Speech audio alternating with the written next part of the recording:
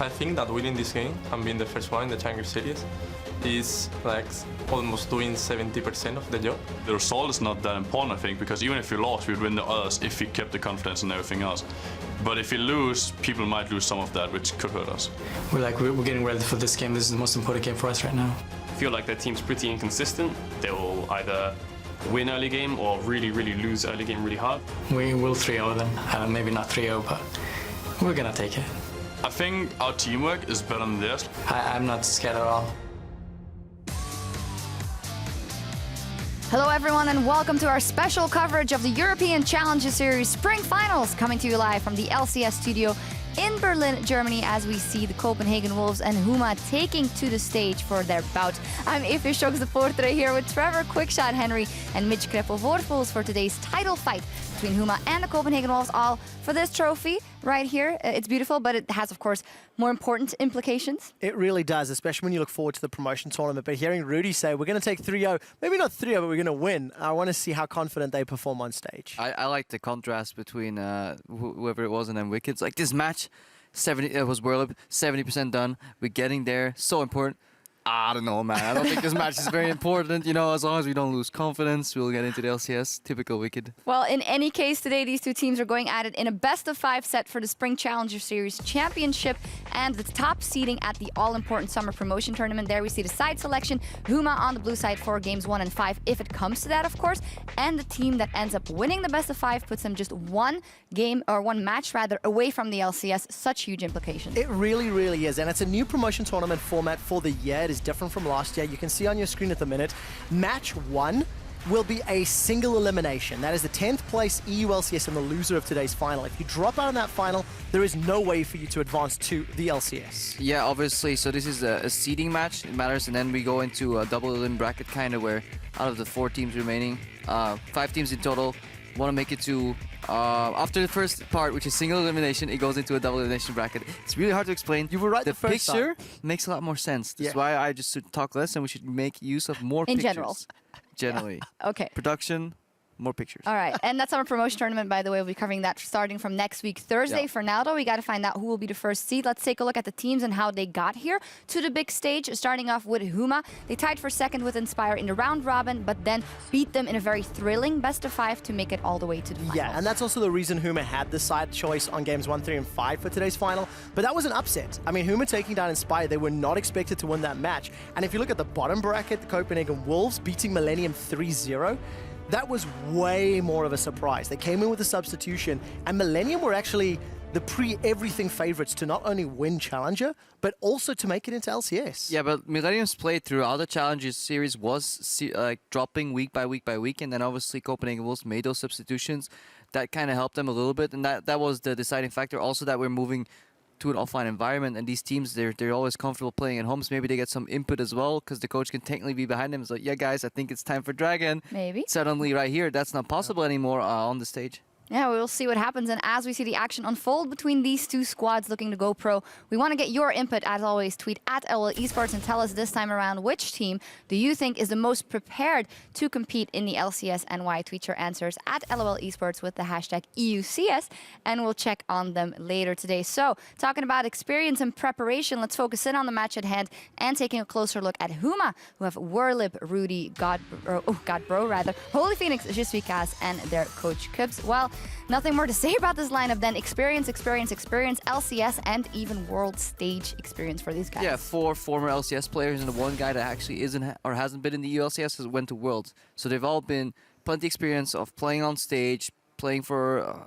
competition, the need to win.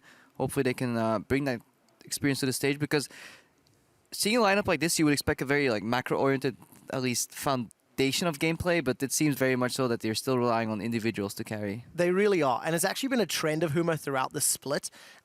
On a day, a player will show up, and then the rest of the team will stand behind that player, and they will use that player to spearhead any sort of strategies. In the semifinals, it was Werlip on Jax. He went back to a champion that he was carrying with last year. It is arguably his most famous champion, and he had a great performance, and the whole team rallied behind him. But they do that for everybody. If Godbro's having a good day, if Holy Phoenix is having a good day, they stick behind that carry, and the rest of the team supports him. Yeah, and it's normal that this behavior kind of comes out in Challenger Series, because It is very rare that we will have so many even matchups where you then need to rely on the macro to kind of win the game. Like in LCS, once you get to the higher tier of teams, people are really good at going even in lane, but very often in Challenger Series, there will be like a mismatch or one guy just fluking or underperforming, and then you can really leverage that lane win to kind of get you the game. But if you rely too much on that strategy, obviously once the game gets closer, that sometimes these games devolve into very ill-advised mid-games. We'll see what plans they bring to the table here as they are up against the Copenhagen Wolves with also a wealth of experience in there with Wicked, Ku, Kadral, Pinoy, Sir Nuxalat, and Mosi Thing is their coach. A tough challenger round for them, coming in 4th, but then they completely surprised everyone in that semifinal versus Millennium, especially Millennium, but we think that they overperformed by a large margin. I think that's fair. I think, Millennium struggled when they made it to the offline environment. They also made substitutions that may have caught Millennium off guard and helped out. You man on your screen, Wicked, had a great performance. I think he was enabled by Ku. Ku coming in to replace Troven, really stepping up. And in my opinion, I feel like the Wolves just had an absolutely phenomenal day. I want to see if they're going to use those individual mechanical performances today to beat Huma, where maybe Huma might be a little bit more prepared. But obviously they have more time right now to practice with some of these substitutions. You mentioned Ku. They obviously have Kadral right now in the mid lane too. Player I like focusing on because he's a little different. He doesn't play very lane pressure oriented, but from the few times that I've watched him play or even played against him, he pulls quite far back in lane, but then he trades that for utility. So he's not afraid to sacrifice lane gains to go for a roam or to get a map play. And that may work well with some of these more individually carry-oriented players that the Copenhagen Wolves have on their roster. Think of Wicked, who can definitely still snowball if he gets an advantage, or Pinoy. And we sometimes see that difference for the Wolves as well, when they snowball and when they don't. Yeah, and I've been very critical of Ku because he's a challenger player who was the next coming of fantastic challenger junglers last year, but struggled the moment LAN finals happened. Then he joined Giants, and I was a little uninspired with the Giants' performance so far this year. But then semifinals happen. So this is a guy who's got very high highs and very low lows. So my eyes will be on him and how he's going to perform, because he was arguably the carry in the semifinals. Yeah, definitely, and helped to accrue the huge goal leads that they had in that finals as well. If we take a look at the difference from the regular season, all 5 times the difference with the regular season at 20 minutes rather, the goal they accrued and the pressure they put down on the map. I mean, if they do it the same way, there's going to be a clean 3-0 here, but I don't think that the same overperformance will happen here today, knowing that the coach is not there the whole game, knowing that the big stage is there. Yeah, we have to realize, like, these guys, when they get a lead, like above like 2K, like you can guarantee that they're good enough to snowball it out of control, get it to 3K, 4K at 20 minutes, especially once they have some synergy or maybe more confidence with those roster changes. But that's true for most challenger teams. It's when the game goes even, and the goal swings stay between like 1,000, 2,000 for the longest time. That's when we need to see them rely on stuff like rotations and maybe some map play. And I wonder what the level is going to be today. But we do have to keep in mind that we can't judge them on an LCS standard either. Because if these players were all LCS rotation level, well, then they should be in a top 6 team already, because we have some serious issues in the LCS in the bottom 4 on those matters too. So we just need to make sure that we have the right expectations going. And you also know those bottom 4 LCS teams are all going to be watching these matches, because hopefully Huma and the Copenhagen Wolves will be advancing to the promo tournament depending on the seeding of today's final. And they are also setting their sights on their opponents, because that's what everybody's playing for, the title of Spring Split champions, and then to qualify for the League of Legends Championship Series. Yeah, definitely. And when we think back of our last Challenger final, it went all the way to 5 games. It was very long, but Dragon doesn't have the same importance. So what's going to happen today? I don't know. We might be here for 7-8 hours of fantastic League of Legends. And the stage is set. And as we head inside for Game 1, Huma's Werlip weighs in on his fellow Challenger finalists. Honestly, I didn't expect Copenhagen Wolves to beat 3-0 to Millennium. Like, I didn't think that Millennium was strong like in the past, but I didn't expect also a 3-0 like that easily. I think Copenhagen Wolves has changed, like, overall. They are playing like a team. Like, they are not doing big plays or they are not playing something hard. They are just playing a standard, doing well and not throwing the game, and they just wait until the enemy team just make a mistake and they get the advantage from there. Hello, ladies and gentlemen. I'm Richard Polskamp, joined on the caster desk by James Stress-O'Leary and bringing some more Danish punch with Martin de Fischer-Lunge as we load up for the first game in this best of 5 set. Yes. It's bringing me because I'm Danish. That's the only reason. I get it. Well, it's we've fine. got a lot of diversity here from the UK, Wales, Denmark. We're not independent yet, Pulse. Don't worry. But we had like 5 Danes on stage last time. We figured we needed some. True, we got three series. this time around. Garbro's there, Wicked is there, and of course we also have Pinoy. We'll see if they have the strength. But, you know, I'm looking forward to this series because I think Willip said it there is he wasn't expecting Wolves there. We weren't expecting Wolves anyone, there. really? Like, honestly, somewhat weren't expecting Huma either. We looked at how Inspire were playing and they looked very good. But nevertheless, these two teams showed last week that they were the absolute teams that should make it here. Yeah, definitely a bit of an upset. I feel like the Inspire Huma was less of an upset and also went to 5 games, and in week 5 Huma 2-0'd them. However, at this point, if I'm Huma, I look at a couple of key champions, Poppy, Nidalee. Take them away or first pick them here in the early onset of Champion Select. Whoa! That is pretty crazy. Try to do the cool hairstyle, he just kind of failed a little bit. Anyway, you said it yourself. You ban away Poppy. Wicked's #1 pick. Yes. And when Wicked has a #1 pick, you just ban it. You always try to push him on second-tier champions for him. He should be able to play Nautilus. We've seen, you know, Wicked in the past play carries, like a Fiora. I think could also be an option for him. Yeah, I just want to emphasize that for some new viewers. Wicked has had 5 games on Poppy and 1 game on everything else other than Fiora, which has been 2. So it is his champion right now, and the best performance we've seen has been on Poppy. And a lot of people will be thinking, why is there a Twisted Fate ban? We've only seen it a handful of times. Well, Kadril, it is his best champion. It's his most played all along the board. And it also gave Copenhagen Wolves a lot of freedom when it's available. They will be happy blind picking it early in a draft and give the counter pick over to somebody else on their team.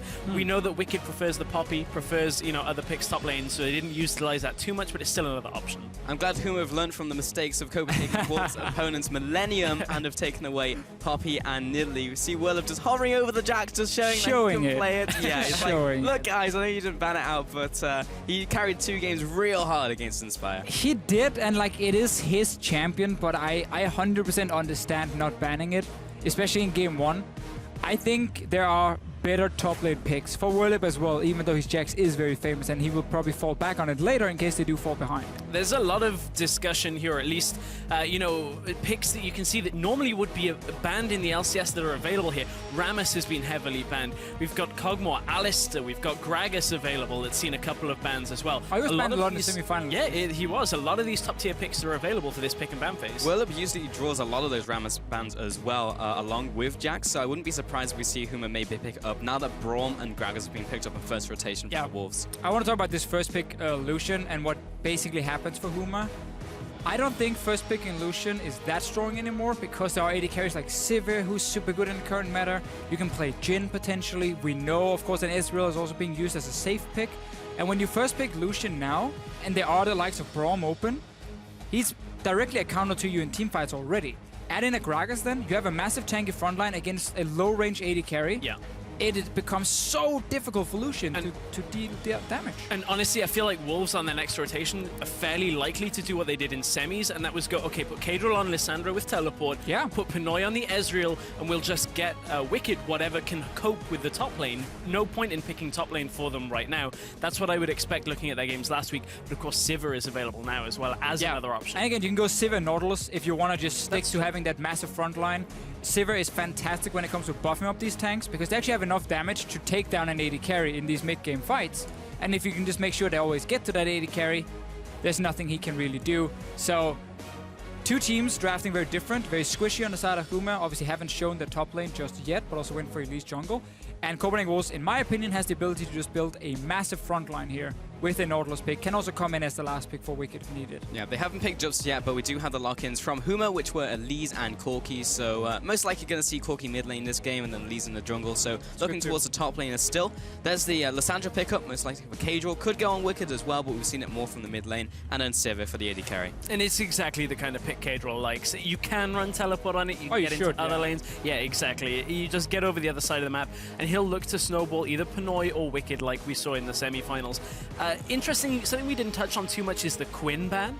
So that was banned away because Godpro and I believe it was CosQ in their semi-final were just going back and forth on the Quinn-Corki matchup, and whoever had the Quinn was just basically winning, because they would win the laning phase super hard and end up snowballing off it. Godbro had a couple of misplays on it, but clearly they wanted at least the Corki available in the middle lane and force Cadril onto that Lissandra. Yeah, makes sense. And there's the insta lock-in from Huma. The Nautilus going into the top lane for World Lab.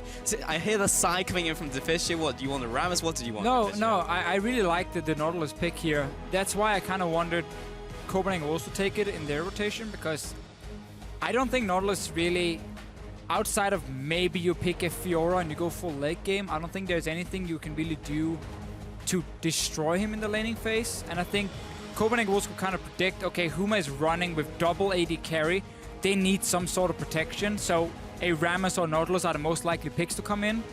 But obviously, because you haven't seen enough of the damage deals of Copenhagen Wolves at that point, you wouldn't have picked the Rammus most likely and just gone for Nautilus. And I think it is a missed opportunity for Copenhagen Wolves. I think this is one of the problems, though, for Copenhagen Wolves. Like, what do you pick into the top lane now for Wicked giving him counter pick? They actually lock in the Fiora, and he's had horrific performances on Fiora. Not only performances on Fiora against Huma on Fiora, there was a specific game where Wicked teleported in front of Holy Phoenix, who was playing Lucian in a botched lane swap and died 1 versus 1 in this exact matchup. So that's going to that well again. It shouldn't turn out like that, but history, let's hope it doesn't repeat itself. Again, in theory, ignore the names, ignore the teams, you know, picking Fiora. Can we do that, though? No, we can't, but let's say it was like, Fiora into Nautilus is fine. Again, once you get to late game, obviously you will become a massive split push and you can destroy him. Just the team we saw in the semifinal go 3-0 against Millennium had Wicked playing tanks. And I think it suited them a lot better than what we've seen in the past. I think this, actually for Huma, makes it suddenly a very good draft, but them getting the Nautilus. Also, I like Bard. In many cases, when you have these comps here that wants to try and siege up and like catch people out of control, like Bard ulti into an Elise Cocoon, into Bard stun, is a lot of CC coming, and then your AD carries can take them down. Right. It's a lot of CC. First time we're seeing the Bard played for Huma, though. Braum, Nautilus, Alistair, Thresh have been like the champions that Cass has gone to. So now it's like, is this a champion that he's been practicing in secret, perhaps? Maybe just spamming games on it and just hasn't had to bring it out until now. Well, we'll see in just a second. You can see all the Huma lineup right there. A lot of old veterans and old pros. And now you can see Copenhagen Wolves as well on this graphic. Hashtag HMA win if you think they're going to take this series. It is a best of 5, of course. So you can change your votes as we get through this one. And hashtag CW win. And you can see all the compositions as well on screen. I've got to be honest, I feel a little bit fearful for Copenhagen Wolves. Like, you look at the composition and you talk about what Deficia said. You take away the names, sure, I think it works. But the Fiora worries me. It is a little worrying for me, especially when you look at what they are wanting to do with this. You want the Fiora and the Lissandra to be very strong so they can play it on the side lanes, and then you have a Sivir to wave clear and someone push a little bit in the middle lane and buy the extra time. So there's options there, but it's a little bit tougher than what Copenhagen Wolves were running in the semis. All right, guys, let's get into game onto the rift for the first game of this best of 5 between Huma and Copenhagen Wolves. And this will be all fighting for the spling. The split? It's all right. We've got to pause because we can get you on spring right now. Don't worry. The spleen. So again, for spleen. If we look at the pick and ban phase, obviously for Copenhagen Wolves, they're like, okay, we know Corki is going mid lane because you picked Corki and Lucian already. That's why we take our mid laner. Yes, technically a flex, and then we have the last pick for Wicked. So they very clearly said we are ready to run a 1-3-1 composition with a carry split pusher. That seems to be the plan for them going into this pick and ban phase. Where on the other side of Huma, also a lot of strong picks in Corki and Nautilus. I don't agree 100% with the first pick Lucian. I think the first pick Corki, at least in that case. I think that's a lot stronger. But they have this comp here now with a lot of damage coming in from double AD carry. And of course, a rock-solid tank in the top lane. Well, it's not quite Malphite, but yeah, we do have Nautilus in the top lane. In disguise. I kind of want to... Oh, God. Someone help me. At this point, I kind of want to maybe expand that discussion because this is specifically something that we see more in Challenger than we see in the LCS, and that is being comfortable on a pick and the importance of that. We've seen a lot of Lucian and Kalista come from Holy Phoenix. Kalista was banned away, and honestly, last week, Huma, they tried the Sivir, they tried the Kog'Maw. It was only really the Kog'Maw game that Holy Phoenix himself looked comfortable on, so I'm not too surprised that they say, hey, let's give you this pick that you've had like 19 kills and only 4 deaths on. I mean, so that's where I feel they've gone with this. It's also a takeaway from Pinoy, because it is his most played champion as well. So got a pentakill. Clearly, this is just two teams who been also like not only scouting each other, but clearly they've been practicing against each other because coming to the semi-final, you obviously didn't want to play against the team you were facing, so you had to play against the other side of the bracket. That for both teams would mean they probably spend a lot of time playing against each other, not expecting both teams to make the final. And now here they are, knowing a lot about each other. Have played probably all these different matchups, and I'm sure every player here, if you ask them, are you confident you can beat whoever you're facing in lane? They're like, yeah, of course, you know, easy, you know, just give me a carry, I'll take care of business. Well, as a quick update, some of the players just have a couple issues they're just sorting out because obviously new to the stage and then just sorting key bindings, that type of stuff, and we should be getting into game very shortly. In fact, I can just see it over there, so only a couple seconds left. But I want to touch on the bot lane matchup as well because we talked about like taking picks away and etc. And then like obviously taking the Lucian away from Pinoy. How is the bot lane matchup going to go? Because it looks like we're going to get standard lanes here. So in the Holy Phoenix with like a Lucian Bard seems like a very aggressive lane. Yeah, I definitely like the Huma lane more when it comes to getting the early push. Brom's shield does kind of break the Q from Bard. Just kind of stops it in his tracks and you don't get the CC coming in from it. So it becomes harder for Bard to like 1v2 zone them off. But just having double range, I think, is super effective. Also, very long cooldown on spell shield from Sivir, so bait it out, and then you can play aggressive for another like 12, 13 seconds. I think Huma is more than happy taking standard lanes, also because Nautilus, we know he does so well in the early start of the lane, especially against Fiora, he can push her in early. So they're more than happy with standard lanes. And not only that, what that also forces the Copenhagen Wolves to do is now play a little more defensive than they did in the semi-finals. Ku was on Nidalee in the majority of the games and was skirmishing early. There was that one game where he fought Joko on against Rek'Sai, just constantly fighting around level 4. Ku can't really afford to do that on this Gragas, especially not into an Elise if his bottom lane is getting pushed in, if his top lane is getting pushed in as well. They messed up the golems. Holy Phoenix didn't get the last hit, so they gave instant level 2 to the Bard. Bard's level 2 power spike, especially when he talked to Crepo, is probably one of the worst power spikes in the game. You get a heal. Congratulations. Got it. You get a heal. Action. That's about it. So, obviously a misplay from Huma in the bottom lane. It was supposed to be Holy Phoenix get the last hit, and then Bard is right next to the golem when it dies, and you didn't share the experience.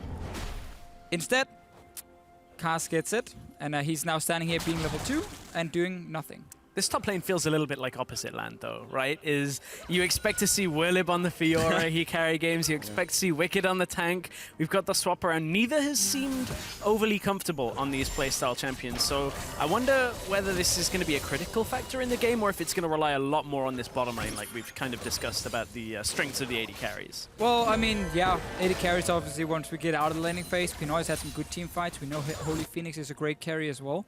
But the laning phase itself, I think it's more on the junglers. We're going to see the first move. Ku is on top side. Let's see if he can do anything. Maybe. Wicked's fairly low, but Whirlib will have to get out. Oh, nice! Predict with a flash, and Whirlib is going to get flashed on by Wicked. Riposte for the first blood coming out. First blood of the series to Copenhagen Wolves. So I had a quick chat to Pinoy about, Ku and Kadrol joining the team. And Pinoy was basically saying, yeah, Ku is just going to be the early game shot caller. He can basically decide where to go. We will, as a team, try and follow him and just set him up to be a carry early on. Well, clearly he makes the call. Oh, top lane is pushing. We talked about Nautilus will push in Fiora early. There's 0 early wards. And also, your jungler has not secured a Rift Scuttler on top side or even nearby. So there's no protection for Nautilus, who will push the lane. Ku is like, I'm just going to gank that. Yeah. Beautiful prediction on the flash with the body slam, following the flash from Whirlib, and boom, first blood. Such a good prediction, yeah. Just such a small window that you can actually get that flash to work. It translates now into the Tracker's Knife for Gragas. So, we spoke about, can Ku get the same kind of skirmish impact? He's had the one gank.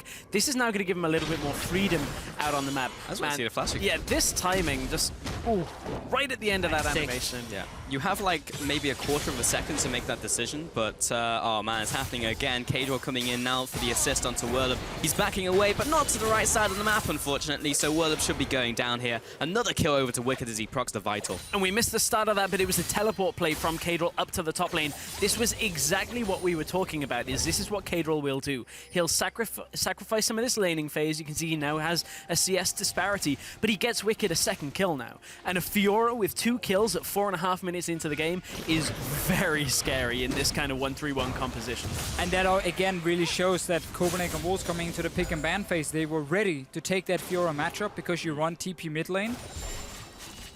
And also, of course, your early game, or your jungler is very early game focused.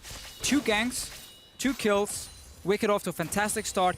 It is tough for Rudy. He's on the bottom side now, trying to do something. Well, here comes Cass coming in from the side, looking for a Cosmic Binding, but both of the CC spells go wide as Nuxalot jumps to Pinoy, and they should be good. And especially this jungle matchup, we quickly mentioned it before the gank with Kuat up top. Looking at the semi-final, I think there was a big difference in jungle impact. I think Rudy struggled a lot in the early game. Yeah. It is tough for him in this setup because his bot lane is like, we will do a camp on bottom side level 1, so you have to start top side. And he's like, okay, fair enough. He starts there, he starts on top side, he wants to do a normal clear. That exposes his top laner then, because he wants to go down and do red buff after the blue. What you can do is you just do the blue buff, and then you move in and you do Rift Scuttler on top side to secure that top lane and you ward for him. Or you actually just start on your own red buff. It's not optimal, but there are ways around it if you really want to make sure your top laner is not getting ganked and he has no vision. So that was a big issue for Huma with that jungle start, and just a big difference in the early game for how Copenhagen also played it and how Huma has played it. Rudy's going to try ganking top lane here, but places the ward over the wall, sees the pink, and may look to clear it out. He doesn't have a bead on where Ku is currently, so it's a little risky. So we'll see what Rudy actually decides to do here. I think he's just placing down vision, might try and get this one in the tri-bush. Unfortunate, didn't quite land inside the bush. The wards we kind of wanted to see a little bit earlier, just the one ward and then the Rift Scuttler. Also, of course, Willip shouldn't just blind push like he did. Yeah. It's kind of unfair blaming a jungler. Standard solo queue. Oh, I died in lane. Jungler? Anyone? I mean, no? the other thing was the window between the two picks, right? Is because you're like, okay, well, jungler's just been topside. He's got to be going bot now, right? He's got to recall and look to go bot side off that first kill. Their mid laner's got TP. So Willip pushes up, and it's not the jungler that punishes him at all. It's somebody completely differently that you do not expect a Lissandra TP that early on. We didn't see how far up Willip was, but it looked like he must have TP'd right back into the minion wave and just looked to keep on pushing. We don't normally see these TP plays for just one kill, right? No. It's actually often not even worth it because you lose like 10 CS in lane. Sure. But when the strategy for Copenhagen was so clearly get Wicked fed, so we can 1-3-1 and we don't have to wait for Fiora to outskill on her own to get through 2 or 3 items. Now Huma is reacting and Rudy's trying to gank top. Yeah, well, they know it's pink, so there's some reaction time. Wicked's going to get altered real quick, but Willip's low on mana. Rudy's coming in from the side. Grand Challenge has been issued onto Elise. Now Wicked is actually running away towards the enemy turret. K-Jaw's getting blasted in the mid lane. We'll have to flash away from the final rocket, rather. And I've got to question Wicked's pathing. I feel like he could have just run back to his turret, no? He had flash as well. Yeah. Am I missing something? I wonder whether he didn't have the riposte cooldown available. So would he have looked to have like riposte the cocoon and then flash out? Would be the play in my head of what you do there. But I was like, he's out, man. He's good. Because it's like he definitely doesn't let the Nort ult. All right. He doesn't riposte that. So he used the riposte to actually trade before. Got it. Okay. A little bit greedy played for him. You definitely want to save it, but he had flash ready. Yeah. And he was fairly close to the tower. That obviously would have been a way safer play to try and flash in on his own tower. But what do you gain from running back to the enemy turret? Like, where's your escape route from there? Really, the only thing you do there is like hold your flash and just soak up time. Okay. Like, I think as soon as you go that way, you've conceded defeat because there's no way you can realistically get out without like flashing over, running down, and that's just a messy situation. Maybe he thought he could somehow do the long con, but get through the tower somehow, flash over the wall maybe. I don't know. Yeah, okay, let's see that again because... Riposte is used in a trade with Whirlwick before. Again, I don't think that's very smart. And then, so obviously he's saying, I want to juke, whatever CC is coming my way. But he then decides to just turn around completely, and then he wants to get close enough to the wall down here and then dash over the wall and then dash over to the river. Still think when you had your flash ready, it would have been better to see the CC and then just try and flash it in towards your own tower. Yeah, because I guess maybe that's... so I don't know whether I'm reading into this too much, but obviously we're on super low ping environment now, so those flashes are slightly easier than online. I wonder whether that's just a case of being used to the stage or not used to it in a while, as maybe is the case. That's a minor thing, but it's something that, we always hear about Forgiven. It's like on this low ping environment, Forgiven almost never gets hit by CC. When it's skill shot based anyway. Maybe but he also doesn't run around or run into the tower. That's so, I mean, that's kind of... Yeah. We'd definitely be questioning, Forgiven if he did that, but... Anyhow, mid lane, Kadril, as we talked about, because he TP'd top and he kind of sacrificed his lane for Wicked. He is down in CS, his tower is taking some damage, and Huma has slowly but surely clawed their way back into this early game despite losing 2 early kills. So taking a look at the keystones here, fairly standard. Of course, Bard will go for Thunderlords because of the ridiculous amount of damage he does in lane. But one of the more interesting ones is Fiora going for Grasp of the Undying. Sometimes you'll see Fiora go for Fervor of Battle instead, because the amount of damage you get later, you can so easily stack it up versus lane sustain. It's definitely more of a selfish build, but I kind of wonder. Is that a solo queue one? Sort of, but like it has also been used in competitive sometimes. I'm just wondering, like, I don't know, is it a better play in this one where it's so clearly defined that they want to go for Wicked getting fed? There was an ultimate used in the bottom lane. The Temper Fate comes out. Holyfingers looking for the double tap onto Benoit. One more auto attack should do it. Takes down a kill just under the tower. Now Noosla looking for the punish, but the Cosmic Binding will keep him alive for the double kill in from Holy Phoenix. Another situation of Wolves where they could have escaped that gank. Benoit had his flash available, spell shielded the the Bard ultimate, so was really just running out.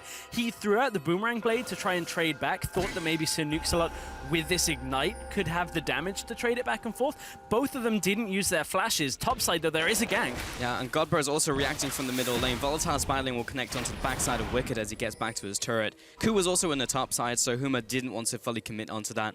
Also, Kadra was reacting. Doesn't have the TP.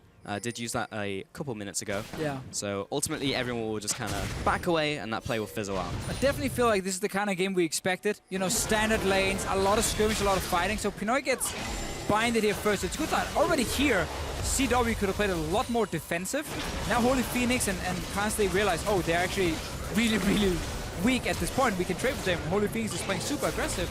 And I guess Pinoy gets surprised that Holy Phoenix is flashing in his face. The thing is, I don't think he is surprised because he decided to start attacking there. He decided That's what to I mean. He wanted to attack, and then he's like, okay, if he steps forward, I flash out. But it's a misplay, no matter what. And it's been 3 kills now to Huma, where Copenhagen Wolves had flashes ready on every single one.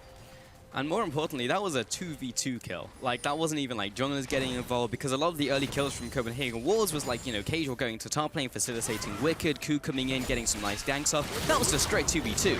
And Godbro in the mid lane, maybe picked up by Ku. He's going to go in for the flash, pops the ultimate, and also the tomb comes out from Casual. But Godbro is still alive, and the reaction play from Whirlip and Rudy may be enough with Cass coming in from the bot side. The reaction comes out from Pinoy and Nukeslot. This may just result in everyone backing away. And Holy Phoenix was thinking about coming up, but he'll get back to the farm a little bit faster. And Wicked stayed top lane here, didn't join in with teleport, so he might be able to take this tower down. The Wolves diving very aggressive for Godbro, had cleanse ready and everything, so he stayed alive, but if they get a tower, definitely worth it. And the other side of that is, not only did he have his cleanse, Kadril didn't actually have any damage at that point. He had the Catalyst and 2 Doran's rings. So between that and the Gragas, they didn't quite have enough damage to finish him off. They do get the cleanse, they do get the flash from that, but they use a fair amount. They used Ku's flash, they used the ult from Lissandra, it's coming back up. Gragas ult is coming back up, but it means for just a small window, there are these options available. However, Wicked in the top lane, because of all of that action in the mid lane, because Whirlip TP'd into mid, they get a tower from it. And it's fun with item builds early on, how a lot of mid laners have changed the way they build Rod of Ages. Oh, let's see what Wicked can do. Early on, he's trading still. A lot of damage going on to Whirlip. He's trying to block the last Vital by walking alongside the wall. Not my definition of a lot of damage. Well, he didn't get the final Vital, but even if he got that, Wicked's going to get turned around, though, with the Dredge line. Whirlip still has depth charge. I think Riposte is still down. Ku was there, however, so they will be backing away. Rui's also going into the top lane along with Godbro, but I think they'll all back away. I think Wicked is looking at his 2 kills and being like, oh, I must be strong. I got 2 kills right here. Like realizing then that Fiora actually isn't really that strong at this point into the Nautilus, and actually loses out on the trade also with the minions hitting him. Kadrill's still in trouble, but with these item builds, we saw so many mid laners now when they go Rod of Ages, you go Blasting Wand, like a Ruby Crystal instead of going for Catalyst, because you want more early power in lane. But still, I mean, going straight Catalyst is the safe option, and Kadrill is that safe player. He's fine falling slightly behind, as long as he has an impact with his team. And he might get something here. This could be an impact on the mid lane, though. Ku with the ultimate, and again, just the CC chain. We literally saw this last time the ultimates were up, and he's picked up a kill. It's the same play again, this time, ooh, Wicked. Top lane, Dredge line, and just the rest of the CC. Wicked's just dead. That's so much damage, nothing he can do. Sneaky, sneaky. And that all actually came from that initial trade from Wicked onto Whirlip. They went back and forth. Wicked used his TP to get back to lane, and it was at that point where Rudy had snuck top and stayed there in that bush. So all from that trade and Wicked using his TP, Huma just go, okay, well, we know Wicked's going to come out forward in this lane now. He's going to try and farm it out. Let's just catch him.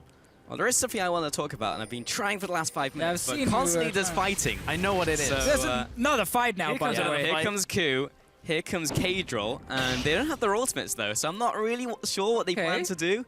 It's going to be about the Ravenous side. Yeah.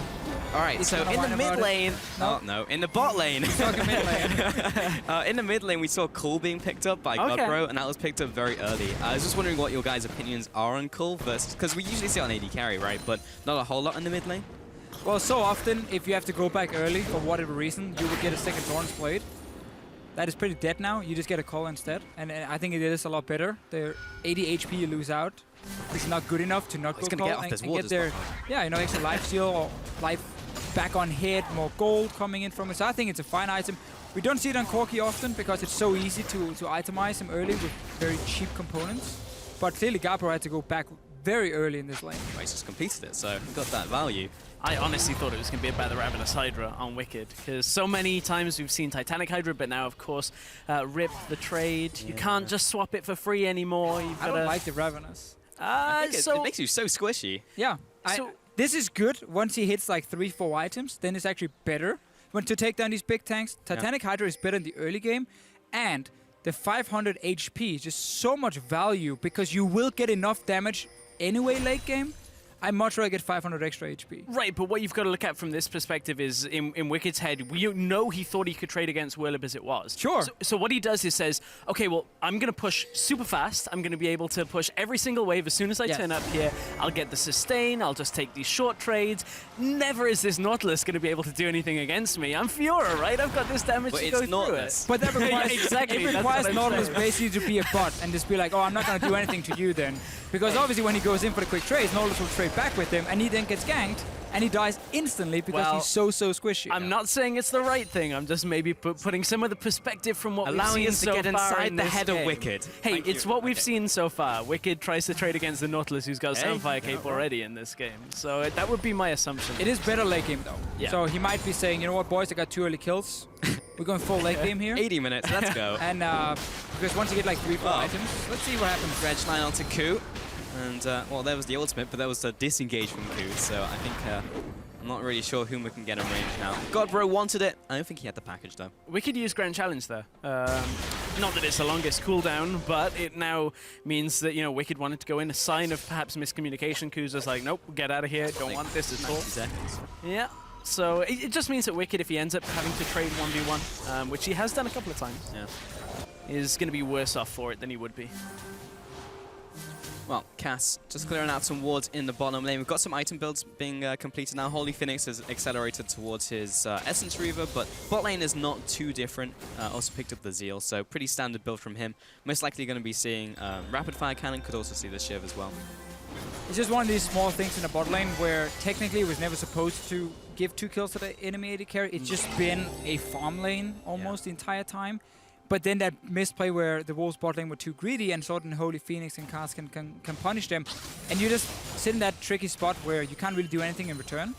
And you just end up giving 2 early kills to the enemy AD carry, which can be super impactful, obviously, going 5-10 minutes forward. It can be, and you know, we would look at this bottom lane maybe 6 months ago and go Lucian Sivir, who, you know, if Sivir doesn't at least stay even or get somewhat ahead here, the later and later this game goes, she's going to have only utility and a bit of damage. Now, obviously, Sivir late game crits in a team fight with Ricochet are disgusting.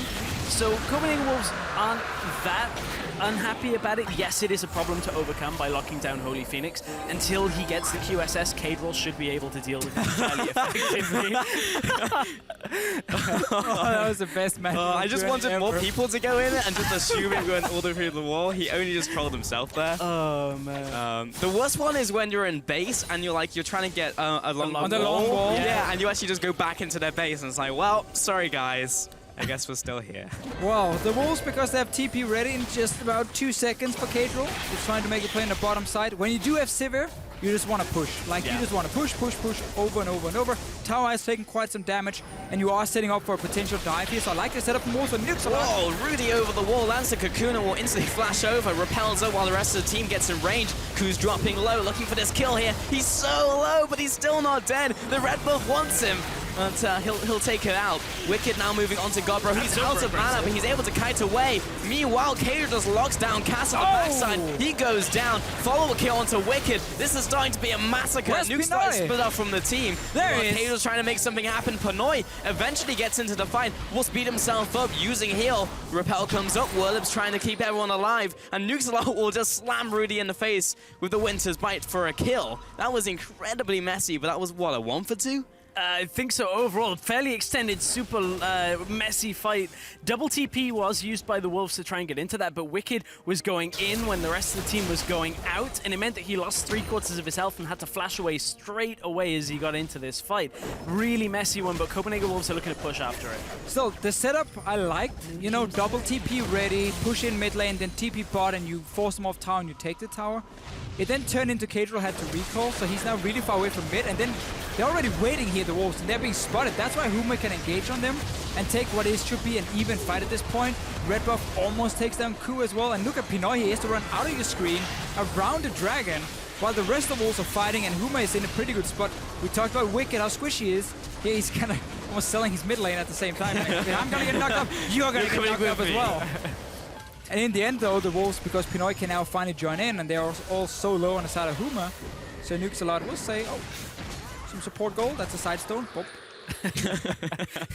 For better or worse, you're going to snowball my top lane. If I get caught, you get caught. If I get 10 kills, you get 10 assists. That's how it works. There we go, sorted, that's the deal. Not really sure he's getting the best end of that one, but just Sweet Cat heading to the mid lane. Nice setup from Huma, they just took the tower right there. It's now 3 towers to 2. They actually are ahead in towers, even though it seems like every time Copenhagen Wolves are getting these punishes and getting towers. Well, this is the kind of game the community wants. You know, there's no lane swapping, there's no slowing down. It's literally just trying to set up for another gank or another fight almost at every single moment. When you have a Fiora who's building Ravenous Hydra, you just want to stick her in that side lane. You technically never want to leave the side lane. Yet when the Wolves saw a chance to take a fight, they're like, double TP in, you know, go, let's just fight here. And then Wicked goes in and it's obviously super squishy. Ends up dying in the end, and it is even in gold. Yeah. 5 kills as well. And it does make for a bit more of a fast-paced, more entertaining game with these back and forths, but what it does highlight is these teams aren't looking to prepare plays. They're not looking a minute, 2 minutes into the future saying, well, what's our next play? How do we do this? What is our next teleport play? It's more like, ooh, you know, we could make a play now. Okay, let's double TP in because they're kind of reacting to this, and then Pinoy is late to the fight. So it's entertaining, but it also is that sign that there's no real precursor to the fights a lot of the time. It's why it becomes inconsistent. Right. Because you rely more on the quick reaction of your team, but also the enemy team. Like, oh, let's try and set up a gank top. Okay, does he overextend? Go for the gank. It's not like, okay, he will 100% overextend because the wave is slow pushing towards us, you know, set up here. We have a deep vision to spot enemy jungler. La la la la la, we can see everything, we know what's happening. It's more like, go for the gank. Oh, enemy jungler's here, take the fight. Yeah. Old school. But isn't this the reason why we weren't expecting these two teams to win in the semis? Because like Copenhagen Wolves, like they're not like a macro-based team, neither are Huma. It's all about the big plays, like last year Unicorns of Love kind of style. But then you look at Millennium and Inspire, and they were like the macro teams, right? They would like pick people apart. I lost a lot from Millennium after. Yeah, I know you did in week 4. That was your fault. I'm still saying it's something you did. I don't know. They looked really, really good the first few weeks. Yeah. And they were making good, you know, macro plays. They were snowballing early game, but obviously if you snowball early, it becomes a lot easier being a shot caller because almost everything you say is correct. No matter where you go, you can win the fight and get a kill. But against Inspire, they honestly got exposed. In lane swaps on a macro level, Copenhagen Wolves gonna run really fast to this tower and hit it. Got it. Kill it, run force, real fast away. Boom away. But yeah, no, I mean, Millennium went downhill. And then, obviously, at the semi-final, they kind of wasn't even downhill. It was like, you know, kind of steady across a cliff, and they went to the cliff and just kind of jumped out. Week 5, that series against SK where they crushed them was just like holding on with fingertips. Yes, like, yeah. It's when the car is like toppling over, and then Wicked like, oh, we're good, we can do it, we've got the balance. Nope. Wicked stepped on the fingers, and he fell down the cliff. Oh, that's exactly how it went. Yeah. Lion King all over, almost. The reverse Lion King. Yeah, that's not where my mind went, but I'm glad you brought out Deficio. Yeah, man, I was not expecting you to make a Lion King joke. No. But Oh, you know, I mean, that used to be my favorite thing when I was a kid. So the one matchup. Speaking of apparently Mufasa himself in this top lane in Wicked. Wait, he's not Mufasa. He's not Mufasa. He was the one that... Millennium was Mufasa. Oh, yeah, sorry, Scar. I meant Scar. I'm sorry. Man, didn't you have a child? I'm just gonna... I'm out. The devil out of that metaphor. This is a duo cast. I'm out. All right, see ya. All right, so Deficio. Yeah. How about this mid lane, huh? There's a lot of posturing going on. The team's just trying to fight over vision. Is this the most optimal play? To fight over vision or run around mid lane? Run around mid lane, which is what they're doing currently. They're basically waiting for Dragon. Now Dragon is there, so now we're going to get a Dragon fight, which again is something we don't see too often. Teams often say like, oh, we can split push instead, you know, we're going to trade for a tower. But both teams are around it, so we're definitely going to get a big team fight.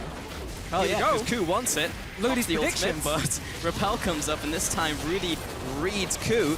As Kadro on the backlines lands a good ultimate onto 3 players. Ku now comes in for another body slam. Rudy does not have Repel this time around. Holy Thing is looking to go big. Tempered Fate onto 4 people. And Nukeslot is still going deep. His team's not even there, but I'm Braum. Let's go. Pinoy takes the one in the backlines because everyone's just fighting everywhere. And that's a 2 for 0 over to the Wolves. Did we just watch a support go in and like try and 1v2 them in the backline, get a kill, and then flash out as well? What a great play. That's the manliest support I've ever seen. Well, no Dragon. Wicked is going to try and get a red buff. And then see, he has a pink there, so he might be able to sneak in behind them. Because now it's 2 squishies tanking Dragon. Yeah, there's no smite here. I'm back. Look at Wicked. Oh, welcome back. Between a Dragon and a Wicked. He's going to go into Wicked. No! That's the easiest kill Wicked has ever had. I don't even know what's going on here. Well, the Dragon's so low. Someone hit it, please. Who did I even go over to? Oh, Wicked flash over the wall. Instantly picks up the kill. Wicked got it. Wicked got the Dragon. Wait, how did he get the Dragon? It was like 50 health and he just like hit it. We'll see again. Super late into this replay. So this was the fight you so rightly predicted as well here.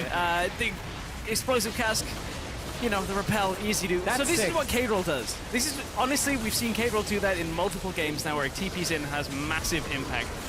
And now it was Nukesalot's time to shine. Go. All the way through the ult. Let's go, boys. Leroy! And he gets a kill. And also getting a backline. Not 10k DPS coming out of that, though, unfortunately. But so the probability of that working is very high. Okay, we're going to have to enhance on this. Let's go for some CSI. Rotate 70 degrees. Observers, get on that. Figure this out.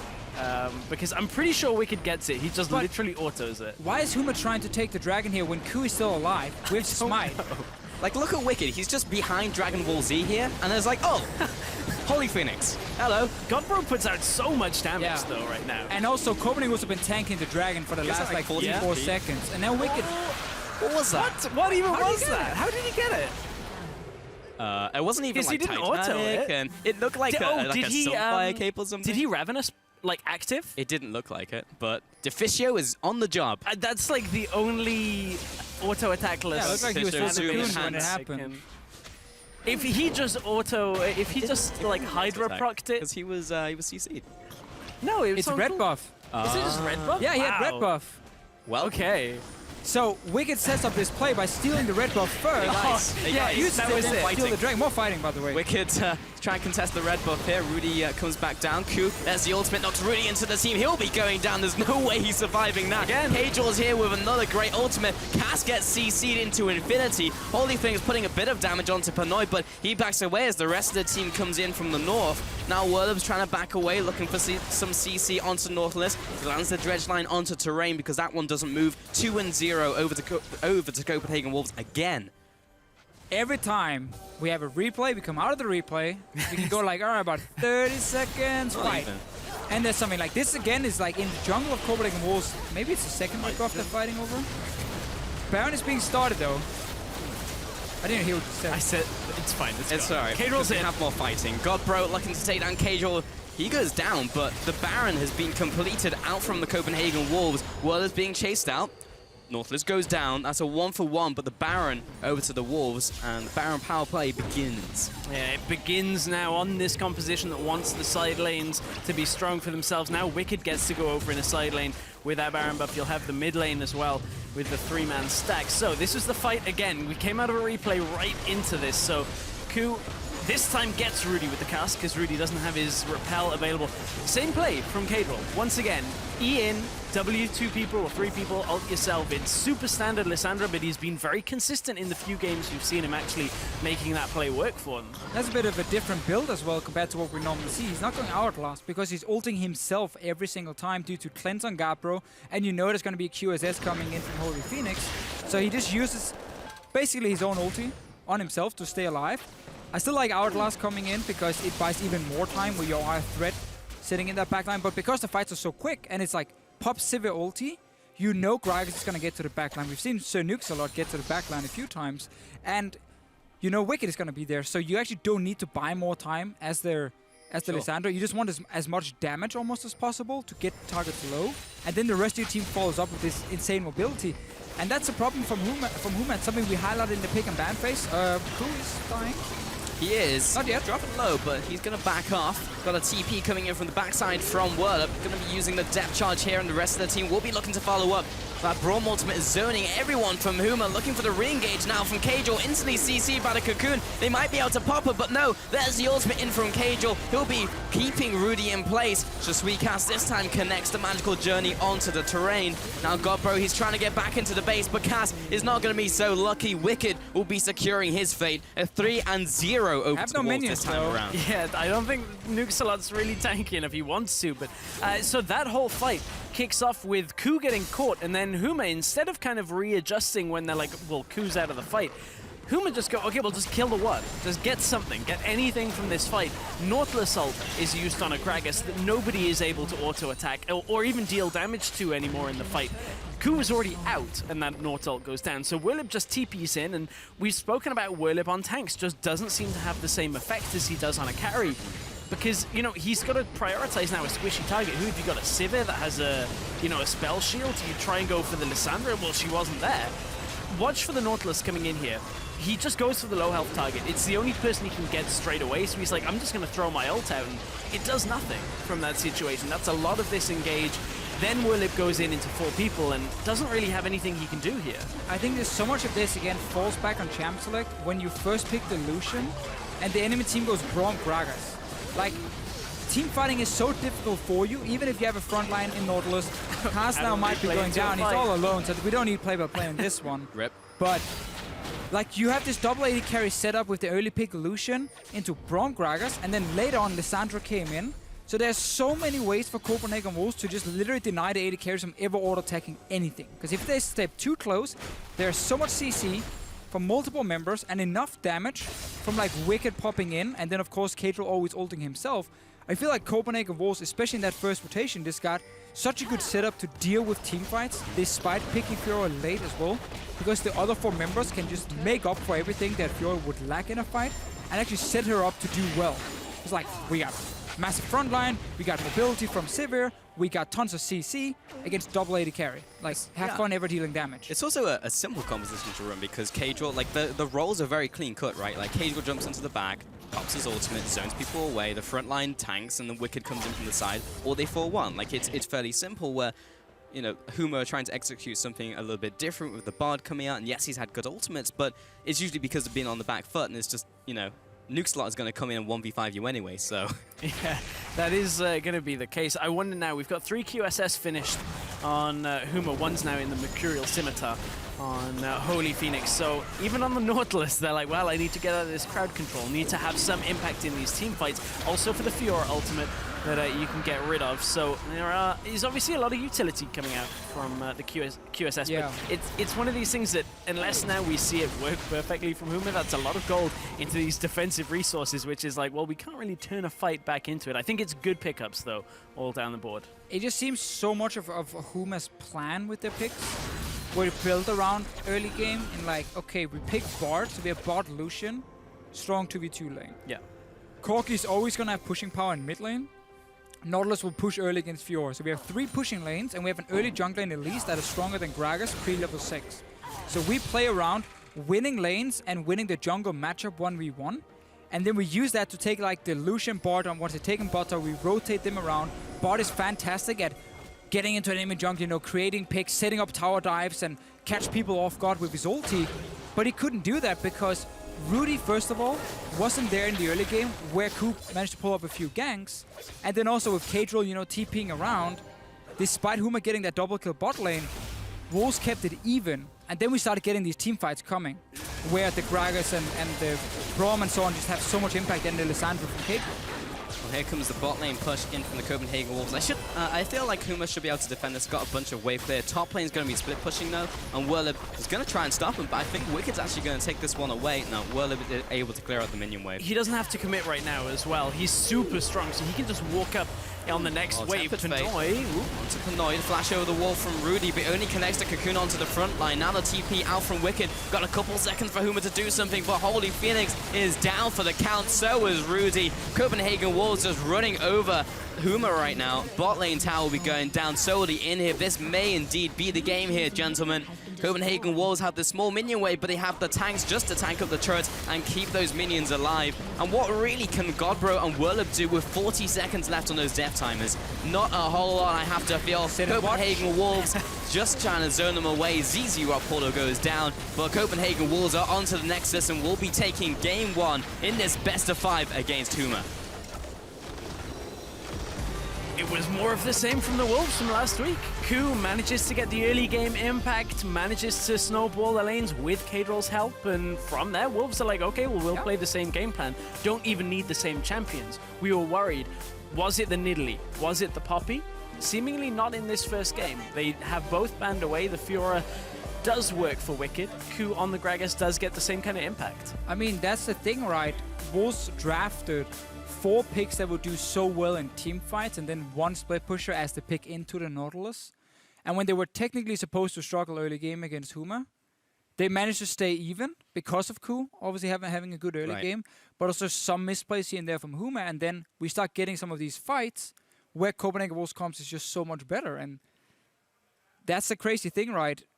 Huma put everything in the early game, I feel, and just couldn't play well enough around it, and especially Rudy didn't have the impact we expected from a jungler like him. You know, I don't think that's the wrong thought process to have, though, going off the information they had out of, like, regular season, out of playoffs. When you look at, like, the Copenhagen Wolves, oh, he's on Fiora, that's fine. He'll probably just outplay himself and just teleport onto Holy Phoenix and we'll pick Lucian, right? But then he got 2 kills early because he was set up by Ku, and this is almost a different team now. You know, we were talking to Nukes a lot, and he was just like, actually, these 2 players have introduced a lot into our team now. So they are playing against a different setup, and I think they have to approach it in a different way. And it is definitely more team play now from Copenhagen Wolves than individual performance like it was before they got these new players, especially because of Kadril coming in and being the TP player and very vocal as well. Well, that's our insight. We're going to throw it over to the analyst desk to take a look at the Game 1 win over to Copenhagen Wolves. Thank you very much. And, well, Copenhagen Wolves walks away with the win. The Fisher was mentioning the early game from Huma. Something happened, though, that almost tilted you before everything was well and well begun. I don't know what you're talking about. Let's take a look. Yeah, so we can actually get the first replay on the screen, and it's... Before we watch that replay, we need to set the tone, though, of what's going on in this matchup. In the draft, the Copenhagen Wolves is supposed to be pushed in every single lane. So if you look at the lane matchups, Bard and Lucian are supposed to push in the Sivir Braum. Mid lane, Corki will win, and Nautilus obviously pushes Fiora. But the Copenhagen Wolves will actually solve that, helped by Huma in a part where the Krugs on the bottom part of the map, sadly not on the screen right now, it's the other Krugs. But the Bard will actually end up taking the gold. That's what goes wrong there. So Bard ended up taking the gold in the bottom lane. So that means the power spike level 2 goes to Copenhagen Wolves. That one's out of the equation. Now in this part of the map here, Wicked is snowballed in the early game by this level 3 gank here from the Gragas. And really out of vision. You could argue that Whirlib should actually have a ward here. You should be level for a level 3 gank. 3 camp clear from the Gragas. He comes in and he starts to snowball. Yeah, it really does. And great play from Ku. This was the first of many body slam flashes that he pulls off flawlessly. And that was the level of performance that I was questioning whether or not Ku was going to bring to the stage. And then the second element here is, yes, Kadril is playing losing lane, but guess what? He doesn't mind losing because he's TPing in and he immediately puts Whirlip in the dumpster. Whirlip, who has to be playing AFK push, pressure, is now 0-3 behind in the early game. I do hope that the Copenhagen Wolves learn that this is kind of positive variant and the game is not supposed to play out the way it does right here, because this is an extreme and they should have lost the early to mid game really hard with their draft, but they didn't. Mostly as well because now, if their lanes are not pushing, Rudy can't actually invade the jungle with deep vision. Things have gotten a lot worse for Copenhagen Wolves. They played very well, but they were set up for failure, and I really hope that they at least look at that in their draft next Yeah, year. I mean, it could have been just the confidence, obviously. You said you wanted to see what Ku would do if it would be the semi-final Ku showing up. It was.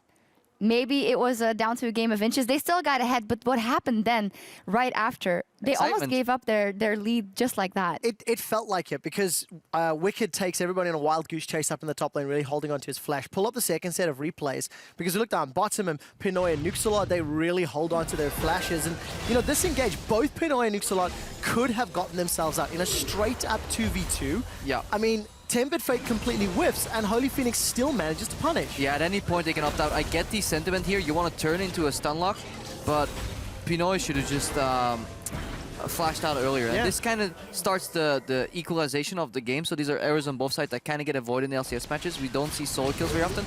This, however, is the second time Ku comes into the mid lane here. Really good synergy between him and Kadel, because the reason God will can't escape is because they burned his summoners earlier. But the whole tone of this mid-game is just skirmishes, ganks everywhere. There is no deep vision anywhere. There is no rotations. There is no macro. And I'm not saying it is necessary, but it just sets a tone for the series. We will see a lot of fighting. Oh, you mean like this one? Like where this one. we have everybody involved, and this was the first of maybe 5 or 6 really drawn out, really extended battles in different parts of the map. And I think you can just get a big sense of how really both teams are just trying to force a square-shaped toy through a round hole, just brute forcing their way to objectives. It kind of reminded me of the Vitality game we saw with the Nasus, where you know you want to split push and set up a different game, yet you fight all the time when you shouldn't. However, you noted that this time it was more of the team's decision to go in for the fight. So in the equivalent of Vitality, Cabo Shard there was forced to enter the fights because his team was getting forced into a team fight. Here is actually the opposite. Copenhagen Wolves had the lead in the game. They had a 4-1 composition, potentially 1-3-1, depending on how you want to define it. But they opted into a lot of fights. I think we have a third replay too, where they opt into a final fight with 2 teleports when they were setting up exquisite 1-3-1, but their jungler overextends. Yeah, so we can roll the clip immediately. Ku will walk forward here. Look at the side lanes. Where's Wicked and where's Kadel? In the side lanes, setting up their own vision for the 1-3-1, Ku walks in. But because these guys, they work well together, we have to commend them that they have good communication in fights. They're on the same page when it comes to like target prioritization, and they're also playing well. Ku played a fantastic series so far. They will end up winning this fight, but the premise is still should have never happened. And I think it extends a little further. The number of times that Kadril pulled aggression, pulled threat, you know, slowed down Huma's presence, and the fact that Nuxalot played a near perfect frontline Braum. He literally was nuking people with that Winter's Bite multiple times in a team fight. It felt like Copenhagen Wolves were using their core well, even though the team composition wasn't necessarily entirely built to do that. Yeah, I think we should give more props to Sir Nuxalot. He played a fantastic He's a really good player. And also these guys come, like Nux especially comes out of a very heavy solo queue environment. So this is his bread and butter. Like these random chaotic skirmishes that start at any given moment on a whim. That's what he likes. He plays very well in these. And that's why I think maybe the Wolves can look to draft more towards this. Why pick a Fiora that has the split push? Put Wicked on like a Rammus or an Nautilus himself that's just strong in these mid-game fights because they are on the same page, and I like what they bring to the table in terms of mechanics and some of the outplays in the fights. Split pushing is complex and they don't really commit to it. So either commit to the split push fully or at least know your strengths and play towards them. But other than that, I like what the Wolves brought to the table. Yeah, it was 50-50 though in the beginning. I have an inkling we might be in for a long one, but if they're as entertaining in this one, then that's no problem at all. We're 1 game in and there's more coming your way in just a few minutes as Huma look to tie things up against the Copenhagen Wolves. Don't go anywhere, we will be right back. Maybe. Wicked's fairly low, but Whirlip will have to get out. Nice predict with a flash, and Whirlip is going to get flashed on by Wicked. Riposte for the first blood coming out. Wicked now moving on to Gobro. He's out of mana, but he's able to kite away. Meanwhile, Kader just locks down Cass on the backside. He goes down. That Braum ultimate is zoning everyone from Huma, looking for the re-engage now from Kajal. Instantly CC'd by the Cocoon. They might be able to pop it, but no. There's the ultimate in from Kajal. He'll be keeping Rudy in play. Copenhagen Wolves are on to the Nexus and will be taking game 1 in this best of 5 against Huma.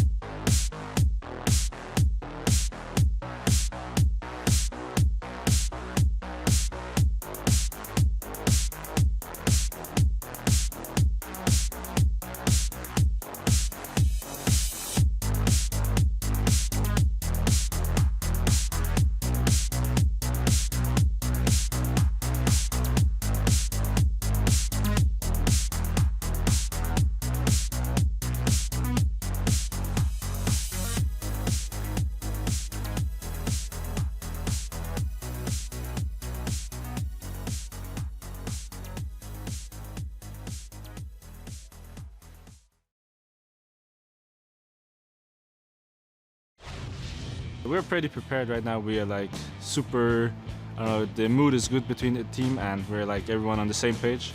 So I think if we just continue to like practice this well and then like bring it on stage, then I think we will do very good.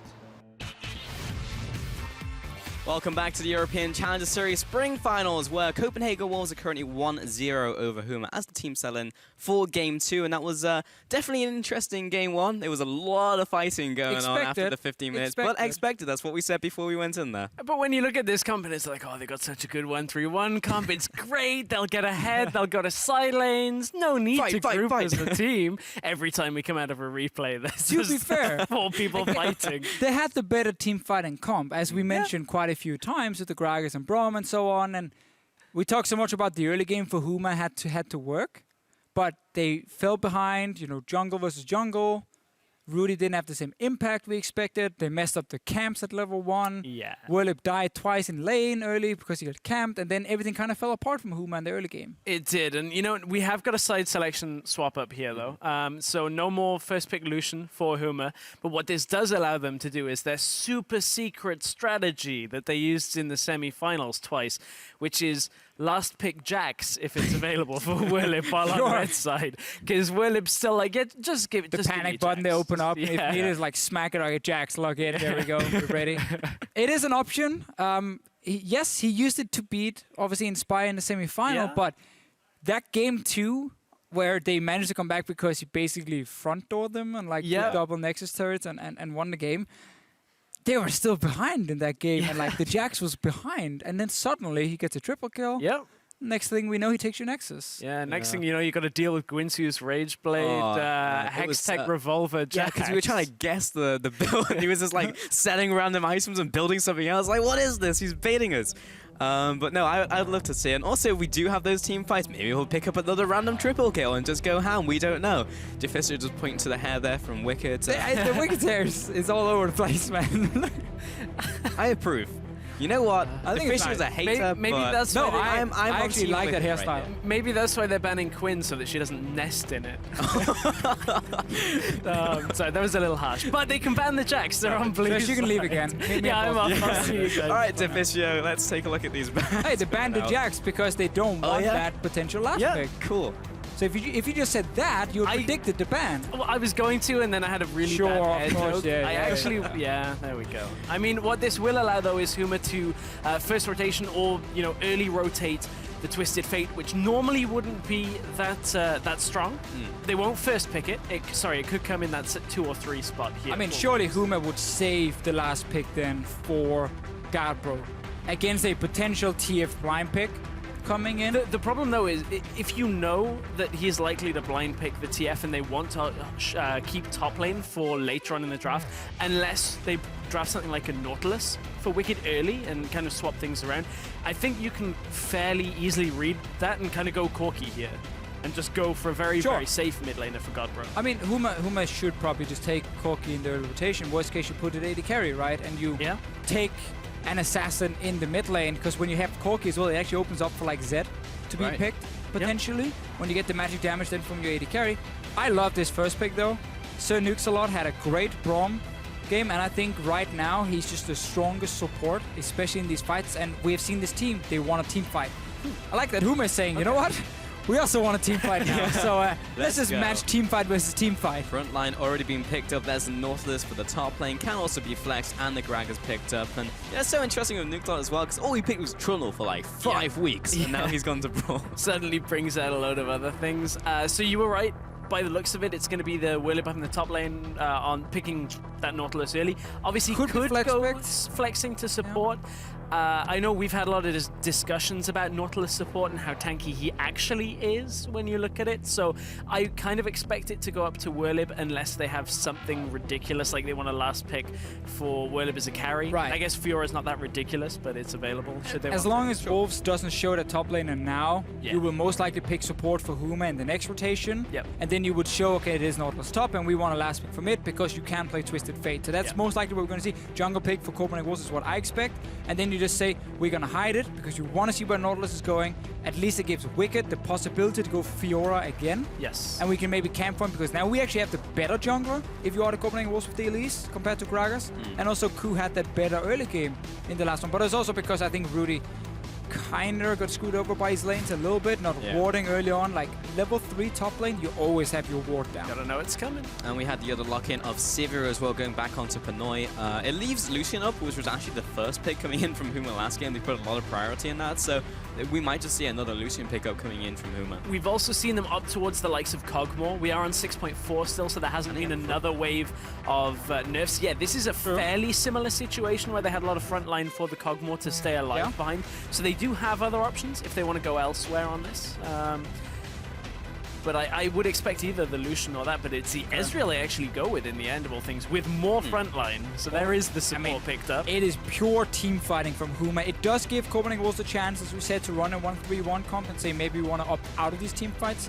But they technically had that composition, or they had the option to do that in the last game, but they obviously picked the team fights because of the big front line they had. But like Huma is basically saying the front line is what made it impossible for us to win last game. We're gonna draft Alistar, Gragas, and Nautilus this time around. And we also take the safest AD carry on his own in an Ezreal. And like, no one is basically going to die. That's Huma's strategy here. Like, our fights are gonna last probably a minute or something like that, but no one will die. We will out-sustain the enemy by having these massive tanks. So what do you go from here? What do you pick up, like a high damage last pick coming out from Huma, or are you just going to go for something safe in the mid lane as well? I think Lissandra like here is good again, like if it is. Well, Corki's just been picked up by Copenhagen Wolves, and Trundle picked up, so that'll be going on to Wicked, I assume. Yeah, shred through this front line, take away a lot of the resistances now. So does Godbro go for something like a Lissandra that you're talking about, or does he go for something even more carry focused, like the likes of a LeBlanc that we've seen Godbro play that kind of champion? it is available for him if he wants it. Into Corki, it's not the best of matchups. You kind of eat a lot of the Thunderlord's damage. I think you just come in from the front. Honestly, Lissandra here is a pick I would like, because you then have put Copenhagen Wolves in the situation you were in yourself in the last game, where you're against double AD carry, against massive frontline and a mid lane who can actually dive into the backline and then ult to yourself. So you create a massive zone where these AD carries can't really deal damage. I think that could be very effective. Of course, against Sivir, it is annoying with Spell Shield, but you're not ulting her anyhow. You're ulting yourself most of the time. Whoa, oh, is this happening? Yeah, Nautilus Oh, mid. man. Is this actually...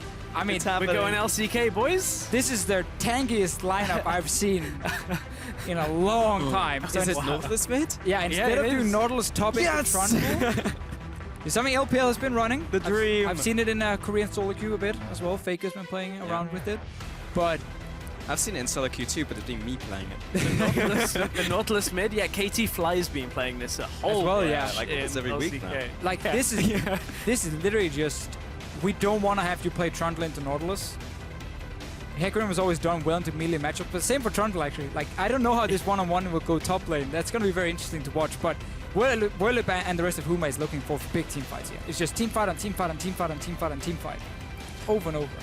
Well, that's we saw it in game 1 and we had teamfight composition. Now we got more teamfight compositions with even funkier picks. I, for one, are extremely excited to see how this one pans out, guys. So, if ever there was a team composition that we look at and it's going to be like, well, there's going to be no fast tower pushing, it's this one. You've got Nautilus, Gragas, Alistar, Hecarim, Ezreal. 5 champions who you look at like their actual solo ability or even grouped up to push a tower. It's like, yeah, good luck with that. Slow. Being a Sivir in this game, though, is gonna suck. Like, fairly low range, and they have like 4 tanks coming in front of you. You're like, yeah. What do you do? I'm just kind of gonna run around in a circle here with my ulti. Yeah, I'm just gonna pop ult and hope for the best, and maybe Trundle can take some of those resistances away. Maybe Corkin can burst them. Jump back on Twitter, use the hashtag CWWin or HMAWin. I saw everyone was going on the Huma camp, despite Copenhagen was picking up that game 1. Now we have these interesting picks coming out from Huma. Maybe the fan vote will stay with them. We'll be finding out as we get into this game very shortly. But I just want to see how this mid lane Nautilus goes. Like, that's just all I want to see. He's gonna farm and do nothing else. I was gonna say, there's really like, if this game goes as it should, Nautilus is just gonna stand there, get very tanky, and not lose his tower for a while, and then just start fighting you. But if he lands that one dredge line, then Cadril, you valk away, and that's it. Like, although you pointed this out in the loading screen, there's no cleanse, so it means the initial burst of CC isn't going to be able to get escaped. Then again, cleanse against Nautilus is kind of like trying to bail out a sinking ship with a bucket, because you can block 1 bit of CC and then 4 more come through, and it's just like, great, I've got a little bit of reduced timing on this. Can't even cleanse a knock-up, and you don't want to cleanse dredge lines. So exactly. like, it's like, have like staggering blow, and then maybe the slow. Like, there's not a lot really to cleanse out of Nautilus's CC. But it's Cadril's style. Yeah, sure. Other lanes. He has the package. He now has teleport. I mean, it's also Copenhagen Wolves saying that in pure team fights, especially late on in the game, this becomes very difficult for us to deal with. So we want to have 1-3-1 option by running TP Corki. It's not something we see often. It is his. Did it the other week. It is his style. It is definitely his style. But it's also because Wicked will still become late game and monster on Trundle who will shut down the Hecarim. I promised people on Twitter no lane swaps, and it was just fighting. Now we do get a lane swap. We have got a lane swap. Thanks and, to Visio. You can see Huma now doing what has started to become even more common, is you ward against the AD carry support invade, and then start on the secondary camp. The problem is, Ku has come in here as well. Huma don't want to fight this, so they actually lose the red buff instead of just being able to concede starting on Krugs. So they lose the buff from that now. It will obviously give Rudy the knowledge that the enemy red is up, so wouldn't be surprised to see them go over there fairly quickly here. It's a lane swap anyways. He has to go to the bottom side of the map. It's just his jungle, and you just divide the map 50-50, shake hands, and then you leave. And then you can start clearing out all the camps. So far, nothing surprising. Holy Phoenix is trying to just last hit as much as possible, and then slow push it in. But he does need the wave to not actually die this much, because very slow. It's It's obviously going to cost him if he has like 3 super low HP minions coming and just gets one-shot by tower. It's going to make it a lot slower for Huma then to push it in. It could be a lot of slow pushes in this. Yeah, I gotta be honest, like this is not dying very quickly. Top lane though, Copenhagen Walls are already on the tower and this minion wave should hit just as this minion dies. So perfectly done. The great thing about Sivir is you can hit the tower with Ricochet and it still kills the rest of the minions, so you throw out a Q and you've just cleared the wave. Whereas the AD carries actually have to hit the minions. But with that start from Huma though, they're really far behind on the play. Yeah. Like they are super far behind on this. Copenhagen Walls is going to kill this tower and get the other one down to what, 50% by the time it goes down. Yeah, and this is one of the things that Rudy now going to the enemy red to get that, to try and hold at least his experience on his own, does punish. Is one thing we've started to see in the LCS is if the team does fall behind, you bring the jungler down. That does sacrifice jungle experience, but it doesn't sacrifice the amount of time you're spending pushing a tower. This tower is now falling after Sivir and Braum have completely recalled, and they're on their way out to this lane as well. So this is a big tempo swing in favor of the Copenhagen Wolves. Yeah, and again, it just means that Wicked is going to get a bit more farm up here. You can see the big wave he has. There's a ward in lane from Copenhagen Wolves near the enemy tier 2 tower. So Wicked will also get a message basically, okay, he's the enemy AD carry and support coming. Last hit a few more minions, get as much farm as possible, where the Hecarim already by now should be forced off the wave. So Whirlip gets 5 CS down on the bottom side, and we didn't even see how many of them were actually jungle minions beforehand. Because that's always the tricky thing when you have the likes of Hecarim. He's going to get a few CS while small camps or small minions that does absolutely nothing. And then he goes down and gets like 1 or 2 CS in lane, and he's behind in experience now. Yeah, and Wicked is definitely further ahead. That was a flash over the wall I just saw there from Rudy. He shouldn't have been on bottom side. You need to accept that you keep switching sides. Yeah. The bottom side jungle is no longer Huma's. They have to take the top side. Yep, that's exactly how this should play out, but we've seen both of these teams in their regular season matchup. When it was in a lane swap, Copenhagen Wolves just fell behind in the swap after having such a good lead. Remember, they had Whirlib level 1 for like 6 minutes in the game because he could never get farm, and it was thrown away by the Wolves from having a lead, so both teams aren't super comfortable in the second phase of a lane swap. I would have liked to see Rudy, because he was already in the enemy jungle on the bottom side, just go into the tower and fast push it down to further, you know, speed up the Copenhagen Wolves, because Wicked, because he got extra time to farm top, it obviously meant he got a bit delayed on going down to the bot lane tower. So now Huma has evened out the speed they're playing towers. I think if Elise just walked in there, Wolves could have bought even more time for Wicked to sit and farm, and then swap it to top side again and start pushing in, and then therefore keep Whirlip down. But they decided, you know what, we can just keep it even for now. Yeah. Rudy wanted 1 more camp. That's basically all he got. Just to clarify, hook misses. Yeah, sorry, I was following you. Initially you said Rudy. I mean, Ku, yeah, no, fine. sorry, Yeah, I mean, the Ku. point was completely on, you know. I was just going like Elise, Elise was Rudy, Yeah. so like, no, Ku, of course, sorry for confusing. But you're right, it does now slow down the lead that the Wolves had now. Now they're starting to push in with 4 people, and Huma is starting to half recall, what? Copenhagen Wolves are just going to try and take this bottom tower, and I think they're just going to get it. Cass is now here. Rudy's going into so the bottom hard. lane. There's 2 people to stop them.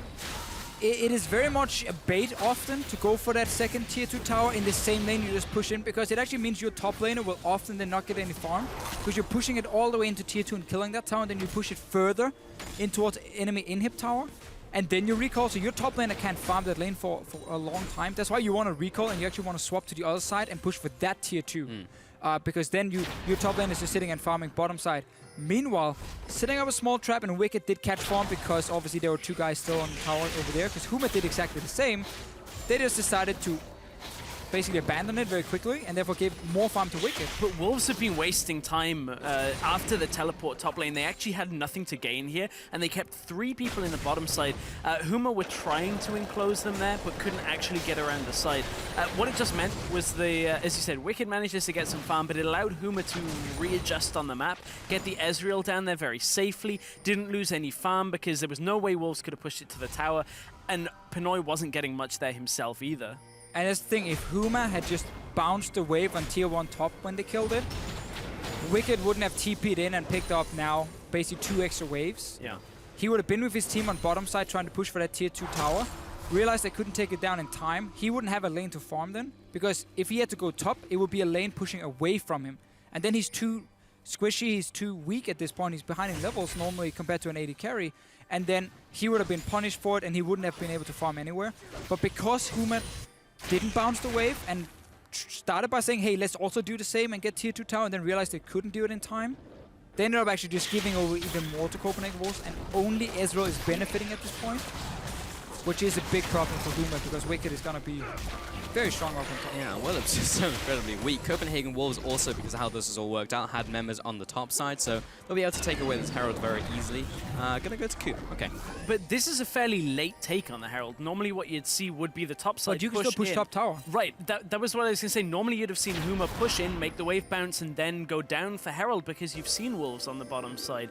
What this allows is Copenhagen Wolves on the aggressive push, on the initial push out top side, now picking up the Rift Herald to buff these minions. And now as soon as they see 3-man top here, Wolves should just abandon the play and just put Wicked down on bottom lane where Wave is pushing in, because Holy Phoenix left that wave, so it's now slow pushing to Copenhagen Wolves, and Huma now has a dead lane where they cannot farm.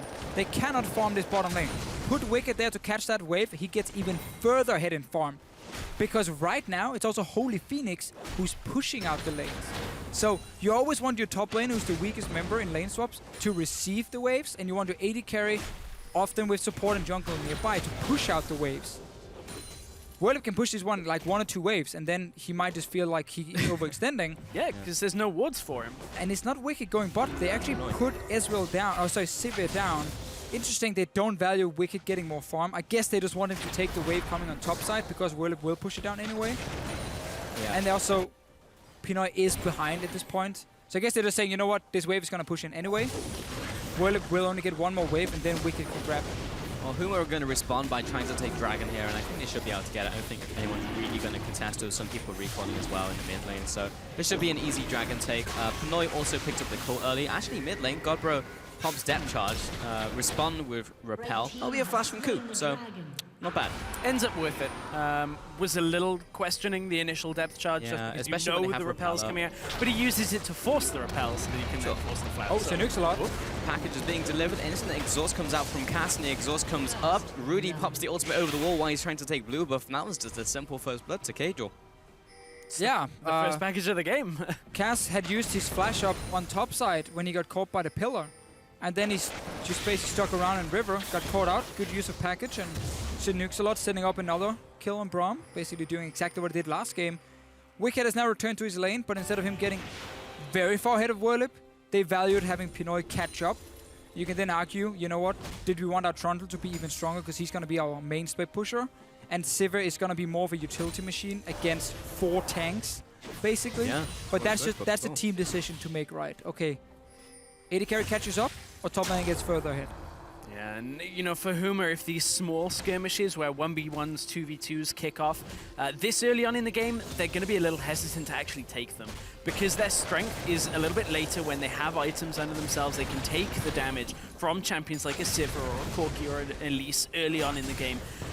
They don't want to fight in small numbers for now. They need extra time. You need the first few items completed, and then Huma are going to want to fight. So don't expect them to commit too heavily, and if they do, it kind of is likely to be a misplay. I think Huma might have to try and just kind of throw the playbook out of the window a little bit and say we might have to just force something with like a TP Hecarim coming, flying in with his ulti, and because you have good engage like here in the mid lane. Force of the flash from Pinoy, and another drench line from Godbro, looking for more CC. Doesn't have the depth charge from that earlier play he made onto Ku. So just get a couple summoners and just set them up for the future if they want to make more engages. But look at how hamstrung they were there when it came to having any damage follow-up. They have all of this crowd control, and a lot of it landed there, but without Holy Phoenix for damage, without Whirlip for damage, they didn't have anybody that could get on the carries and go, okay, well, now let's use this crowd control. No, and Copenhagen Wolves are letting Huma scale up now by trying to basically play 4v4 mid lane. You're never going to push in on that tower, because there are so many ways for Huma to engage on you, so you always have to respect it. And like Sivir walks up to tower being like, am I going to hit it once? How about no? Because I only have my spell shield at this point and there's nothing else to keep me alive. Instead, you actually want to keep playing side lane. And the wave, the Hecarim is freezing here. Technically, you wanted to play around that wave with AD carry support and jungle and push that into tower and stop Whirly from sitting and slow building up this freeze. Because there is still a big difference between, obviously, the top laners here. By playing mid lane, you are allowing Huma to kind of slow down the game, freeze a wave, scale up, let Ezreal get his fully stacked tier, let the Hecarim catch up a little bit. And that is not in favor of Copenhagen Wolves. So how is like mid-game and late-game going to go? Are we going to hit a point where Huma are just so incredibly tanky and still have Holy Phoenix dishing out damage that they never die and will just eventually grind out Copenhagen Wolves in team fights? Or will Copenhagen Wolves still have the damage to deal with them and Civil will actually get to a point where crits will start dealing damage? Is that going to happen? Or what are we expecting from late-game fights? Even if you do get enough damage on the Sivir, dealing the damage in fights is going to be the difficult part against all this CC and these massive front lines. So I personally value Huma's late game higher because they have all these massive tanks. Obviously, if you start going like 6 items, there is enough sustain and defensive items on the side of Copenhagen Wolves that they might be able to survive all the tanks. But they need to kind of reach that point then with like 4 to 5 items where you start getting the more Memorges, get late game BT and so on. But it's going to be very interesting late game for sure. There's a fight. And Kusa's going to go down. Actually repels up, so he goes up instead. Pinoy's looking to back away. Nice headbutt from Cass. Flashes behind Pinoy. I don't think Pinoy really has a way to get out of here. He used the flash earlier, if you remember. 2-0 off of that Herald, and I'm not even sure who it went to. I believe it ended up going, well, at least Wolves took it, but who picked up the Doom's Eve? I haven't Probably seen. No one. The thing was, the Herald actually reset halfway through it being taken down. Wolves were very close to finishing it, and it reset, forced to stick around longer for that fight, and Huma rumbled them. They just kind of turn up. Uh-oh, 2 from the backside here. Uh-oh. Good luck with this one. Nuke slot is coming into the play. It's going to be the Valkyrie over the wall, and Cass is already pretty low. Popped the Unbreakable as he started tanking the tower, and Huma are out. They just they looped around, went through the tower, and they're going back to base. Well, it was going Trinity Force as well. Something Hekarims in lane swaps would never do, because you're too far behind. Like Trinity Force was the luxury snowball item for Hecarim, basically, if you get the strong 1v1 lane. In this case, probably he's saying, you know, we need some damage here, other than the Ezreal. So by going Trinity Force, I can provide that. But I think there are other items you can get late game. I don't think Trinity Force is actually worth it, really. It's a big gold investment. Yeah, it's so expensive. Honestly, go straight tank early on, and then you can get like a second or third item as a DPS item if needed. This is what this series is going to offer, by the way. Even around Rift Hills, we will get fights. So, it was smited down. Who actually gets No one picks up stuck the on eye. the floor still? I'm just watching the eye. He's just kind of looking around, be like, hello, someone? Anyone?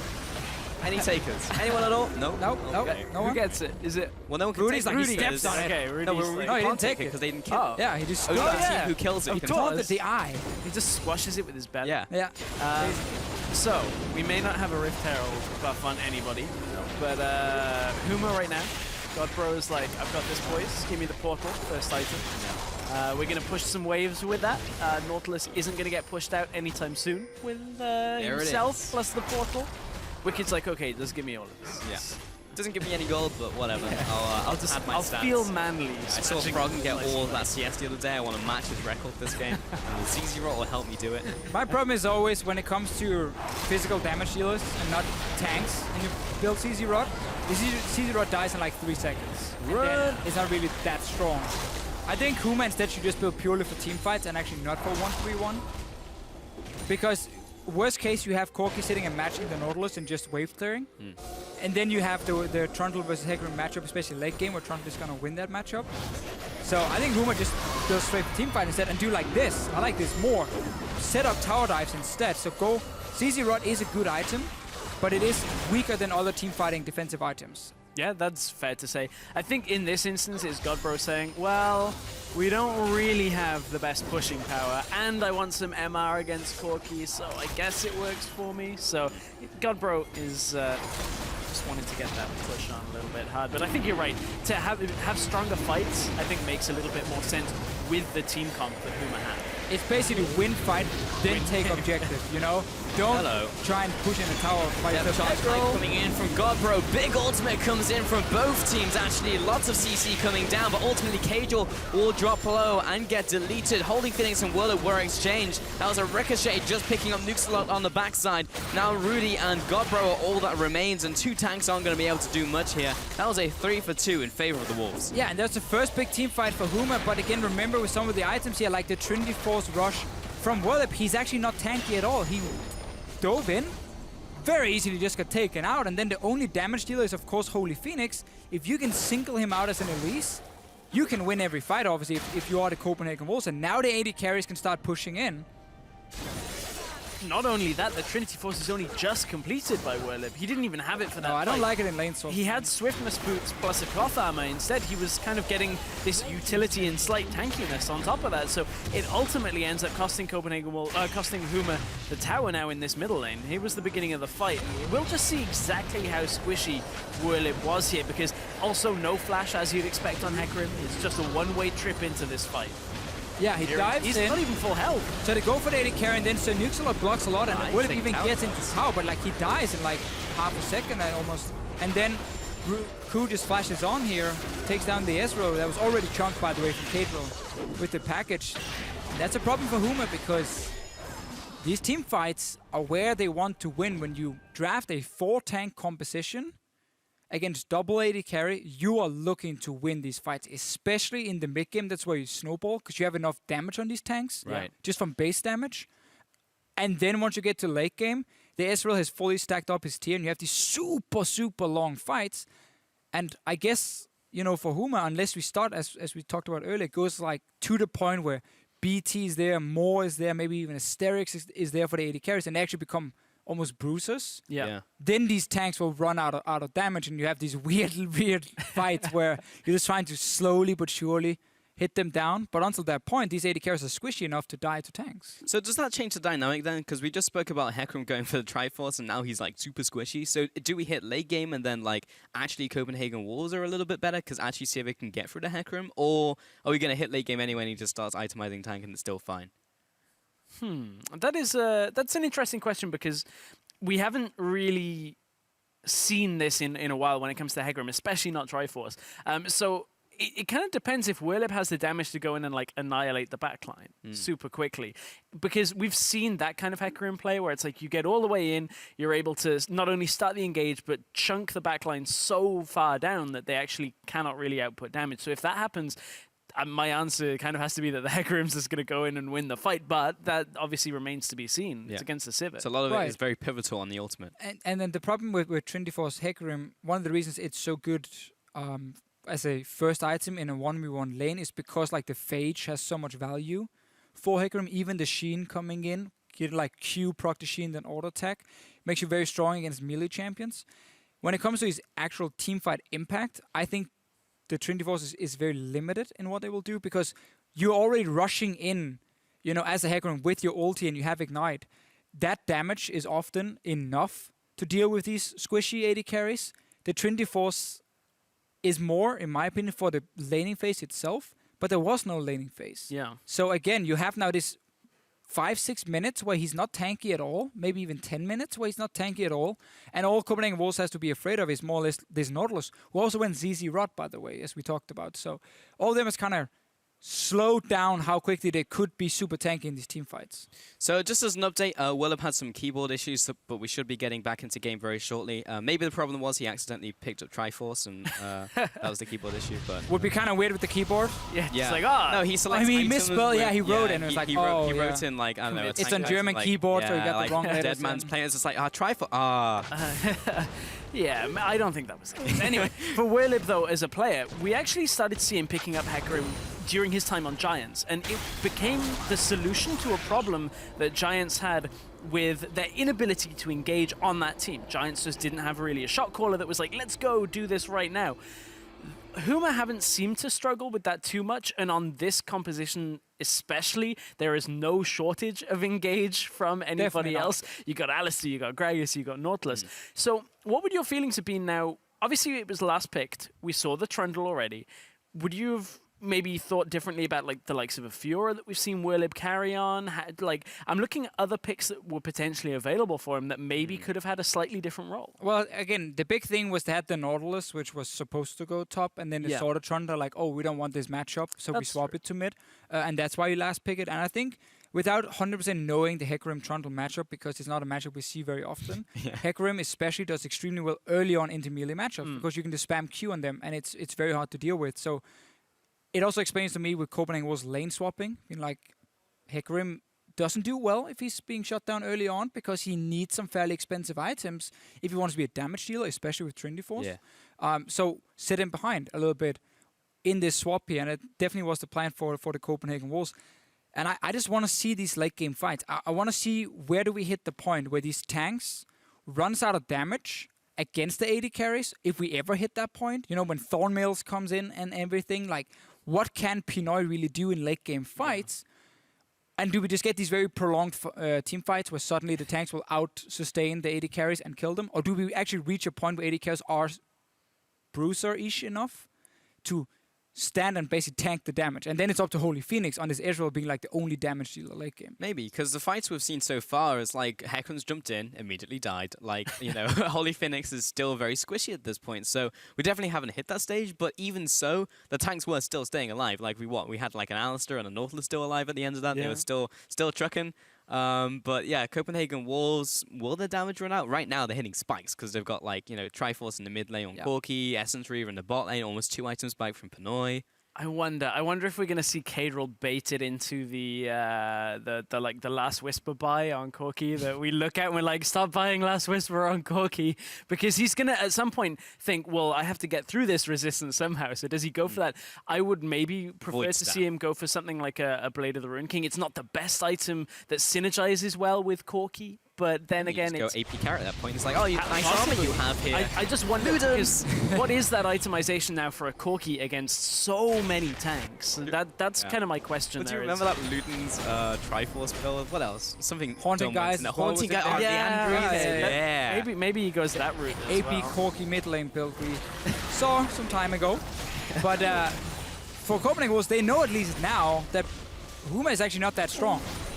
And you are at the point where you can kill these frontliners, where you can actually take these fights, and you want to try and push your advantage. You're 2,000 gold ahead as well, and you definitely have the advantage when it comes to pushing lanes. With Sivir Corki, compared to all these slow tanks, like, you will always have first priority on pushing in these lanes. All right, who's going to use the ultimate here? Gragas, yeah, you pop the ultimate up. Now Holy Phoenix, you throw it in on Sword of Shadows. Yeah, I guess we have to use that now on this wave. Yeah.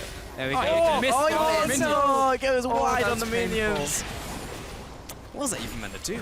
I mean, they always could, like, it's not like the minions, like, sidestep or anything. It's Wicked shouldn't be here, though. Maybe expected Wicked. No, they didn't. Don't try and justify it. He expected Wicked to be in the bush, so he's trying to maximize, get the minions. I was about to say he would put down the pillar, but there was his own minions, and then, like, he would try and, like, kind of curve them around. But I think Wicked right now should just be sitting in side lane. He has TP. I know there's a lot of hard engage on Huma, and he maybe doesn't want to come in a bit too late, but you want to really maximize your jungle because he's engaged. Q engaged. Cass hasn't popped the ultimate just yet, and he may have done it a little too late, but he's still alive. Teleport now coming in from the bottom lane. Wicked is in full retreat with the rest of his team, but Whirlup, he's going in. He's going on to Cadril. He's already low himself, but the flash is being used. That was a nice stun coming out from Q, but he may have sacrificed his life for it. Onslaught of Shadows is used to catch up to Cadril, but doesn't land for the fear. And with kiting of the auto attacks, it may be enough. Oh, a big crit to finish him off. And Whirlup goes down. That ultimate not connecting was huge there onto Cadril.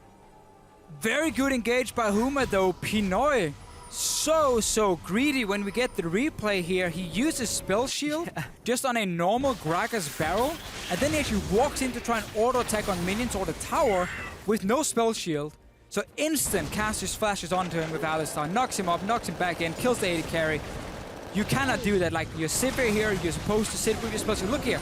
Look at the barrel from Rudy. He spell shields this one just to gain mana. And now he moves forward.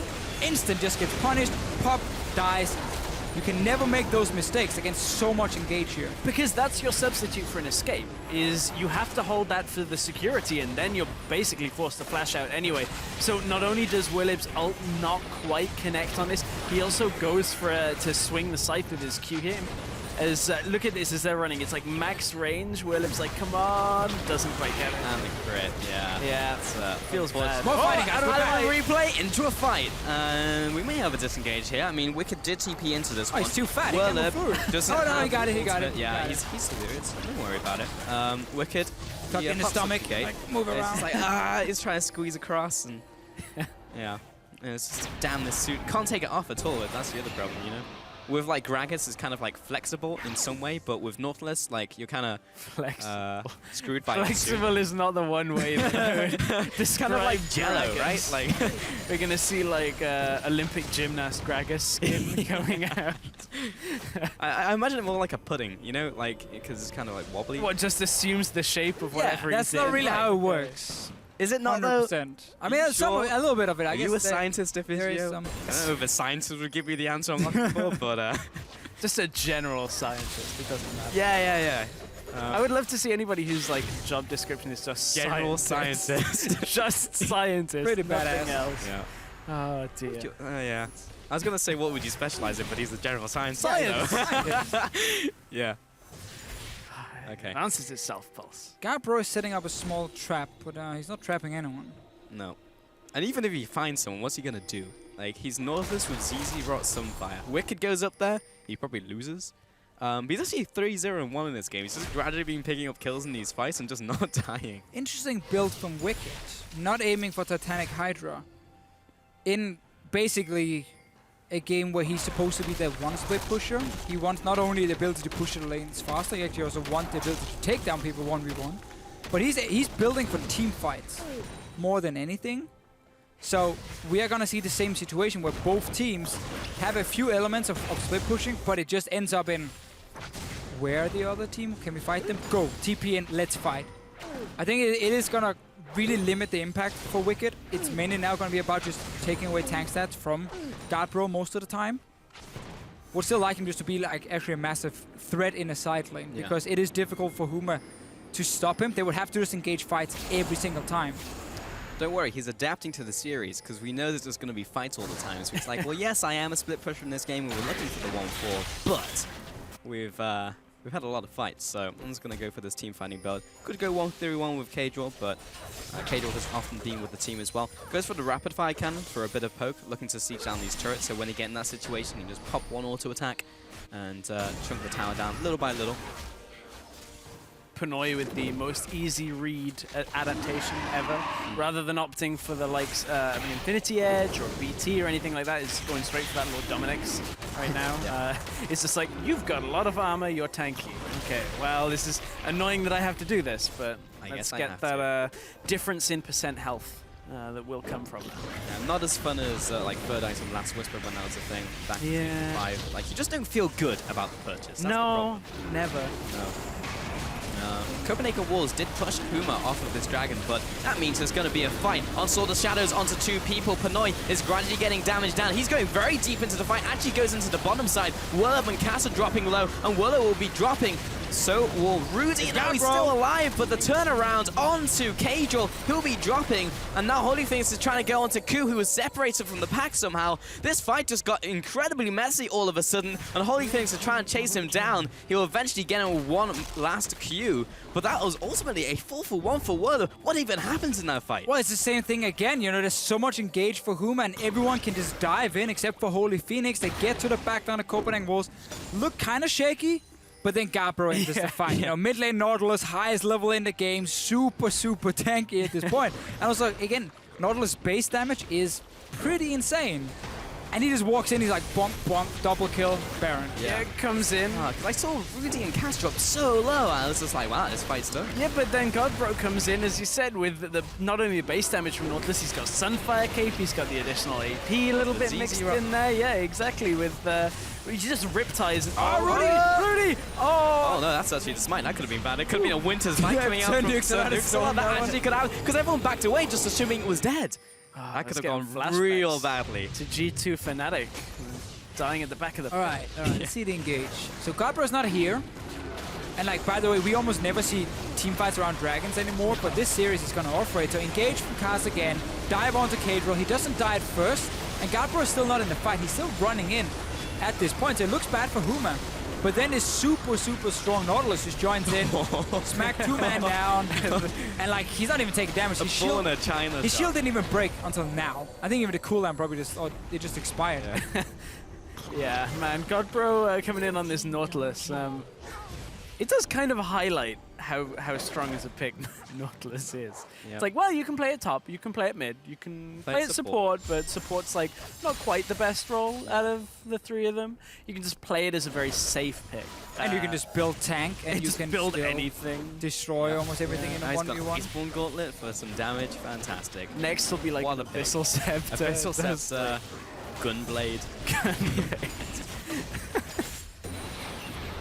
I saw that build the other day where it was like Devourer, Jungle, Nautilus. And I don't want to see that. It's not good though, because it's a dot. It's Of course it's not Why I good. don't want to see it. Thank you very much for that information. It is not good. No, but even if you General break Science. it down, like, because it got a pentakill on us, it's like, oh, this is interesting, but it doesn't even make sense in this kit. I remember, like, when Trace was running Nautilus a lot last season, he would run, like, attack speed, or ran attack speed, and then, like, I just didn't understand it, because actually going for penetration and hybrid pen is just way better in runes. That little bit of attack speed does help Nautilus a tiny amount when you're walking I don't through know, fight. man. Like, a little like bit. swings the anchor so slowly. But every little helps in team fights when you've got to auto like 3 people. Nice. But I don't think Devourer is the way to go in that. It's like, hey guys, wait, I need 30 minutes. And then Devour I'll is come in never the here way to go with this Nautilus, double swing. I ever. brought a wolf, I brought my We're pet. talking about attack speed wins here. Yeah. And Devourer, but And so Devourer. Wow, bottom you've lane's gone all being in. sieged in here by Huma. Look at that attack speed. Look at that attack speed. It's definitely paying off in the bottom lane. Also the ZZ Rock with those minions exploding on the town. Oh yeah, basically doing everything in this game. Yeah.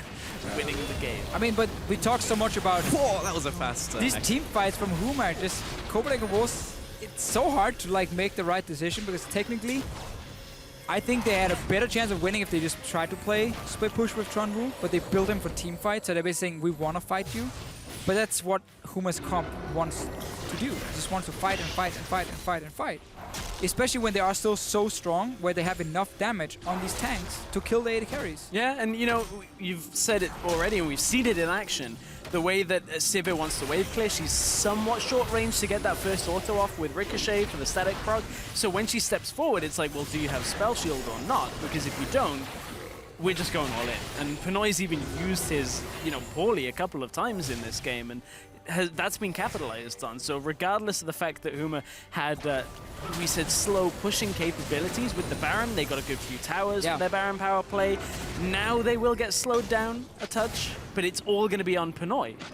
Again, it's all about win, fight, take objective. Yes. Don't go to the objective first and be like, oh, let's try and siege with Alistar and Hecarim, you know? That's never really going to work for you. But at this point, they got Baron now, and they are pushing on the bottom side. They're still like just looking for another fight to really break into the base of Copenhagen Wolves. But Huma don't really need to be here right now. They all got about 2,000. Some have got 1,000 gold on them right now. Teleport's coming up for Whirlib, so actually conceding a bit of the map pressure right now isn't the worst thing. You can go back, buy, reset for your next fight. There's no Dragon, there's no Baron, there's no easy towers to take.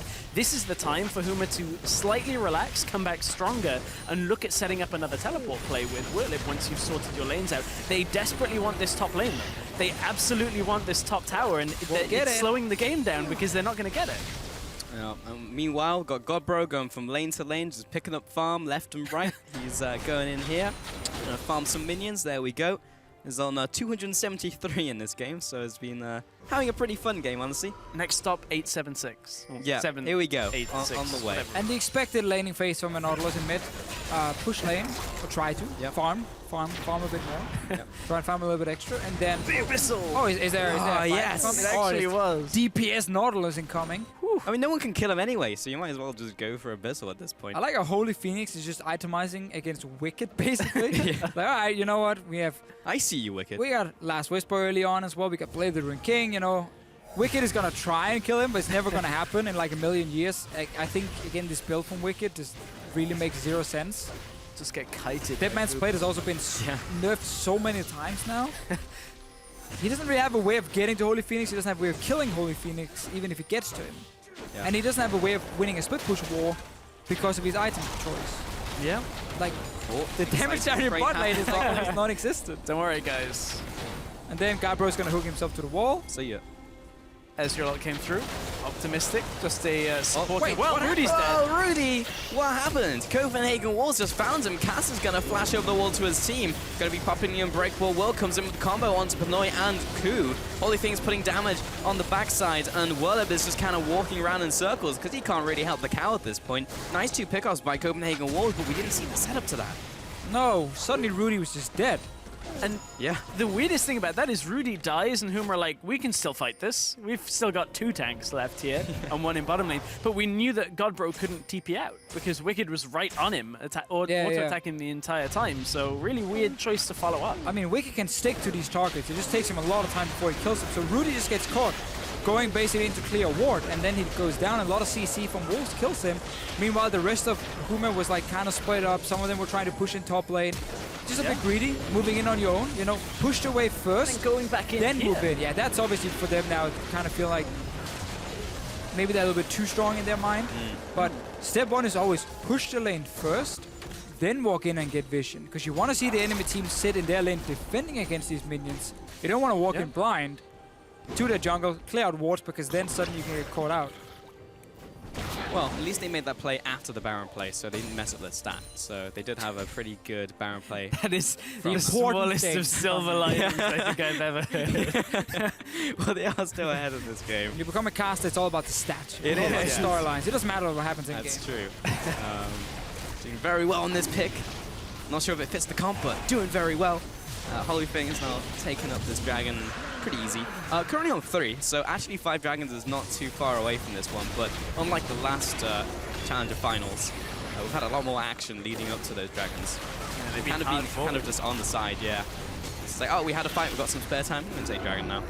Whirlib trying to put a bit of damage down, but not quite. The thing is for Huma, they've got a couple of options here. They can either look to try and start a fight with the flank, or their actual counter engage on a Baron bait is super strong. Get out. They're not going to get him though. He's going to flash over the wall, actually, so they did burn his flash. And now Cass engages with Godbro. How tanky are these tanks? Whirlip with the ultimate moves on to Q, but Pinoy and Cajal are putting so much damage down in the back lines. There's a big ultimate from Rudy. He still held on to it, and that will take down Pinoy. Nuke Slot also fell. And Whirlip, he's so fast. He gets onto Cajal. Does he have the Valkyrie soon? It doesn't matter. He'll have to back away. The rest of the team are not as fast as Hecarim on that horse. And this is the thing, is like Huma, they didn't even have to bait at the Baron. They just baited with Holy Phoenix in mid lane, where it's just like, well, you kind of have to somehow catch Holy Phoenix if you want to win this game, Wolves, and they get baited in. Instantly, the counter engage comes from Huma, and it looks like at the front end of the fight, there's the damage from Copenhagen Wolves, but it just starts running out. Now Wolves are hitting them here. Baron, because Huma just decided to go Baron. That's Whirlip going down. Wicked is going to be exchanged. Godpro is still tanking on the front, but Holy Phoenix is now the one to chase after. Doesn't predict the Mystic shot correctly there. And that was more kills, more fights, more deaths, and now the Baron is still alive. Yeah, they stopped the Baron. I think maybe Wicked was standing tanking the Baron in the end of the fight. Yes, he was. This is the all-in engage, saying, oh, maybe we can kill Holy Phoenix. Most of the damage is gone. But now it just sets up these tanks here, and then look how difficult it is. Yes, you get Godbro down fairly low. Whirlip flies in. Now Rudy with a great ulti on this Gragas here onto these 280 carries, knocking both Pinoy and Cadro into the team. And we can just see, like, if Copenhagen Wolves can get maybe 20 seconds of a fight, they can take down one of these 2 or 3 of these tanks. Yeah. But you don't get 20 seconds because you have to step close enough for the Gragas to hit you back, for the Alistar to CC you, for the Hecarim to reach you. And that makes it so tough. Let's see what happens here, because Wicked comes in with the rest of the team. They're actually in a pretty good spot to stop them and maybe get even more kills. I don't want to see who gets closer to the Baron, because Wicked, he's just tanking both Holy Phoenix, and now he tanks the Baron as well. Just a little bit in the end, but it wasn't the main one. And even K-Draw was dropping low from that, and just had the small chase at the end from Holy Phoenix. If that Q had landed, maybe it would have been a kill, but yeah, so close, yet so far in that chase. And like Holy Phoenix is going to be the last boss here. Yeah, that's the worst part. You go through to like the final 4. And then Lance is standing in the end as Holy Phoenix here, and you got to take him down as well. And he's super strong. He's a late game Israel. Like, he will basically. That's true. I don't remember the Elite 4 taking so long to take. Oh, it's Elite 4, not the Final 4. Elite 4, almost the same. Yeah, yeah. It's been a while since I Don't worry, just something Danish translation. I'm sure it was fine. Part of me would love to know what they were all called in Danish. I'll have to find that out after. So this damage dealt right now. The damage dealt for this was without the Baron. I mean, technically you could name him whatever you want. I'm just going to keep talking about this graphic. Otherwise, I called it stress. Otherwise, Spellsy, our stats guy, is going to get mad if I don't talk about his nicely prepared graphic here, and you guys are just talking about Lance. But that was for the first portion of the fight without the Baron. There we go. That took like twice as long. And for the both of you, it wasn't Lance at the end. You had to fight either red or blue or whatever you named your opponent. Yeah, so what if I named him Lance? His name was Lance. You'd be stupid. Again, I didn't name him Lance. Everybody named him something offensive. Let's put it that way. I did. I'm not going to say what we named him. Baron is being started. Wicked has no TP. Wicked has no TP. Boys. Oh, get ready with the play-by-play. Ready. I'm just waiting for Whirlip to go in. That's going to be the cap. Oh, Whirlip behind him now. Here comes the TP. Wicked's off to the side, and Werleb is going to give them a high five and run straight onto Baron. He needs to secure the Baron right now, but they're in the pin. It actually goes to Werleb, so he actually gets it. But now Godbro is trying to tank up everyone on Copenhagen Wolves, and this is just a bloodbath. What is happening? 5 for 1. At least they got the Baron, I guess, but Copenhagen Wolves may just... could they finish the game? Like, how much time do they have here? Well, there's still 2 towers before they even get past the inhib, so there's no minions just yet. That will slow them down. Tower goes down. Now, minion joins, reduces some of the armor and everything. Well, you talk about the towers, but it's the return of the Troll King right here as Wicked's pushing up into the base. This is inhib going down. 30 seconds left on the death time, as they could actually just end. Yeah, I actually think they just have the time. 10 seconds left coming in for Cass. I'm not sure how much he can do. There's still a minion wave there, but Wicked, he's able to tank up these towers with the build he's gone for, with the minions there as well. Copenhagen the Wolves, even though Huma were all over the walls through most of this game, Copenhagen Wolves still come up with the win. They should be able to get this, but there's actually some respawns coming out. It's going to be the Nexus going down. Copenhagen Wolves, 2-0 in this series. Jeez, man, Huma was honestly in such a good position. They were winning the fights. They were almost unkillable. Holy Phoenix that hit late game.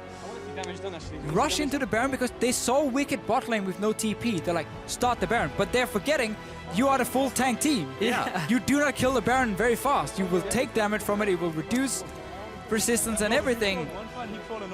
And then like the Werleb TP where he's like, hi guys, Baron, you know, he sprints into the Baron. You've got 4 people there that can engage that fight, and nobody said, let's just fight with the numbers they wanted overlap. the Baron, but You're supposed to turn. they committed so hard on that Baron. They were Werleb basically TPs. half dead before they went for the fight. Trundle was still like in mid lane. So Werleb TPs, you turn around, Godbro just clicks his ulti literally on a target, and then you just pile onto them and you win the fight because Trundle is not there. That was so weird. I just wasn't expecting Werleb to just like teleport in, high five them, and then go to like Baron. It's just like, why not just ult or hit them or do anything? I'm not sure. But at least I'm really not sure. The smite I didn't, don't like, know. The smite didn't go down. It was actually Werleb securing it. So I guess like Huma looked better in this game, though. 800 power play But and lost the game. So Huma looked a lot better in this game. yeah, I know. I liked the setup they were running. I liked it. Oh, hey, surprise! It's Nautilus mid lane. Godbro had a fantastic game on it. Should have won. But yeah. But that's the problem though. Like they still lost the game. It's like Edge of Tomorrow, when 98% of the film was good, but then you had the end right there where they just threw the game, and it's just like, well, I'm sorry, but you still lost. They better hope it's Edge of Tomorrow so they can go back and learn. They have one more chance. Maybe we should be just out of engage this like on very that. soon. I don't know. Like I mean, this crushes you in a yeah, fight. that's a right? tough game to lose at the end. Is it you come in with a strat? It's like this is working well for us so well, but one 3 mistake. games in a row, they got to win now. Yeah, I don't know what to make of that game. Hopefully, Anazes can, as Copenhagen Wolves pick up another game. Thank you very much, Pulse. The stage is set for a reverse sweep if it happens, because the Copenhagen Wolves ended out pulling out the win all the way in the end. Let's take a look at the final Baron fight that closed the deal. I think, Trevor, it was you that said 2 minutes before that, if it goes 10 minutes longer, Copenhagen Wolves win this, and they win it right here, or it was Greppo. Well, it was Greppo that made It was that both of us saying statement, at the same time. You know, in this particular team fight, we didn't see the build-up, but Werleb was actually sitting on a TP in the base for an incredible amount of time. It bought all the time in the world for Wicked to make it up, and exactly as DeFisher was alluding to on the table, on the caster desk, if Huma had actually peeled away and started the team fight instead of sticking onto the Baron, they had options. Yep. Because multiple times for the previous 25 minutes, they were able to shut down Siva or Corki in a team fight and just allow their tankiness to win. Yeah, and obviously we see the teams there going over some like strategic changes, hopefully, coming in the next game, because a lot of them are needed on both sides. But there was a hesitation. Hesitation is the seed of defeat. Wicked was in the bottom lane prepping that wave right there without teleport. They were afraid to pull the trigger because they felt comfortable in these team fights. But the mid-game like damage spikes of these tanks, it falls off later in the game. Obviously, once this Corki and the Sivir get more items, if they didn't get untouched in the fight, just as we saw, Copenhagen Wolves can turn it. But the whole build-up for the game, though, is also worth talking about. Yeah, we talked about in the first game about a 50-50 in the early game for the Copenhagen Wolves. Here, again, they threaded the needle because in another circumstance, they might have not won that fight, but you wanted to take a look at their early game once again and how they took it on this time. Yeah, I want to go through the flow of the game. It starts first off with the lane swap from Copenhagen Wolves. For a team that has issues deciding whether they should teamfight or split push though, the lane swap was played very well. So they initially got the tempo lead on the first tier 1 in the top lane. They swapped to the bottom perfectly, grouped up here, and they forced a poor reaction out of Huma. Huma tried to mirror too slowly and sent some of them bot. So what Wicked does here then is just teleport to the top lane, and he picks up a lot of farm there, and later on they will hand off the wave to the Sivir. Overall, just a really good understanding of lane swapping by Copenhagen Wolves. And it was great to see the natural progression as well, leading up to this tower push. Crepo was discussing the use of the Rift Herald, or what the options were, and how we're starting to see teams that nail steps 1 and 2 of lane swaps are now adding on the Rift Herald to their play. Maybe you can say the Copenhagen Wolves were either a step late or they elected to do something different, but it's great to see this evolution in the map play as the early game plays out. Yeah, like what they do here, like they give that wave to Wicked, then they give it to Sivir, they pick up the Rift Herald, and then they go for the Siege Swap. This is like a perfect phase 3 of a lane swap, something we don't even see of some lower tier LCS teams. Obviously, it's becoming more common. They go for the Siege and burn some summoners here, so this is a really good early aggressive move in the lane swap from Copenhagen Wolves. And of course, the fact that FLICKR actually lost his flash there meant when he was clearing out wards in about a minute and a half time in the river, he didn't have a defensive tool, got surprised, and gave up first blood to the Copenhagen Wolves. So that whole pressure play that took 4 minutes did eventually result in a net kill, in a positive for the team. Yeah, because that, that focusing on the Rift Herald also sponsors a couple of fights around the objective, as objectives do, and you want to take a look at one specifically that So that was a good Herald. This time is an example of a bad Herald overall. Look at it, Copenhagen Wolves trying to do the same, but oh no, they didn't watch the patience bar. Herald runs out of patience, resets, and now obviously Huma's like, you guys are still doing this, Herald? You know what? Let's fight. 2-0 overall here, and it completely breaks the momentum of the game. And this was actually one of the first big moves that allowed Huma to get control. They get some kills, they find some targets.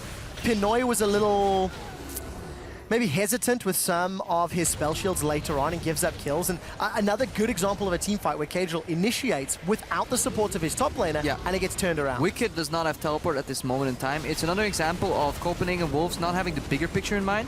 They really need Nuxalot to really carry this fight. Not only does he slow the Alistar on the way in, he then gets the perfect Braum shield up that allows Corki to weave in 3 more spells. That in turn allows the Elise Ku there to really clean up 2 or 3 kills. So yes, Copenhagen Wolves win that fight. But if you look at it holistically, like strategically, it was a poor fight to take. You don't Valkyrie into the mid lane blind when you have teleport disadvantage. But due to the merit of really good individual plays, they keep fighting on, like getting out of these fights with their team fight synergy. But the setup is lacking, and it's really hard. It's sad to see because Copenhagen Wolves, they play this lane swap so well. They draft pretty well, and then they miss that key element, whether it's one-time you need split push, one-time you need team fight. It's really hard to call. But obviously, if we want to rate them LCS level, these are things they still need to improve. Yeah, however, in this point in time, Huma is just even a little step under them, so they get away with it. Last replay is of Huma running away with the game, and at this point, really being in control due to that, of course, Nado's pick in the mid lane helping out a lot as well. This is actually the prelude to that play. We'll see the other play here. It's just another example of, I mean, Copenhagen Wolves did well, but they're playing greedy here. Right here, they're sieging 5 men to push their advantage. They should have Wicked split pushing, because obviously the engage comes in and the teleport right here. It leads into a Baron fight where, in my opinion, they shouldn't be contesting this. We had the Corki earlier in the top lane pushing too, and they tried to fight their way out of every situation. Yeah, and this is just another example of how the Huma team comp can deal with the threats when given enough time. Godbro, while he arrived late to the fight, there was enough time and enough threat in terms of ultimates blown that Godbro was able to clean up. He gets a double kill and then continues to push around. The problem was, again, we see Copenhagen Wolves at times not split pushing, not making that extra step with their team comp. We see Huma picking fights or playing fights incorrectly. These teams are like 70, 80% of the way there in terms of the decision making, but under the lights, under the stage, under the finals, making those snap calls that end up costing, or in Huma's case, in Copenhagen Wolves' case, winning them the game. Yeah, but Huma did play that fight very well. They really understood that they were strong. They had 2 dragons already from the earlier lane swap. Then they went for the 3rd. They forced Copenhagen Wolves' hand though into like an unforced error. Copenhagen Wolves could have cross-mapped with split push, but I like what Huma did there. Is like, okay guys, 3rd dragon, let's put some pressure in it. Team fight with our base damage is still viable on our tanks, and they won that fight convincingly. But in the end, the Copenhagen Wolves forced the 2-0, and it's do or die for Huma as we approach Game 3 in this best-of-5 set. Don't touch that browser. Our coverage continues right after this. Big ultimate comes in from both teams, actually. Lots of CC coming down, but ultimately Cajal will drop low and get deleted. Holy Phoenix and Whirler were exchanged. Onslaught's Shadows is used to catch up to Cajal, but doesn't land for the fear. And with kiting of the autumn attacks, it may be enough. Big crit to finish him out. How tanky are these tanks? Whirler with the ultimate moves on to Q, but Panoy and Cajal are putting so much damage down in the back lines. On to Baron. He needs to secure the Baron right now, but they're in the pin. That's goes the Whirler, so he actually gets it. But now Godbro is trying to tank up everyone on Copenhagen Wolves, and this is just a bloodbath. What is happening? Copenhagen Wolves still come up with the win.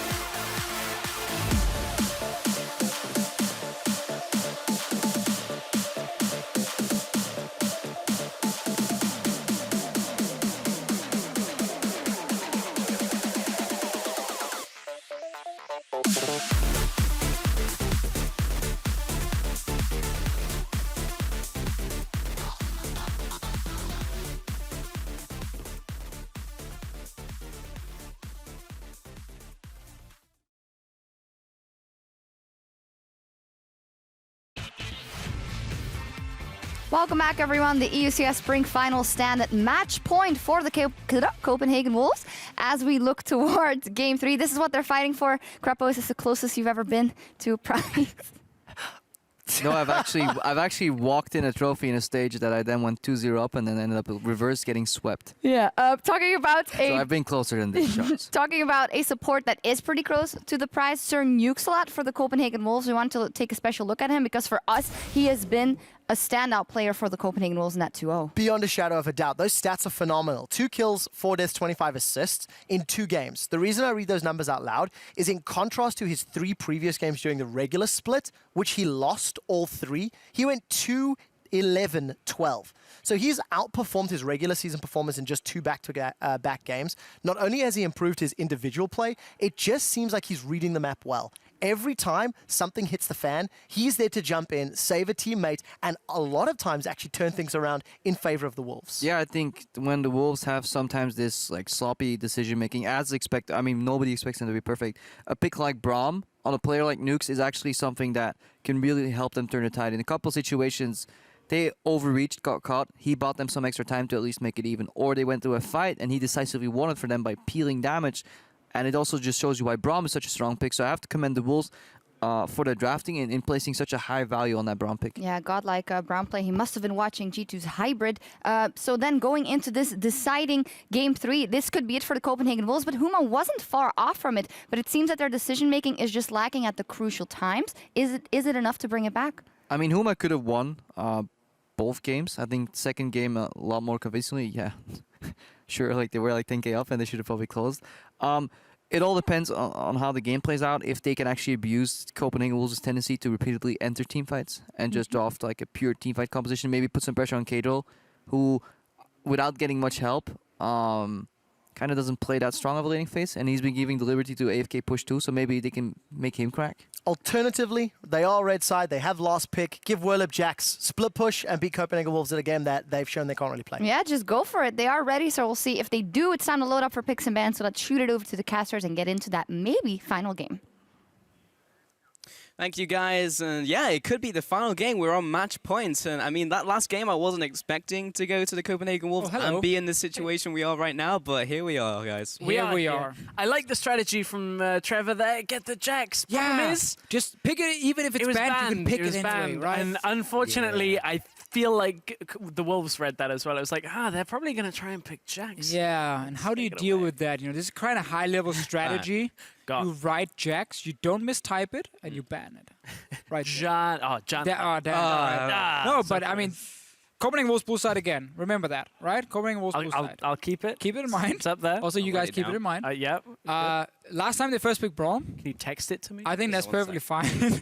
Because Braum is honestly so strong. And so Nuxalot plays it well. So I wonder if Huma is going to ban it away. But they're banning Lulu, Nidalee, Poppy right now. And you kind of don't want to leave any of them open. Well, that's the thing, right? Is Lulu is their most banned. I think you mentioned it in the first Champions League. I just said it to you off air. But okay, I kind of conceded the space to you. It's been two games now. I'm like, it's their most banned pick. So normally they will just ban that. I don't want to play with that kind of play style. So if they ban it again, which they do, possibly this is another area where you can look at them. Very fast bans, by the way, coming in. Same bans for Copenhagen Wolves, nothing changed. Poppy again. I mean, you can do exactly the same here, technically. You can first pick the Braum if you want. And I think it's... I mean, why not? Yeah, it's good. But at the same time, Huma might try and mirror what they were doing in the last game and go like Nautilus Gragas. Honestly, I don't think there's a problem with doing that. No, because worst case, you put it top lane, right? Yeah, because what's the thing now is, oh no, we showed that Nautilus can go mid as well. Ah, damn. What are they going to do about it? Not a whole lot. So I actually don't mind them doing exactly the same. Yeah. I mean, they did fine in the game. Like, it was just all that Baron play. That game was theirs. Like, they just need to do the same thing, just like Edge of Tomorrow, and then reset and actually just do the same. They actually go for the Trundle here. Okay. Interesting. Which is still a flex. Like, it can go top, it can go I would say support. Early picking it here is most likely they want it for the support either way. Obviously, they're going to be happy with it, but now, as you said, fast lock-ins. Yeah, the thing is, both teams have shown they want a team fight. Copenhagen Wolves especially have shown they will take any team fight possible. Like, if there's just a slight chance of a fight, like, oh, are you doing Wolf Camp? We will fight you for that one, you know? And they will rush in and try and fight you for it. So I feel like you just draft a full-on teamfight composition again, and you try and just, like, basically out-teamfight them. Because none of the teams have shown, even in the Challenger Series, yes, okay, Werlip is a known split pusher, but we haven't seen them win games by split pushing, you know, playing proper 1-3-1. A Moo Misfortune, let's go. Yeah, Curse of the Sandbox. Make it happen. Holy Phoenix plays Misfortune. I'm sure someone on this team is playing Moo. Let's ship it. We actually haven't seen a Misfortune game from him. We've seen just about every other playable AD carry. Played it in the he played it in the qualifiers. He played it in IWCA, so he had a lead up, and then Misfortune had the hit in very early on in the matches, and we didn't see him play it since. We're not going to see it this game either, Pulse. No surprise, Israel again. We're looking team fighting. Same deal. Massive front line. Israel in the back, and if you cannot get through the tanks, Israel will just slowly but surely take you down. But then, in this situation, in this pick and ban, we're in the reverse from last game. It's like, the Trundle's picked up, so the Nautilus here, does it go to mid lane? Yes, it does. No, sorry, it stays top. I was going to say, they could put it mid lane here and get a top laner to go against the Trundle. So now we actually do have the favorable matchup of the Trundle into the Nautilus. So it is Nautilus top with that Corki being locked. We just have to remember, again, Trundle needs a bit of time before he starts winning that 1v1. Yeah. So Copenhagen Wolves are very clearly saying we're fighting already from like 15 minutes forward. You know, we have Corki in here. Sivir gave her one item, and then her utility offers.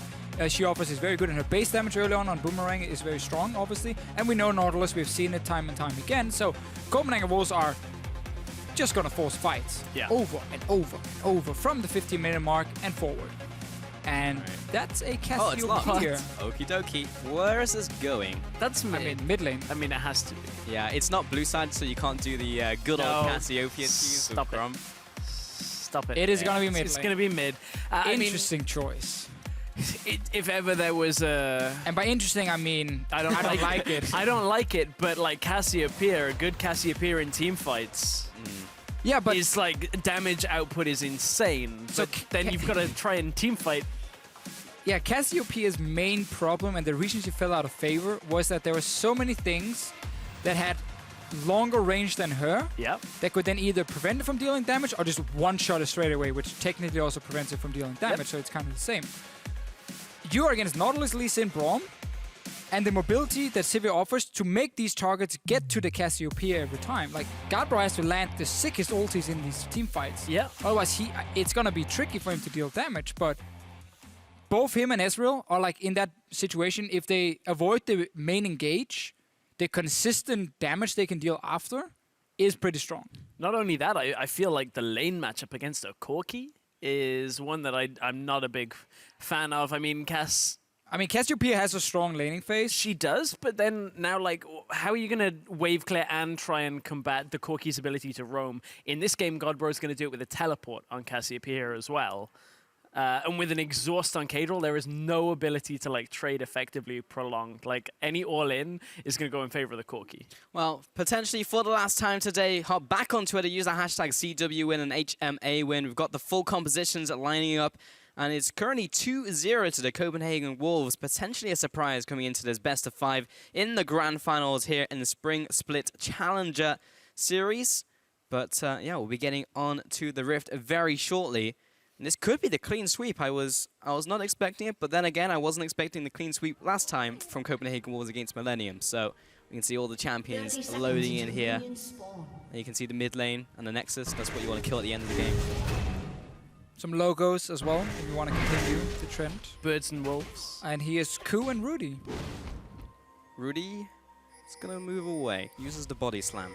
So again, with these comps, we talked about Copenhagen Wolves. You know, that is fighting in the mid game. It's another reason I feel like this Cassiopeia pick is so extremely risky because they're fighting already. I mean, we're level 1, we're fighting, boys. That's it. But with Gadbro here and also Cassiopeia, you want to stack up, especially her passive. You want to stack it up. You want to get like 2 items under your belt. So you also have some survivability. The old Cassiopeia build was always go tier early, get Seraphs very quickly, get it fully stacked so you get that extra shield. And then you can kind of stay fairly close in fights and just spam away damage. Getting to that point again against a comp that very clearly wants to fight you in the mid game is super, super tricky. Gadbro might just go all in lane, and then he can always TP back to lane, and he will therefore burn the potions of the Corki, the 1 potion. And then we get another fight, by the way. Oh, man. Pulverize onto Pinoy. He's probably going to land on the auto attack before he backs off, and Holy thinks over the wall as well. That's a shot. And this is a good trade. It's big, though. Big difference from what we saw in the semi-finals was we would see trades like this happen, and then people start burning flashes to escape and chase and try and get away. This time, Holy Phoenix and Sunux a lot. Holy Phoenix and Cass are just like, okay, well, we got good damage now. We've burned the potion down. This should give us a bit of a laning advantage.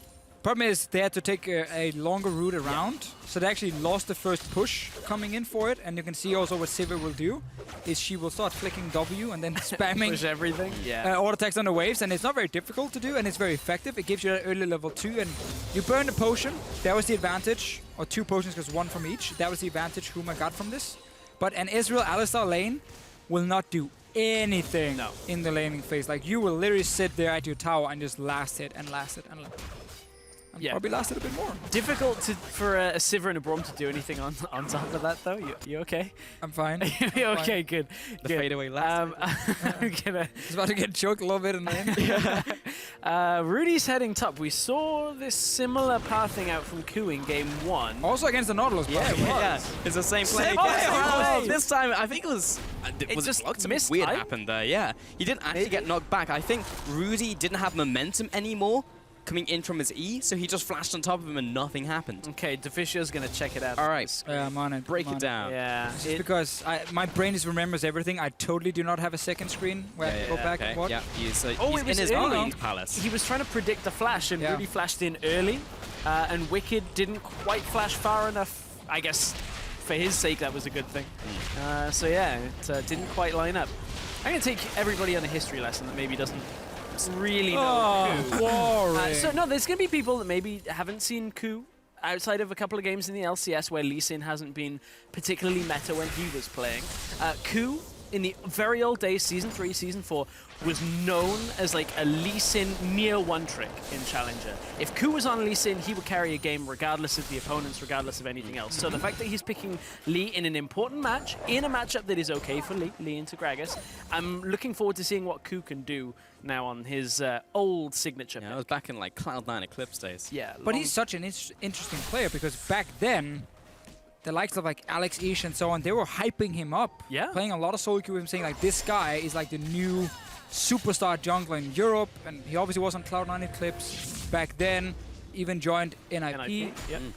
And he had fantastic mechanics. Problem is, he was 17, and he also went out later on in his career and said he made some mistakes back then. He was a little bit too immature maybe in the way he was interacting with his teammates. Sure. And it cost him quite a lot because he got set really far behind, and he was in the LCS shortly, playing for Giants, but then obviously got replaced. Now he's going to gank mid lane because this Cassiopeia is very low mobility. He's going to jump after, that's the flash away by Cobra and He hyped up his mechanics. Yeah. The sidestep, I know, I'm messing. Yeah. Just banter. Yeah. That's how we cover for it. Yeah, exactly. And we're from the UK, we can make that work.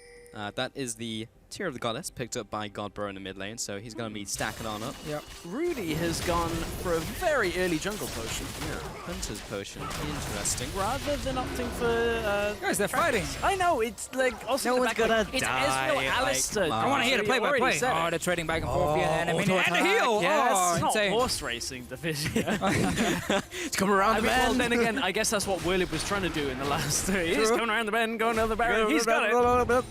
Yeah. And tea time. That's how they commentate horse racing, right? Yeah. Exactly. Exactly like that. There you go. If this doesn't work out, I'll become a horse commentator. A horse commentator. I don't think you're horse Not even the racing bit. I'll just become a stand, horse look at and horses be a and talk commentator. about them. I'll get one of those horse Field. masks and then just, that'll be me. Pulse, they're ganking mid again. They are, but there's no kick to Fissure, so I think Godbro is probably okay. Maybe I not. think That's you a are first wrong. bomb. I am incorrect. Go back to First your blood. horses. Oh, Ku, he's ticking down from the poison, but it was only miasma. It wasn't from the Noxious Blast, so he's good. You're what? The It's okay. There's no stress. There's no horses there, but there's a cow getting caught out. Now, the cow, not so good at racing. He will get a triple man knock up and he'll flash away. Rudy's at a body block, and he has a big body to block, so he's going to be getting the cow out. I really heard something different. Yes. I'm 100% sure.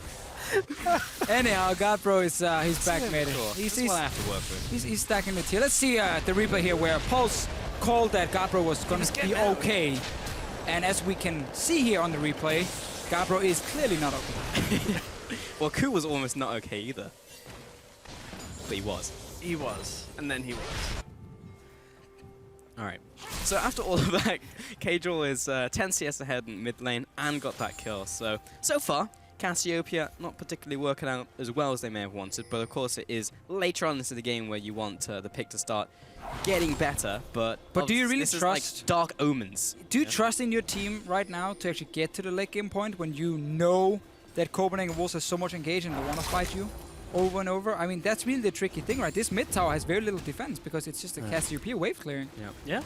Yeah, and I mean, you can put down the W, you can put down the Q as much as you want. The problem is, like, at one point, there's going to be 4 people in front of this tower, and you've got to try and land a 4-person ult. Yeah, exactly. 4 people are going to be there, and you have to react to it. So that's going to be the tough. Keep in mind, Braum can also block quite a lot of your damage when it comes to the fights. In there, same goes for Ezreal with his ult. Like, if Sir nukes a lot, keeps playing as well as he's been playing the last 2 games in fights, he can really shut down these damage dealers from Huma, and we don't have the same tanky lineup where we're basically saying, oh, just engage any fight possible, you're nearly unkillable against double AD carry. There are some squishy members now with both Holy Phoenix and Guardbro, and even Whirlip, because it is a Trundle, he will go for a damage item and then get tanky a bit later and has to steal stats. So he can't dive in the same way a Nautilus can. But he will be a split pushing threat, so it is Whirlip's go-to option, especially when his team is down. Right. It's like, let's see if I can like take 3 towers, take your Nexus, take your game, whatever it is you want to take. That is the goal. That is the goal. That I mean, is. that is the win condition. Kill the Nexus.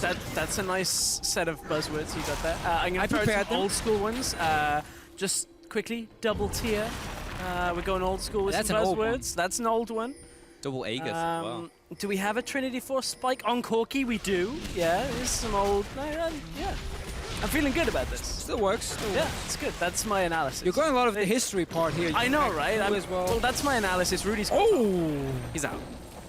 He's just kind of, he's kind of not coming back to his tower there. We also got a flash. He did, yes. But he just looked kind It does mean Wolves might be able to dive bot side.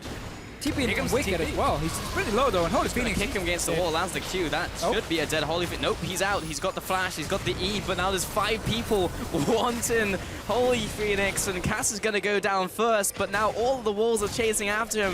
Swiggity Swooty coming for Holy Phoenix. Oh, Dredgeline doesn't land. Someone's going to kill him. The tower. Bop. No, Pinoy takes it. 5-man bot lane party. Is going to transition into a couple of kills there. Now top tower, yeah, Whirlip is pushing on. Pushing this mid lane. They don't really take it very quickly though, because they are Cassiopeia Gragas. So if Copenhagen Wolves can get bot out from this, which they should be able to, I like the play a lot. Because again, you want to speed up the game. You want to open up the map with your Sivir anyway, and you're hard engaged from this Nautilus coming in later, and also Lee Sin does so well when he can pick these targets off. So I really like this play overall. Instant dive in. There's no TP reaction from Whirlip to this.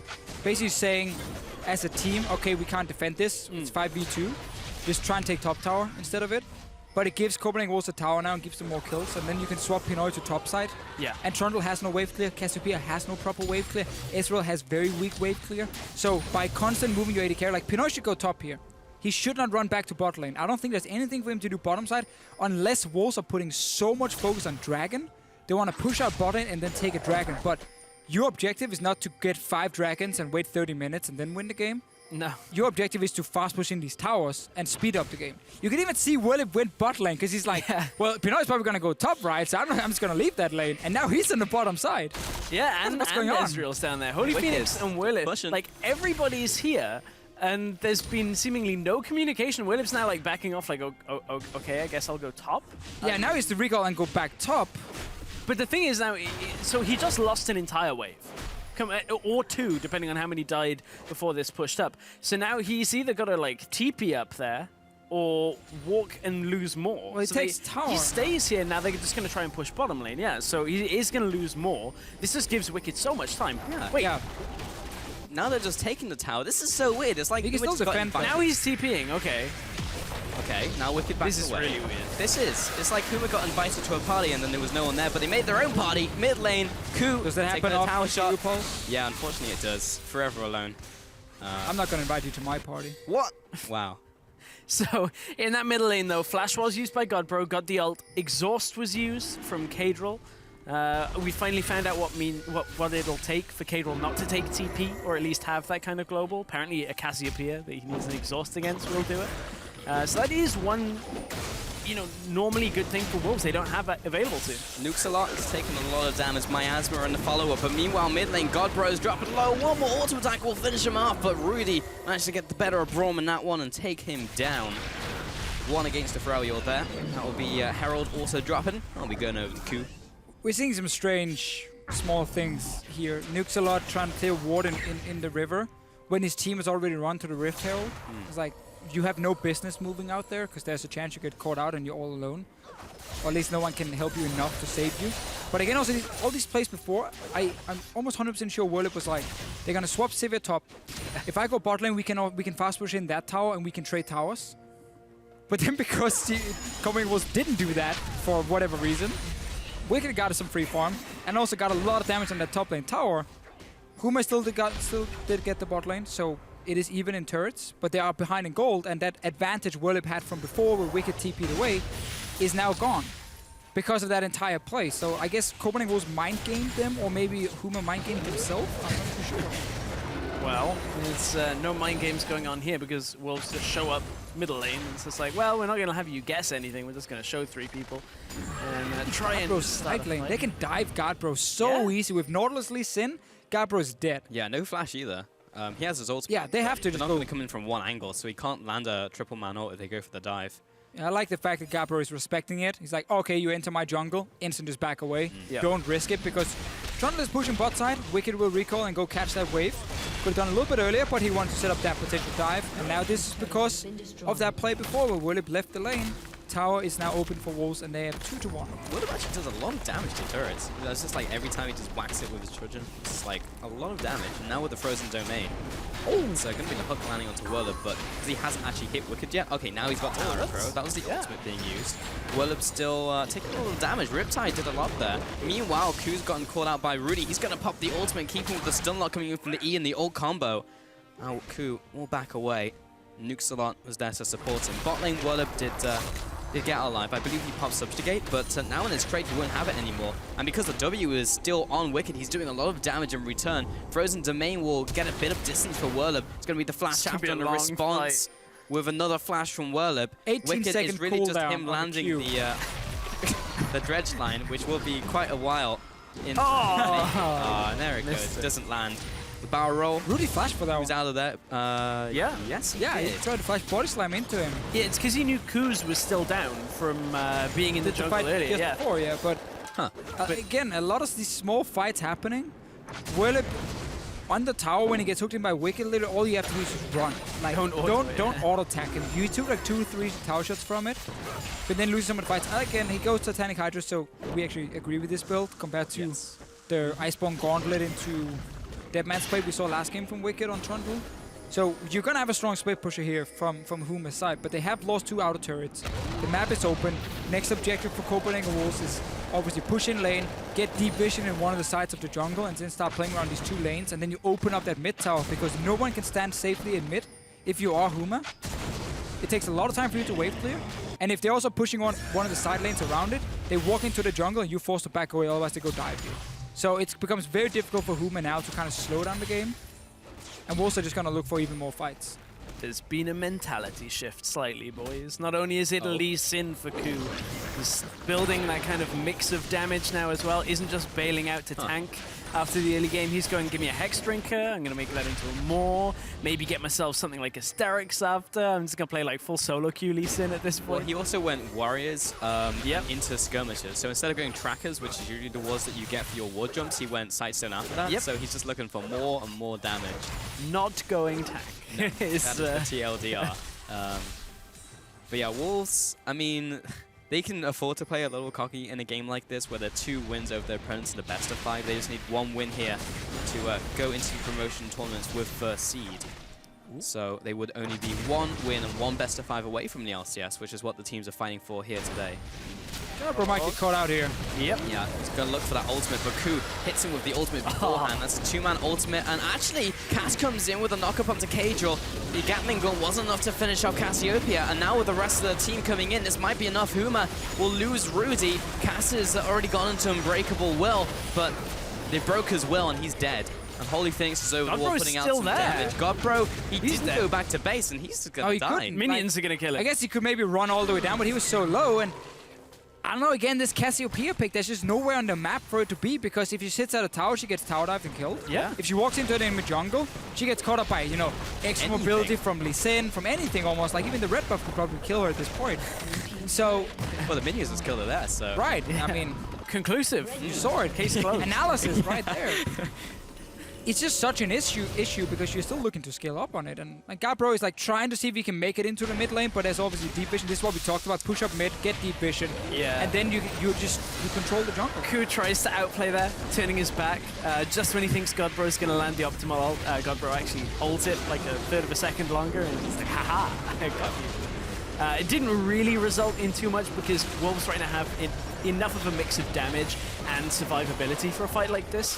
This is like perfect for them. They want these small skirmishes where they have the numbers advantage from the very first minute. They just want to fight right now. Exactly. I mean, nothing has changed the entire series. No. But now they've come for it. No, I know what you mean. It's like they've got the good setup for it. Like Willib's even mid lane trying to push out. Like, yes, Willib got the tower in the end, which is nice, but... So now do we start questioning like the choices from Huma in terms of champion select? This is like, because they're looking for later game picks. You've got Cassio who scales, Ezreal who scales, Trundle who needs to get out of the early game, who scales into the late game. Like, we know we're going to be fighting very early into the game over like random objectives, so why not go for a strong early mid comp? There's been some big question marks in the pick and ban phase. Ku's tank dragon, he's okay.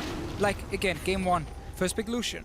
Yep. Like, why? Why do you need to first pick Lucian right here when there's so many other good AD carries right now and you give over Braum Gragas? Lucian hasn't been played in any other game now. No? So he was just like, highest priority, and we don't want to play him. Then, of course, the last game, I actually liked the tank setup they had. Yep. Swapping the Nautilus mid lane. We can then argue, was the Hecarim the correct choice or not? We didn't get to see it have much of an impact, also because you went Trinity Force first. And then this game, with the Cassiopeia last pick coming in, some big question marks where it feels like Huma maybe is trying to invent their own meta a little bit instead of trying to follow. Ku jumps into the pit. He's trying to get for the steal, but he's going 6 feet under. But you don't need to invent your own meta, right?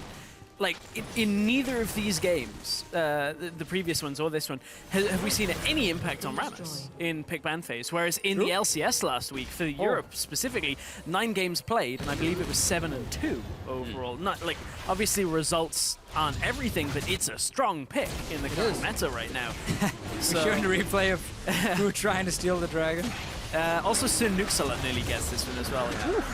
Rudy blocked it though. Yeah, he goes down. Talking about Rammus though as well, it's been a highly contested pick for Huma because Willib has had it banned out against him like what 6 times in the regular season. Like people feared this against Huma, so it was a pick they could bring out. He just didn't pick it. I also could understand why you wouldn't want to run it into the Trundle. We did see that with the Unicorns of Love series from this past week, where Chachi just ran out of options because he could never sit in front of the Trundle. So I do kind of concede that. Yeah, but then it's a different playstyle, right? Because like if you're looking towards mid game, you just roam, you try and get picks, and actually he's a pretty decent duelist until Trundle gets later into the game because of Tremors always being up. But yeah, like we're constantly talking about like picks and bans and drafts, but it's also like in-game decision making is definitely being taken the right one from. You saw him. What's a 1 and 3? It's like the ball is constantly moving though. That's the problem. He's being tricked. There was a over chasing here. Yeah, he's gonna get punished. I mean, I think Ku has just gone full solo queue here. We're going full solo queue now. Yep. From Ku. First, trying to steal a dragon, which I think is completely unnecessary in this display. Boots, Hex String. I mean, I've seen this Lucidity build before from Dardak over from Team Liquid. Like, that's fair. Aim for getting your flash cooldown down, because like the main thing about Lee Sin in a team fight is being able to kick flash someone in and then signal them out. But then Dardak didn't jump into Dragon. He didn't do that. That's then the difference for now. Good ulti from Nuxalat, but it's still 4v5. Well, up, lands the pillar. Oh, force a flash. Okay, I see that. I see the flash. And yeah, sure, you're 2-0, but why even give your team a chance? Yeah. You had a composition that are so strong in here in the mid game. You're taking down 4 towers already. This enemy jungle should be yours. There should be no way for Huma to sit here and farm, scale up, tier fully stacked now for Holy Phoenix. Godbro stacking his tier. I'm just looking over here. It is basically completed now, so that was good timing talking about it. You've just allowed Huma now to slow down the game, hit a few spikes, and suddenly we might get a much more competitive game compared to Wolves just snowballing. Break their spirit. Especially with double Sightstone and 3 blue trinkets. Like, you should have their whole jungle lit up. Like, it's only one more ward than a Trackers would give you, but it's still another ward to place. Like, yeah. And you look at the actual vision control on the Huma jungle, there's like 1 ward, I think. It's 1 tucked right behind Raptors, and 1 right in mid lane. That's like it. There's no vision control up there, and it's because Q just died in that kind of setup. Twice. He could have been twice. Yeah, he could have been on his way into ward with the rest of his team, but he was on the way on his own. He just gets picked up. Trying to steal a dragon in like a crazy, not even 50-50 situation, because you got to jump in over and everything, just slows down your entire team. And again, all the top teams around the world, it's all about, tempo, fast-paced, push your advantage, always deny as much as you can. For Wolves, the last 5 minutes, it's been, let's walk around and then try random 1v5 plays. Yep, we China now. Okay, so this is not something I've seen all that much, and I kind of want to get your opinion on it. Feelings on Spirit Visage second item Gragas. My feeling is there are just better second items for MR, like Locket. Happy hour hype. Maybe for that CDR that comes with it, but... I mean, Locket will always be the team build that most junglers will aim for, but Rudy very clearly is saying, I need to be extremely tanky, and then Locket is much better than... then Spirit Visage is a lot better.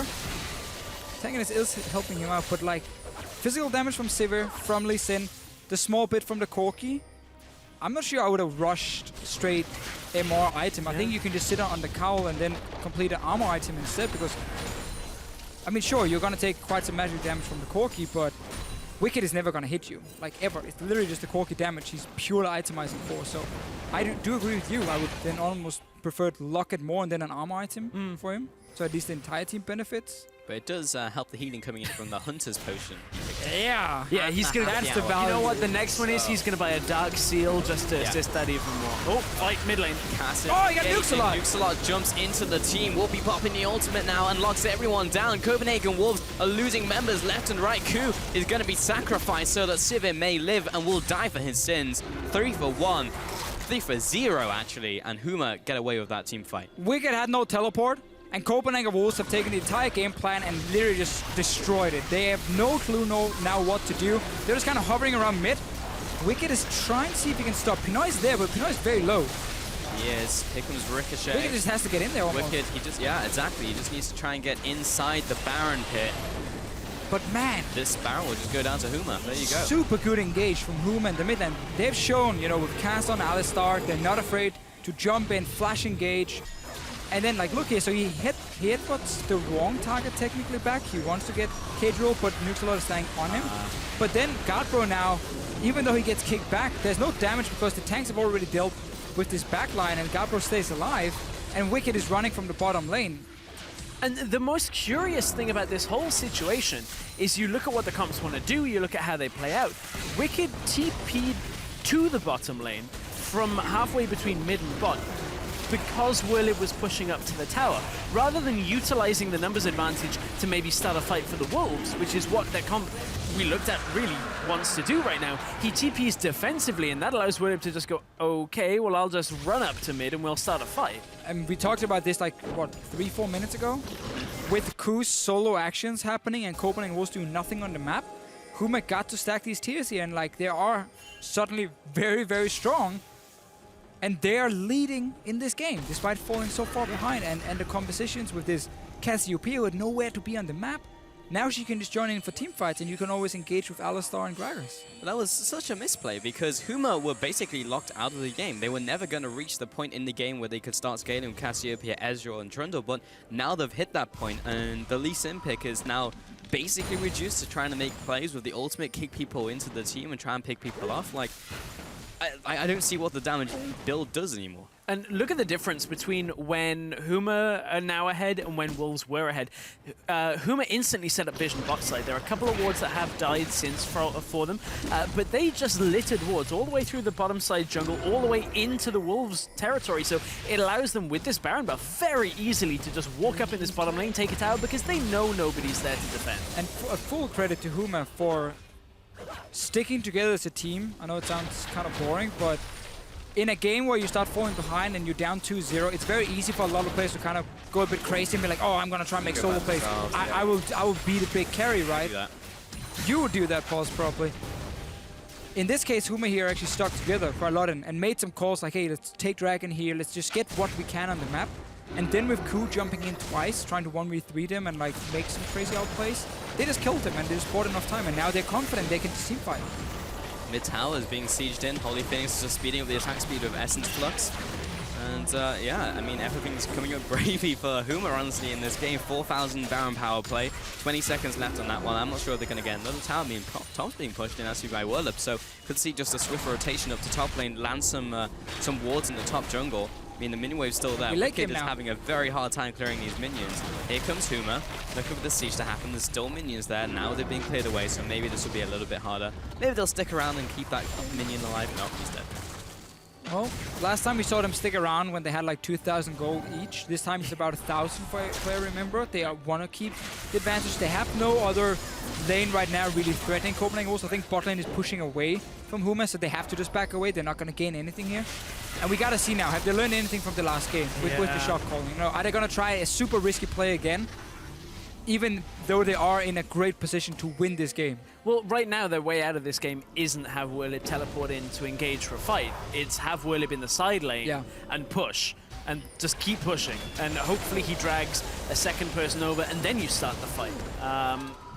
So hopefully we shouldn't have any of those weird Hecarim runaround engages where he doesn't actually go in. So this time it should be a lot more straightforward for Huma just to go, well, do we have to fight? No. Do we have to fight? No. The flowchart is very easy in this one versus last game where there were like multiple options and they all pointed to lose the game. So they all pointed to spaghetti. Yeah. There's spaghetti all over the floor last game. Not good. But currently, yeah, Huma have a pretty significant advantage of 3,000 gold. Now they've gone back to base and actually cashed in the gold into items. So you've got Iceborne Gauntlet in the top lane, Thorn Mail now picked up as well, and the Fist. Whirlup decides stepping that cube real quick. Bot lane is sitting on 3 items. Like, they're just outgunning pretty much everyone on Copenhagen Wolves here in terms of items. And in these team fights, like, I don't really see what Copenhagen Wolves do now.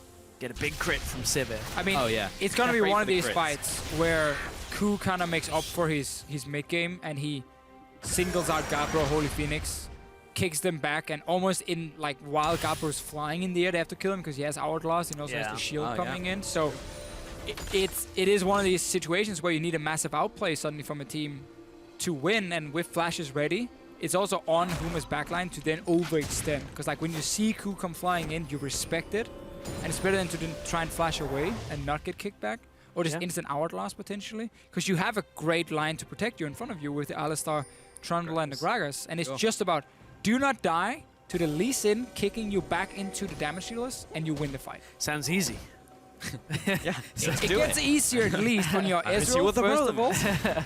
And you have Hourglass, you have flashes. I mean, it gets easier and easier. It can still happen. Are you saying you wouldn't die to Ku's Lee Sin? If I was in here, I would have died probably like 500 times already. I'm sorry. Sorry. I would be the only player ever to get actually reported in a professional match. Because people was like, what's happening here? Get him out. Oh, TP's coming out though. No home guard to set this up, but it's only 3 people mid. Well, Rudy is already under attack from the Copenhagen Wolves. Cass comes in with a nice double knock-up onto Kadril and Ku. Whirlup's now coming in to reinforce the front lines. Holy Phoenix is getting a lot of damage down. Panoy tries to punish him onto the left side flank of this team fight. Ku connects the Q, but I don't think he really wants to go in. Wicked pops down the Riptide. We'll have to flash away as the pillar comes up from Cass. From Whirlup, rather. Too used to seeing Cass on that pick. And Wolves, this time, they tried to set up the engage. No home guards, as you said, stress here, so kind of lackluster coming in. And also they decided they didn't want to try and kick Guardbro into the team. They actually tried to kick him away from Ku. They weren't in a position to really set up much of an engage on a proper flank. And Huma kind of out-sustains them and are still in a really good spot. And it looked like it was good for Wolves with the fact that there were 3 people just standing around in the mid lane for Huma, but Godbro had teleport, Whirlup was close enough to join the fight, and suddenly the decision to fight turns around because you're like, well, these are the 2 people that we don't really want in this fight from Huma. We want to take out 2 or 3 people and then just have the numbers for the rest of the game. Problem is, that didn't happen. Now it's a 3rd dragon that's gone over to Huma, We are very quickly closing in on a point where Huma are going to be on a Baron plus 5th Dragon potential setting if it goes that far. Yeah. And also just like looking at items now, we talked about Locket earlier, and like most supports will get it now that you can just upgrade your Sightstone very early. So like that's what you spend your gold on, and then you rush into like a Locket. It's first item, meaning of course, as you highlighted with the Spirit Visage, joiners can build a little bit more selfish and be like, you know, I can take Spirit Visage for myself. You can then argue still, was it worth it to rush it against this comp here with still a lot of physical damage? Against the Corki, probably is, because Corki does so much damage in the mid game. Definitely wasn't punished at all by Pinoy. And Pinoy's not had a bad performance this game. Like, in terms of his positioning, I was just tracking for the last team fight, and like, he was getting damage when he could. He was trying to punch Holy Phoenix when he went forwards. Like, he's not been playing badly because, like, Pinoy historically has had some crazy plays, like getting quadra kills, going 1v5, getting pentakills. But then he also just, like, walks into the enemy team and dies sometimes. This time he's going to try and make a play using the ultimate or jump onto Rudy. Package has been delivered. Gragas doesn't really want it. He's going to be kicked into the team. Rudy is dead. Teleport was started by Whirler, but he actually decides to cancel. And now he'll just kind of walk. Oh, they got Phoenix. He gets CC'd up. There's a depth charge. Can they actually capitalize on this, though? That was a fast heal coming out from Holy Phoenix himself, and Copenhagen will still stay packed up. They almost have to rush Baron. That was a fast to force a fight they here. Probably can. You have to look at what Huma don't have available. No Smite, no Cassiopeia ult, no Alistair ult, no flashes. A lot of the summoners are down here. I honestly think they can just start it. Or at least go for this bait here, as they are going for it. But they give the game away. The ward goes over the edge.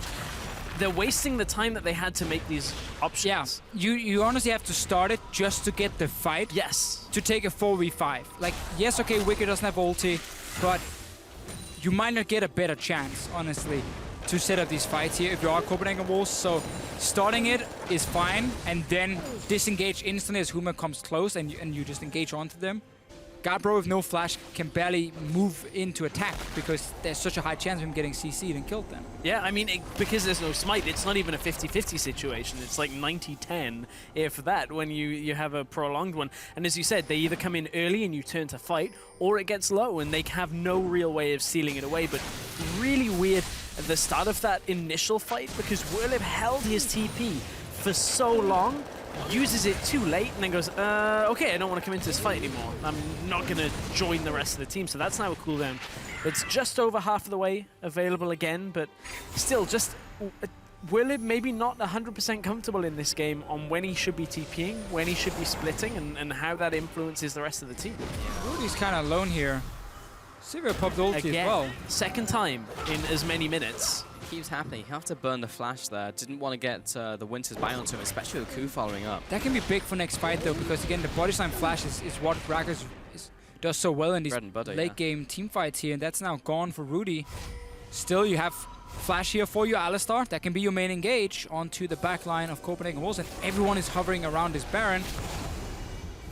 Wicked with TP down in the bottom lane. They want to force the TP. They want to force the TP. They've started it. They have to get the TP. Sivir actually recalled. There it is. That's the TP coming in. Huma trying to disengage. Baron almost got the knock up there. Huma didn't have the knowledge that Sivir had recalled. So had they known that that was actually just two people on their own from the Wolves being very risky, they could have turned. But obviously, that's hindsight from our side with the spectator client. It's 2020, but yeah. God vision. It wasn't even like hindsight, because now they know, like now, but yeah. Now they know. 7-6 in terms of kills. This has been like less bloody than the first two games, because Copenhagen Wolves like kind of had control of the game, and then they started playing seriously after they started losing some kills and realizing actually Huma getting quite strong now with this double tier setup, and now Trundle looking really strong as well. Yeah. Bunch of gold on Holy Phoenix, so he'll be going back to base most likely very shortly. Pinoy's clearing out these mini waves. Obviously, Sivir has insane wave clear, so now it's really coming back down to this Baron. Historically, Huma have not done too well around these situations. And now Wolves are starting it to force the TP from Whirlip, and then they can disengage and kind of do exactly the same. They just want to force TPs from each other. Whirlip is coming in now. TP. Okay, Cass coming in for the engage and looking for that knock-up to happen. There comes the ultimate. Godbro is on the backside. Ku gets a good kick into the team. They take down Cassiopeia. Ku jumps into Holy Phoenix. He'll quickly take him out. Cagel's putting down the damage onto Whirlip and Rudy. Pinoy can't quite get in range, but that was a great pillar out from Whirlip. So that was a 1 for 2 in favor of the Wolves. Still no flash from Guardbro in that fight, and again, that's the risk of this Cassiopeia. You can always get kicked back unless you pop that Hourglass so early, and if you are flying in there, you can't use it. You end up dying before you do anything, and it's always a risk for Cassiopeia. It's why she fell out of the meta, basically, because it is so hard to deal damage in these fights against the amount of CC, the range you are against, and also where Copenhagen Wolves comp here. We obviously talk about these 3 big tanks on side of Huma, scaling of the carries. Sivir and Corki have fantastic late game scaling as well. Like, a lot of the mid laners in Europe are like, yeah, Corki's late game is insane because he does so much magic damage now. He used to be a mid game focus champ, he's still really strong late game now. Oh no, the flash and the Q, it just connected onto terrain. That was not good at all. That flash being burnt means they'll have to back off. And we've been around this Baron for what, 7, 8 At minutes? least. Something like that? At least, yeah. Here's the TP coming out from Godbro.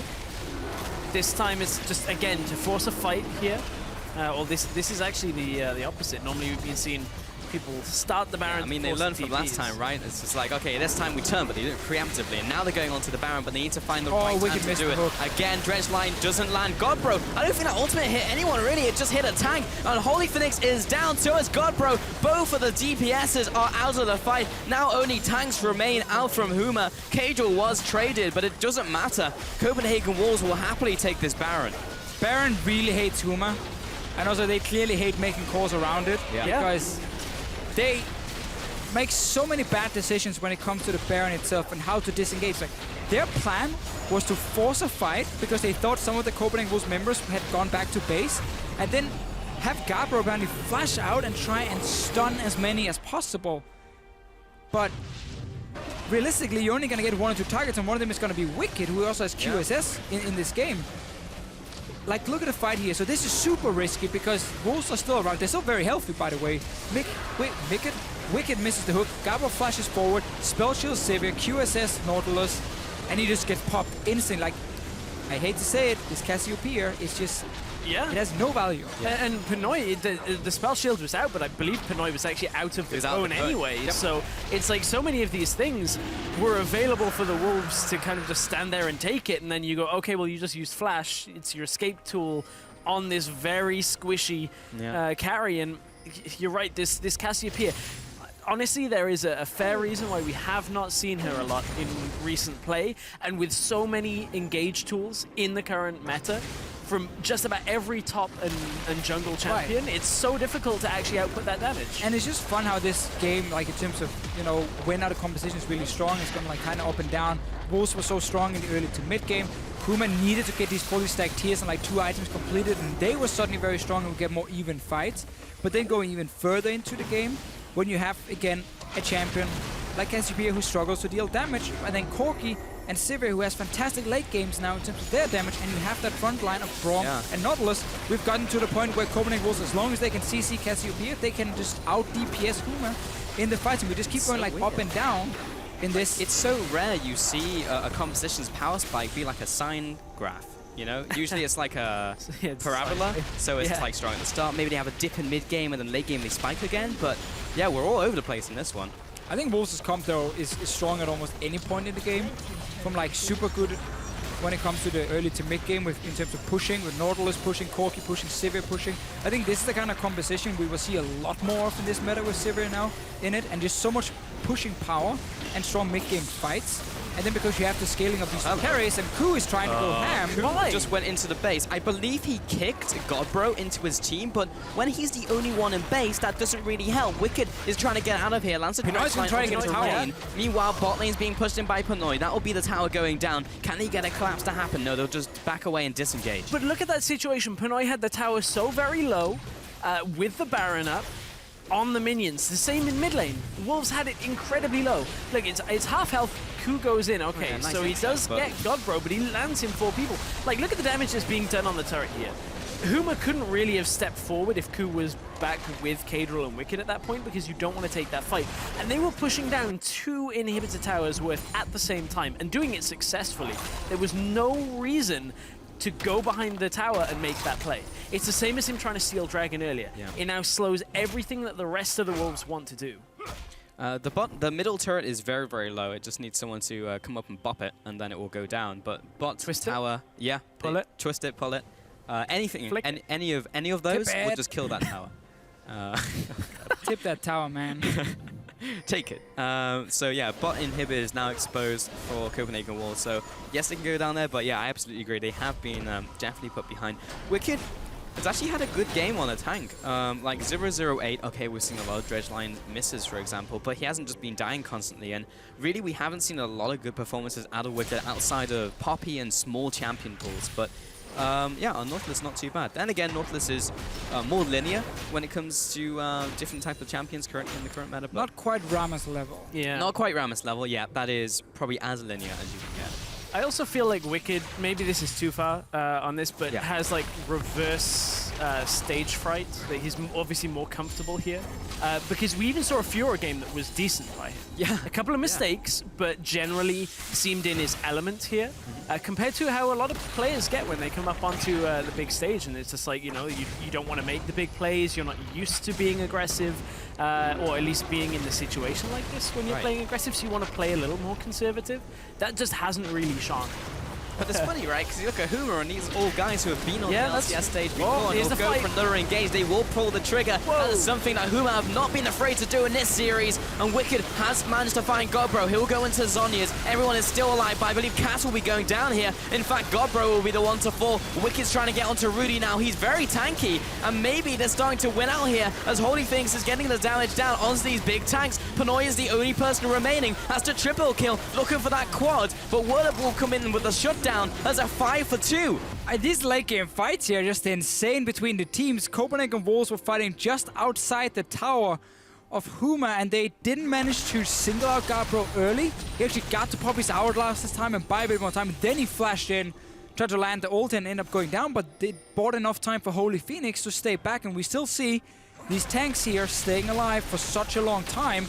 Death timers are extremely long at this point. Might be long enough. 20 seconds on Nukes a lot, 20 seconds on the minutes Coup. now. The rest of the team, however, are not available. So this is I think minimum going to Nuxalot be might be able to buy time with Coup. Take bot I tower think so. instead, maybe, if you are Huma at this Big point. stack. Or just Yeah, back okay. away. Or just play Set up safe. vision maybe for Baron is coming up in 1 minute 20. You could see even on the player pictures that Coup just kind of scratching his head in a little bit of relief as Huma backed themselves away. But for this fight, look at how far Pinoy gets blasted back out of the fight, and then how engaged, untouched he is. Yeah, it's all the engage. Pinoy is out of the fight for a while, but is untouched for so long. Then it's all on Holy Phoenix now. Holy Phoenix and Godbro for the rest of this fight. Pinoy, yes, he's off doing damage at the side, but his damage actually isn't doing all that much. It's taking him a long time to kill a tank. He also tunneled so hard on trying to get Gabro off to the side there. He actually had a moment where he ran around and didn't hit anyone. Yeah. Where he didn't get to burn down any of these tanks. And then he tried to get a Gabro, then ended up flashing in and killing him anyway. But we are just at the point where these comps are in so many ways so even that one mistake in a fight, suddenly your team loses it and the game is over. And it goes for both teams, honestly. You know, in the end, though, managed to deal a lot of I was damage. going to say, he looked like he was struggling to output damage. It's Never just mind. the deception on how tanky people are. I mean, it helps with their AoE damage from Sivir as well when you have these That's big true. You hit a 5-on-5 tank and you still fights. get the bounces, which Yeah, great, man, yeah. the tanks just have more health Yeah, to man. take out. One thing we need to look at after the game, though, is how much damage did Gabro even deal to champions? Because it's probably going to be extremely low. That fight dealt about 2,000. Well, it did 4k on this Trundle here, running around with Trinity Force, Titanic Hydra and everything. Godbro should be spiking now again because he's just hit max stacks on his aspect of the Serpent, and he's just picked up another couple items. So in terms of damage output, he has a lot of it. He just needs to get it out. And You that's just the problem. can't, because you're the against, target yeah, at the against time. Nautilus, Lee Sin. He needs to be bait. He just has to be bait, honestly. Yeah. Just buy them. That's why he's also flashing in properly and trying to sacrifice himself landing that ulti. Just Because put the Cassiopeia on a stick, wave it in front of Copenhagen walls, have them jump on Godbro. He goes into the slow. zombies. And Huma should be able to pick up a kill. This is like reverse Huma now, as Copenhagen Wolves are trying to take the Baron, but it's dropping low. Rudy comes for the engage, the spell shields are out by Pinoy. He doesn't have that down for another couple seconds. Huma are backing away. The front line's still very tanky. Wicked is the only Still one on wouldn't Baron. do it. He's taking so much damage from this. He pops Titan Trap again. Don't He's stand taking on the Don't stand spikes. behind him. It takes even more damage. And Baron is going to town on Wicked currently. Now Copenhagen Wolves still going on to that Baron. Rudy looking for a potential steal. He's over the wall. Whirlib is taking a lot of damage from Cage. Pinoy, that's going to be the flash, the knock-up. Pinoy's knocked into the backline. Baron is still alive. He's putting the damage now onto Huma, but Nuxalon is dropping low. Another body slam lands onto the support. That'll be a double kill out for Holy Phoenix. Wicked gets destroyed as he tries to escape from the fight. No team is allowed to go Baron is anymore. still alive. That's the teleport down mid lane. Cajal, his recall has been stopped. That'll be the ace coming out for Whirlib. And now Godbro pushing down the middle lane. And we now have a series on our hands, ladies and gentlemen, as Huma come in and take down these Nexus turrets, and will be securing this third game in this best of 5 in the Challenger Finals here in the Spring Split. Huma bring it to Game 4. The second game in a row with a really strange ending. Like, Huma basically just let the Baron do all the work there, because they just kept hovering around it, and Wicked stayed in the pit, didn't feel like he could walk out, and then Ku jumped in. Like, suddenly the call was finish it, while the rest of the team were calling, no, we can't, and then Ku ends up jumping in, also going low, and Huma was just kind of like, oh, well, I mean, Baron is killing you. We don't have to do anything. We can just kind of stand here. Well, look of relief perhaps from some of the Huma players. Not elation perhaps, because that wasn't like a super clean game. But yeah, Copenhagen Wolves did not look good after that win, after that loss rather. They would look good after a win, because that would have been them. That would have been it. So they'd be out. Yeah, we're going to Game 4 now, and it was sloppy from both teams. This was a very, very sloppy game. I feel like the other two, it's been a lot of fighting, but there's been some very good elements. Like this one, it went into solo queue in mid-game, basically. Copenhagen Wolves were far ahead, and they started making these random engages with, like, Ku going in alone. And we were like, the big one. Like, what's going on here?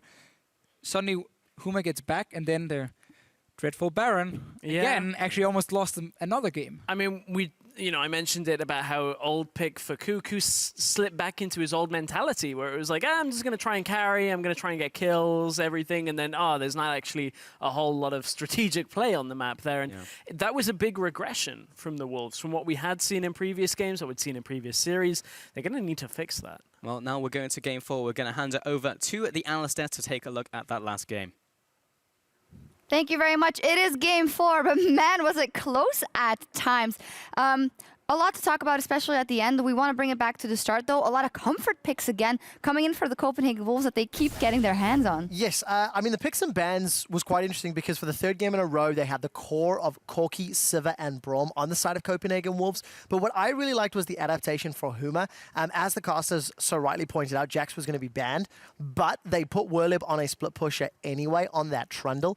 He played incredibly well. For the first 20 to 25 minutes, I felt like he was using the side lanes quite well. He was putting pressure, and multiple times throughout the early game, Copenhagen Wolves did not know how to deal with it. We saw 1 or 2 teleports from Wicked that truly could have been more damaging, because he was saving his own towers and alleviating any potential for pressure. Wicked was basically playing a game like 1 step ahead instead of 2. Like, it's like, I gotta save this tower. Okay, I saved it.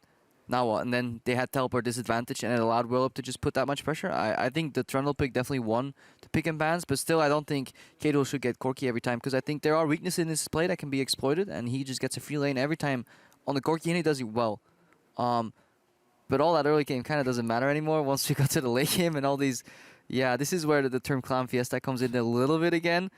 I like the first 2 games, but this was sloppy. Well, Huma was in a good position once again, and it reminded us so much of Game 2 around Baron. The Fisio said no team is allowed to go Baron anymore. Let's take a look at one of the team fights where Copenhagen Wolves come back and set foot into taking that third game decisively because of some interesting decision making. Yeah, just key elements. Just CC needs to land. The pillar here is a big zoning tool, and once that goes down, Wicked kind of has free entry back again, and it's easy targeting right here. Look at Godbro, like he's forced into the pit.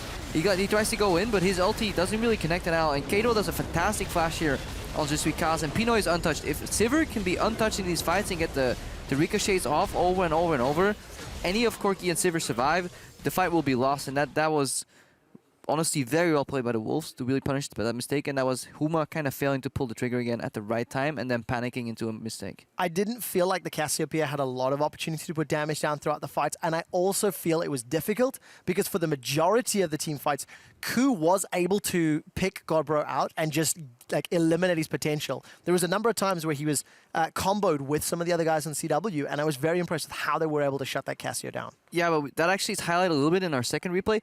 Cassio goes down every time, but at one point she gets so far behind that it may actually not be smart to focus her, because I think in this fight, is actually all the aggro going onto Godbro, but just keep your eyes on Holy Phoenix, how he's relatively untouched overall, and how the tanks for Huma are soaking up so much damage. So look, everybody's busy dealing here with Godbro, just trying to poke him down, but he has Zonia, so he's buying so much time. Holy Phoenix untouched right now.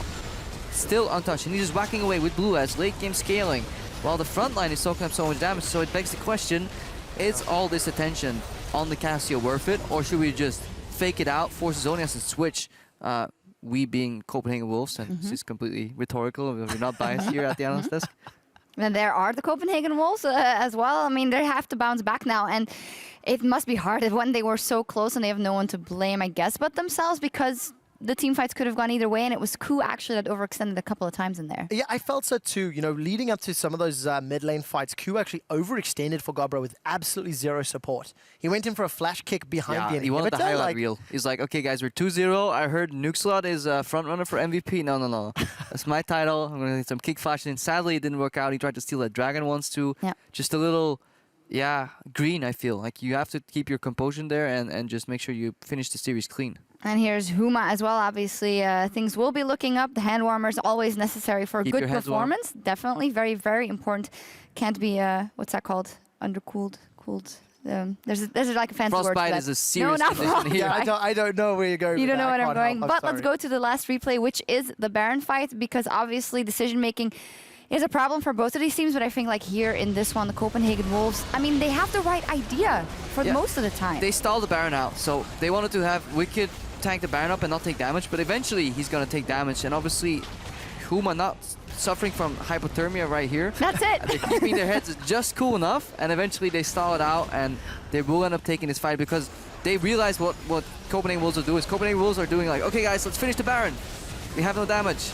Oh, we lose a team fight. It's also so interesting when you consider all of the previous fights. Copenhagen Wolves have been so decisive, have been so aggressive, so on point. This time around, they show an error of caution and say, hey, let's chill things out for a little bit and play this one slower. And it ends up coming back to bite them. When Copenhagen Wolves won those fights from the 30-minute plus mark, it was because they were aggressive. It was because they were able to find a target and kill him. Now, you should argue maybe they shouldn't have gone for Godbro once or twice, but this time around they play patient and they get bitten for it. This was slightly different though. Their goal there was to force a fight that they could then win.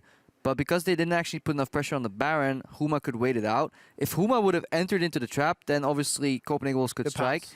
But the ideal scenario there after the failed bait is kind of to actually retreat to the left side, reset the fight entirely, and then hope that Huma starts the Baron so you then can swerve for your flank. Copenhagen Wolves kind of stepped into the Baron pit themselves, and then you saw the Alistar go in and knock them backwards. So they kind of stepped into their own trap, if it were, and Wicked took way too much damage. I liked it, the idea in the start, it was creative, but at one point you have to be not too afraid to say, okay guys, this play didn't work, let's adapt. Yeah. Before we go to break, you guys, do you think Copenhagen Wolves is going to close it in Game 4? Yes or no? They have every capability to do so if they don't outplay themselves. Crapo. Yeah, the side lanes is worrisome. I think they do understand the value of a Trundle pick right now. I don't think we'll have the Trundle Maldos matchup in that order again. If we see it again, I think it will be. We could play in a Trundle, and it will actually help Copenhagen Wolves because their bans and picks have so far been good. And their blue side in this one. We will see what happens. We will be right back with Game 4, which is still match point for the Copenhagen Wolves, so don't go anywhere.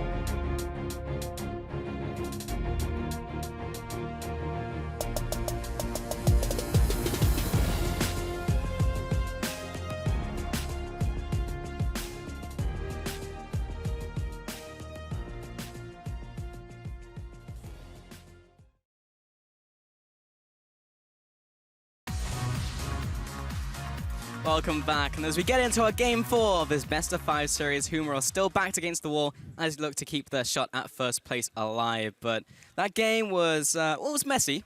So were the first two as well. But that game was even more messy coming out from the Copenhagen wall. Specifically, Ku started going with this rando build and then jumping into the base several times. I mean, it didn't make a lot of sense. I didn't mind the build that much. It was more just the play. Yeah. Because he actually had a fine start to the game. Oh, yeah, sure. And then he was like, I like it here. Let's go game I like four, playing on the stage. I need your more It's experience. nice. Like, he was just too over-aggressive. Overall, I really liked the pick and ban phase coming walls at, but also I think the Trundle pick, as Crepo highlighted, was a great counter to it. I'm not sure if they're going to ban it away or just take almost the exact same comp and say this time around we just don't mess around in the mid game. So what do you think is going to be picked up in the mid lane? Because last time we saw the Cassiopeia, which first big yes, it spiked at the very end, but it was weird. Oh, that's a Braum ban. Yeah, changing up the bans a little bit for Copenhagen Wolves. They banned Kalista before. They could first pick Kalista. I mean, that would be the obvious one. Yeah. I mean, otherwise you let it go to Holy Phoenix. That's been his best pick. Yeah, you have to first pick Kalista here. Or Gragas. That's first pick. So now this is Kalista Alistair, surely? Yeah. Not necessarily. I think you can go Kalista, and you can still pick the Trundle away if you want that and go Kalista Trundle. If you value that higher. I mean, Kalista Alistar is fantastic. That's definitely not the case, but... Do it. I think Kalista Trundle if you want to take away from two lanes. Yeah. Then again, the Alistar has been pretty big for Cass. Like, he was been the main engagement, then it was always follow-up from the Gragas to take down these carries in the back line, and Huma obviously played Gragas 2 games in a row now, and Rudy had good games on it. Godbro here saying, pick me Riven, and Holy Phoenix like shaking his head like, no, don't do it. Just pick up Trundle. All right, lock it in. There's a Trundle and Kalista. I mean, why not, really? It's just interesting giving Holy Phoenix Kalista in this game. Could bring it to... Wolves should take Alistar here. Yeah, they have to. They have to take it here on this rotation. Then what else do they look for? The Corki has been working well for Kadral. Alistair Corki is a potential pickup here. You don't have to rush your AD carry either. I think it's good. You can also flex the Corki down, so there's a lot of options. I think it's very solid. I think the Sivir Corki the Copenhagen Wolves have been running has been working well. They're both pumping out so much damage in these fights, especially Kadral on the Corki. So I think Corki Alistar here is super solid. And then for the last rotation, you take the Sivir and whatever potential counter pick you want for top lane. Unless you feel value in taking Nautilus early again, but Trundle is already there, so you know that Huma will most likely not pick the Nautilus. Sure. And if you don't take Alistar, there's a high chance it comes in, so maybe... They might think we want to counter it, is it? No, the same is even if you don't take the Corki, it goes to Godbro. Like there's almost no world in which Godbro doesn't pick up the Corki. Interesting. Alright, so this is basically the trifecta of tanks we've been seeing in every series, but this time we'll also be picking up the Gragas, the Nautilus, the Alistar, beefy frontline. The rest of the question, the rest of the jigsaw pieces are what are going to be the big carries going for Copenhagen Wolves. And Wolves have been standing for 10 minutes now backstage, talking about this pick and ban phase alone. come in and say we're going to ban exactly the same, except for the last ban is Braum. Because we want to first pick something different. That's why the first pick Gragas, so they know Kalista is coming. Yeah. I wonder if they're okay giving up Corki as well, and Kadril has a potential counter pick ready, but nothing really counters Corki. The only pick we've seen do well is Quid, and that's banned by the Copenhagen Wolves. So yeah, they are kind of conceding the Corki over at this point. If they don't, and they get the Corki in this situation, like Corki Sivir is almost an insta-lock here. Like, what else would you go for apart from maybe the TF for Kadril? Because that's not banned, it is his signature pick. Maybe they're afraid of the lane against the Kalista Morgana, and they want basically we're gonna farm lane with Ezreal, but I think Sivir is, you can like just push it out with Sivir every time, but Ezreal is safer, obviously, come in for them, so not opting in for them. We do get the Corki. Kindred as well. Kindred is a special jungler right now, because it's been the Devour Kindred for the last 2 weeks or more, something like that. where we see like Devour Kindred almost every single game, and it has great scaling into late game. Early game though, the impact you have is kind of limited because your ganking is not that effective, and because you have Devour, you want to power farm more than anything and like aim for Risk Scuttler and Dragon and these kind of objectives, and not necessarily snowball the game. So it's a very selfish pick for jungler. There's a lot of flexibility though here. We actually don't know whether it's going to be top or mid or picking here. Morg could be support, could be mid. Trundle could be support, could be top. So there's a lot of options available. All right, and it's going to be the mid lane. Okay, so that is the most logical one to be last picking here. Right, so does that mean Morgan support now with Holy Phoenix? Oh, yes. And then, that will be LeBlanc mid lane. So Whirler goes into the top lane against Nautilus. Okay, makes sense. So we are running, if we are Huma at this point, you know, super strong skirmish composition. Yeah. 1-3-1 setup, some pick potential with the Morgana in there, and then some catch potential with Morgana, and then a ton of single target pick potential with like LeBlanc, with Kalista, even Kindred. Huma definitely is looking to just skirmish around the map. They are not looking for a straight up 5-on-5 team fight against what Copenhagen Wolves has built. And if they fall behind and they start running out of damage compared to the tanks now on Copenhagen Wolves, it's going to be a difficult game to find damage from somewhere. You've got to try and find the right fights. You will have the Kindred with Devourer, as you said, that later on in the game is going to be okay, but there's 3 tanks again in front of you. I'm surprised that Huma takes a bit of a gamble in this pick and ban phase when they are down, and they just won that one game. Copenhagen Wolves has clearly shown that they make a lot of mistakes as well coming in later in the game, and you can punish that. This comp here is putting so much focus on Huma being able to execute in the mid game, picking off these targets, because again, the wave clear is awful in case they fall behind. The front line is right now basically just a Trundle on his own. That's it. But it's what they did last game as well. They still took a risk. They picked them, the Cassiopeia in the mid lane as a final pickup. So but everything around it was safe. Fine. Yeah, definitely. But even into a composition that could lock it down so easily, we're going to see something different and something similar at the same time from Huma. Hashtag HMA win if you think they're going to pull it to a Game 5, or hashtag CW win if you think they can actually close it out in Game 4 here in his best of 5 in the Challenger Finals here in the Berlin studios. We'll see what will happen as we head onto the Rift here for potentially the last time. We thought that last time. We did, and that was incorrect. And we have double TP again with Corki versus LeBlanc in lane. The quad TP. This is like purely just between these two teams. It is so odd. Normally you lose a lot of kill pressure early on as to LeBlanc, and Corki normally in this lane matchup would also pick a heal. Because again, you gotta respect that burst that can come in from a LeBlanc, but we are running double TP, and it's not for Copenhagen Wolves side to push a side lane. Kadril just clearly heavily favors it, because we haven't seen him split push. Nope. Like, Godbrow's done it a little bit, and obviously on LeBlanc he'll be able to do it even more because Corki cannot really follow him later on. But a lot of new things in this pick and ban phase. Yeah, for sure. In terms of starting items, basically normal. Like we got one thing normal there. Yep, one thing normal. So yeah, we'll see how this works out. We're not getting standard lane, so we are seeing a lane swap from Huma. So we'll have Holy Phoenix and Cass into the top side. Huma is basically guessing that Copenhagen Wolves is going to swap anyway, because it's an Ezreal Alistar lane, which is such a defensive lane. So they're saying, okay, we haven't even invaded. We don't need to, because there's a higher chance Wolves are on top side because they want to go for the lane swap. Therefore, we will just swap with them. And then we're going to assume they're going to be on top side, and they're guessing correct. So this is really good for Huma. Getting the 2v2 lane with this Kalista Morgana. And they both started the camp as well. So that is... neither team wanted to invade. Neither team tried to push the other off. That also meant that Gragas and Nautilus actually started on the red buff there rather than a small camp. And then Nautilus is going to TP down now that they know it's standard lanes. Yeah, and this is again such an issue. You're gambling everything on it being a lane swap, so you start double jungling. Early level 2 on top side, that is good for Copenhagen Wolves. Have the relic stack supposed to use to get a bit of execute and get a fast push going on with Ezreal last hitting as well, but it's evenly matched now. But bot lane, when you lose that early teleport, it just makes it so much harder for you to trade, because if you lose your potion in these trades, well, Wolip can just recall and return, and he will just continue trying to trade with you, and you don't have that sustain. You end up losing quite a lot from it. So Wolip is definitely looking to be aggressive in this lane now. Trying to deny some of this farm under tower, maybe from Wicked, but he dings level 2, so he's good to go. Taking a look at Keystones, Rudy actually went for Fervor over the Strength of the Ages, so going full into that carry. We'll see if he goes Devour as well, but as you mentioned, champions like Deficio seems to be what all the cool kids are doing nowadays. And if he goes Fervor, I definitely expect Devour. Yeah, I mean, Rudy has no interest in going any kind of tank in this game. He's like, no, I'm just going to try and carry this. Ooh. He's going to have to try and survive with the Lambtress. That has a lot of damage onto Pinoy.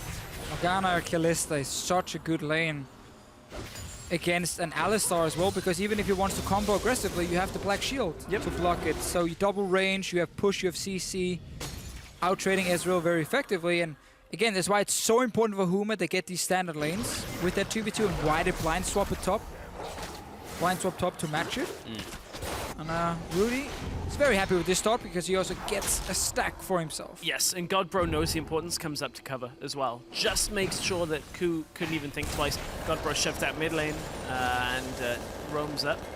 Gets more damage down onto Kadril. He's had a lot of lane presence over Kadril in this beginning of this game. And these two players are typically not laning mid laners, if that makes sense. Like, they're not the likes of Perks, who is going to force you to trade. TP used bot lane from big Godbro. minion stack, though. Like, he has to 100-0, and oh, he's got Rudy as well. He's good to go. He hasn't been marked, but Wicked is out of mana. He does have flash, but this is a hard flash to make it happen. First blood goes over to Rudy. And was that actually a stack? Because I know he marked Kadra in the mid lane, but he may have swapped it to Wicked there. It looked like he got something from that. Yep, he definitely swapped it over. Yeah, just gonna check it back on the second screen. All three of our eyes are just like, halfway through the fight. Okie dokie. Nice timing. Great start for Rudy here. He gets early kill. He gets early stacks on this Kindred here. His team gets standard lane, so he's actually free to just farm because they don't really need his assistance. This was just even a luxury for him to get a gank in bottom lane. Gabbro using TP to go down. Khan's trying to stop the recall because now Holy Phoenix is back in lane. Holy Phoenix recalled because they're fighting bot side without jungler. I don't want to start pushing here because then we can't get ganked. Sure. Recall, go shop, get double longsword, and return to lane and play aggressive one more time. So Huma is in a fantastic position early on. Yeah, Willa went for pickaxe as well very early. Wicked. Why is Wicked mid lane? I don't know. He tried to land the dredge line onto Godbro, but I mean, what are you really gonna do there? Kadril also used his TP. He's like, wait, what? Well, Kadril now coming into the mid lane. Fast bomb doesn't even kill the clone. A lot of strange things are happening here, gentlemen. TP too. That's what I want to. He wants the TP bot lane, obviously to catch the big wave. Yeah, he did. Kadril TP bottom lane to catch the wave, and then Nautilus goes mid. Oh, hello, Ku. What are you doing in my jungle today? Rudy flashes after. We'll pick up the kill on Ku there real quick. Now Kadril's chasing after, but he's out of mana, so you really can't put the hurt onto Kindred as they walk away. And that'll be 2 kills going onto Rudy at the start of this game, and this is going swimmingly for Kindred. I mean, this is probably the best Kindred start you could ever hope for. Yeah. Early stacks, 2 early kills. Yep. He's just getting absolutely everything right now, and Ku with another super questionable invade. Yep. in there. Like, his team is not in a position to assist him, and now Godbro. Cajal stayed around with Rudy's low mana, here. and Rudy will be coming in here. Unfortunately, he doesn't have the mark on him. It's on Gragas, but Godbro should be able to finish him off. One more auto attack. Oh, get him the distortion. Takes tower shots from. Oh! Oh. Oh, he went back on the W. Yeah, he got hit by both towers, so he got hit like 3-4 times. 3 shots in like 1 second. Still worth it though for Huma, even though it's not great. It's still worth it. You get an Silver extra, linings. yeah, but you get an extra assist. Yeah, for it's Rudy. still extra gold. One more time, so you actually gain more from this. And he gets the early Devourer, like a before 7-minute Devourer is really, really good. And Godbro got back to shop earlier. Yes. Right. Silver lining is a good one. Yeah. Don't stress. I don't know whether you could tell that was my sarcastic voice at the time. It does sound a lot like my normal voice. Indeed. I'm British. That kinda happens. I want to say there was like a window for Godbro actually to have just walked out of this. Yeah. It's like, look, he takes the first tower shot. He knows that he's going to take that next one. I think the Not really inner sure one, how he could ever get out. No, the inner one would have been. Yeah. been Problem is the pot got popped by Cajal, so it was Yeah. one more auto attack that Godbro needed, and yeah. he couldn't get a range to He hit him. couldn't get out. Yeah, Nah, so I had to go down with Cajal, but that's something like that's a small thing though. Players do forget to pop potions like in trades like that, and that actually caused a kill on Godbro in that one because he didn't kill him with the initial auto. So always pop your potions if you have them, kids. Let's see how Copenhagen Wolves react though to falling pretty far behind early on, and they don't really have an easy way out right now because there's no lane to gank for Ku, really to return anything. Rudy's insanely strong already, even though he's just started stacking his Devour with the early kills. And again, that 2v2 top, ganking a Morgana lane is so difficult. So there is no good lane really for Copenhagen Wolves to play around at this point. Willip's doing the old I'll lose half my health to bait you into trading with me. Oh, there happens to be a Kindred there and forced a flash from Wicked. Traffic violation. Yeah. No, he'll have to pay the fine on that one. Now, Holy Phoenix and the Cats will go back up to the top lane. It's also the first game in the series where Rudy has not opened the game with Hyatt's Rudy, so you know stuff is going to go down in this game. It's serious now. It's serious. Something's hitting the fan. Yeah, something is. Currently, Copenhagen Wolves' game plan. Yeah, they put so much focus on that lane swap. We talked about the Ezreal pick and ban phase. Was like, this seems to be them saying we need to just have as safe as possible of a 2v2 lane. I still think Sivir could have been an option, but also definitely looking shaky. And it's all due to Huma playing really well here early on and Rudy getting such a good start. Indeed. Now top is being pushed in. In terms of CS, everything is pretty equal across the board, apart from bot lane, which is the 1v1 lane with Whirlip and Wicked. Top lane is now being shoved in. Ku is again in the enemy jungle. Cajal is you got it. I got it. Cajal he's from the UK as well. It's not a very UK name, but he managed to take away the red buff. He was there for cover fire. Bot lane, Rudy, Whirlip are closing in behind Wicked. Now that underneath this tower, Lantern Spite is available. They should be able to pop him before that really becomes an issue. He's knocked up. Spite. No, he's good. And we'll get the slight healing off that, and we'll be able to take off the tower as well. So pretty smooth. In the top lane now, that was a good binding, unfollowed binding, but nice timing on the ultimate Unbreakable Wall. Felt like he could have held the binding for an extra second there on cast, knowing that Nukeslot hadn't popped his ultimate yet, but once he pops his ult, they're not going to kill him regardless. And I think Cajal had just like 1 or 2 seconds left on his teleport when that dive happened bot lane. Otherwise, if him TPing in, he could have been able to save Wicked. Most likely, but again, Huma is just getting everything and they have full control. Copenhagen Wolves is going to have to just reach one item, honestly, and then try and just opt into forcing team fights with Alistar, Gragas, Nautilus, because like they want a team fight. Get Trinity Force completed, you know, get Iceborne Gauntlet for your Ezreal, and then try and create fights. Because the longer this laning phase is, the worse it almost is for them, because Huma will just keep getting further ahead and the Devour Kindred will just keep stacking. And that's the thing, right? We were saying, like, if Huma fall behind, it's going to be tough to find the damage. Well, if they're ahead, they've got just a plethora of damage. Like, there's so much damage on this lineup while ahead. And it's always the very interesting conversation. A lot of people go like, oh, there's no wave clear. Bad comp. I don't like it. There's no wave clear.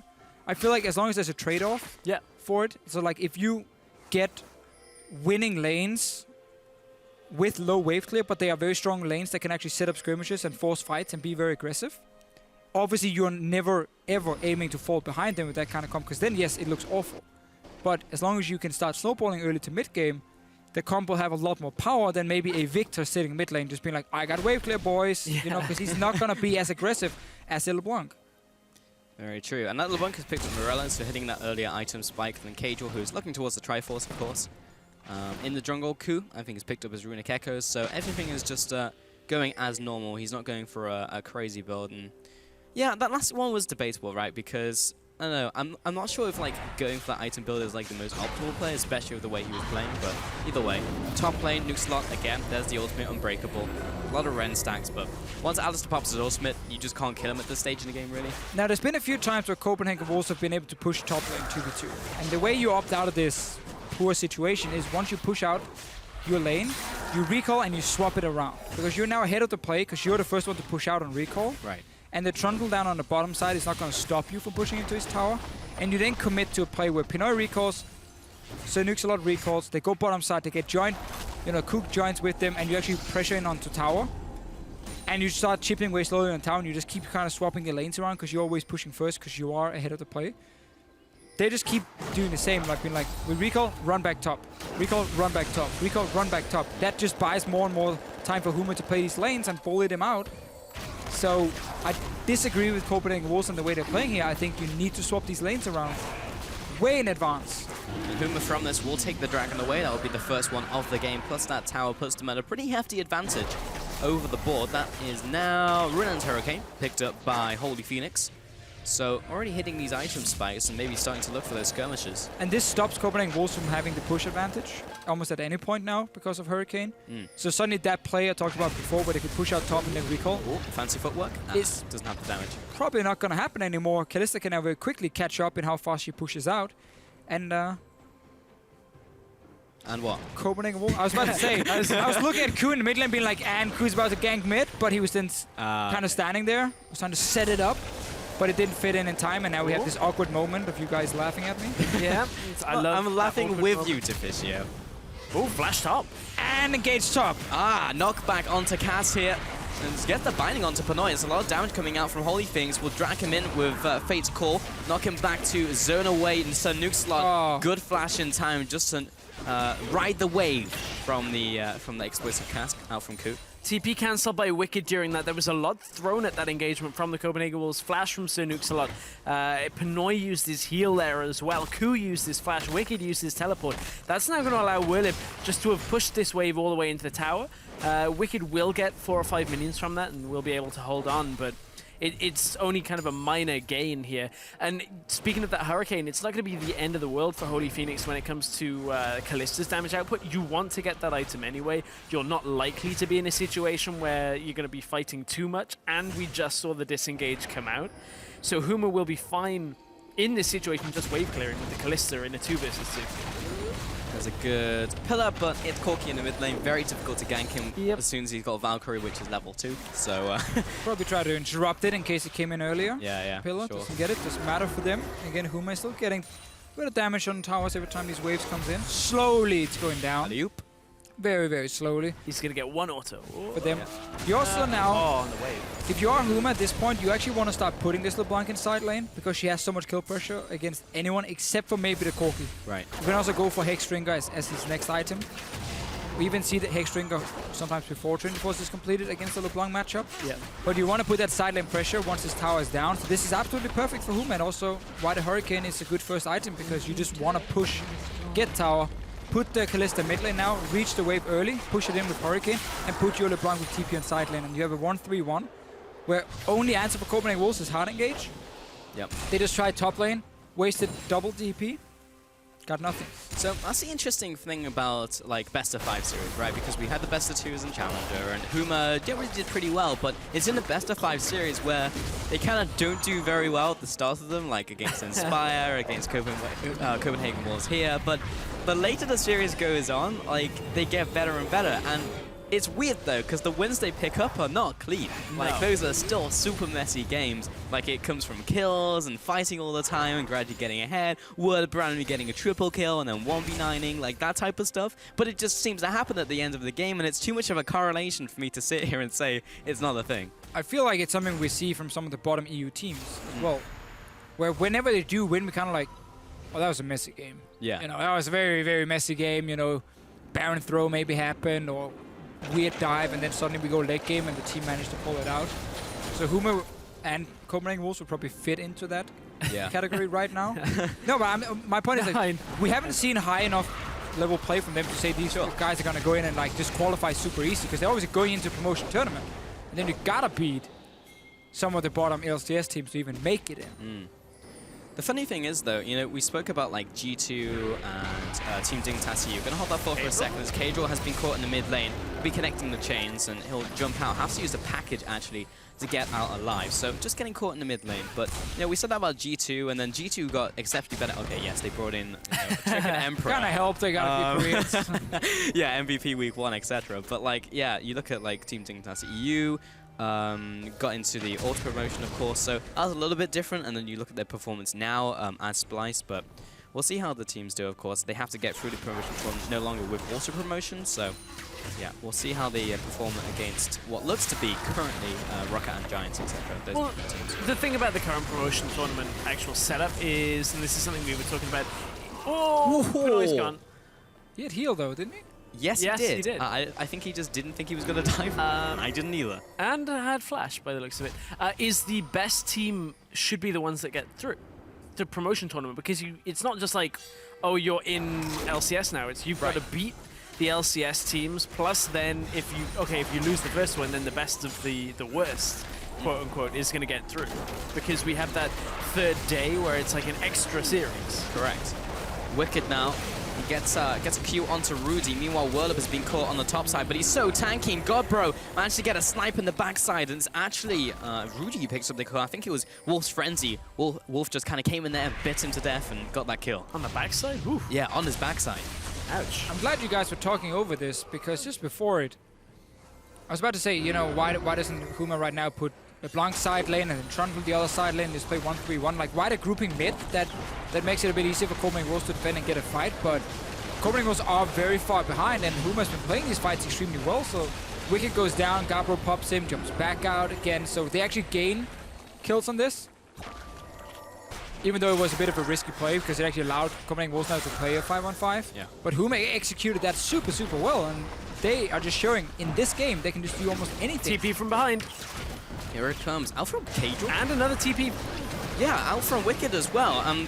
We'll see if they can get something out of this, but Ku doesn't land the E-flash. Gabra's still alive. Low. Rudy also trying to back away. Everyone is so low from Huma. Everyone is at critical HP, but they're so good at long range, just trying to run away. Apart from Morgana, she doesn't really have jumps, but Rudy and Godbro managed to survive. Ku almost picks up the kill there. So that was a 1-for-0, but that should have been way better from Copenhagen Wolves if they weren't running LeBlanc and Kindred. I mean, it's one of those games for Copenhagen Wolves where everything where technically you were supposed to get something and do well, it just doesn't work for you because you have been set behind and the other team has flashes ready, or they are just escaping on such a low amount of HP. Like, that's one hit on Gabro and he's down. That's another kill then. But Huma managed to disengage and only Morgana goes down, but Wolves still pushing mid. Yeah, missed the dance of arrows. He had to flash there. Yeah, he did. But look, this is an inhibitor tower taking a lot of damage. What's going on? It's like right pushing to the game. Mid lane's being pushed in. Cass gets thrown into the meat grinder, and Copenhagen Wolves pick him up. Godbro almost drops. Kadril flashes after him, lands the rocket. Cass is the only casualty so far, but this should be an inhib. In bottom lane, Whirlup is having a great time by himself. He's just pushing down the bottom tower. Yeah, just commit for inhib now, because the tower's gone. It has to go down. Like, Rudy and Holyfinks are trying to defend, though. And there is a lot of CC. They've got to be careful that they don't overchase. Bot lane just went down, and now Whirlup is looking towards the inhib. There's no TP to stop him. No, they're just trying to stop those recalls. Whirlup, he's going onto those minions and pops the frozen domain. Pretty slow, Can he actually get this in time? He is one lonely Trundle against this inhibitor. I think, let's see, Wolves are recalling now. Whirlup. Thing is, he just sacks himself for it. Yeah, Whirlup for the inhib he will get it. A good trade. 2 inhibs down at 20 minutes. Both teams just traded inhibs. Whirlup were pushing. Will go down in the end, but they might be able to get mid tower from this. Yeah, Whirlup is still alive. Yeah, he just took a chunk out of Kadril. He's now out of mana and out of everything and out of resources. They will go back to mid tower now to try and delay them. But that was 2 people to stop the Trundle. Mid tower just went down and got sieged in on the inhibitor, on the inner turret. I didn't see the setup to what started all that off and what was the catalyst, but Well, that was weird. we had the double TP mid. Yeah. Into Correct. the one kill where everyone from Huma, except for the Morgana, escaped, but they had to obviously recall very late. Wolves just went straight mid lane. Took 2 towers early.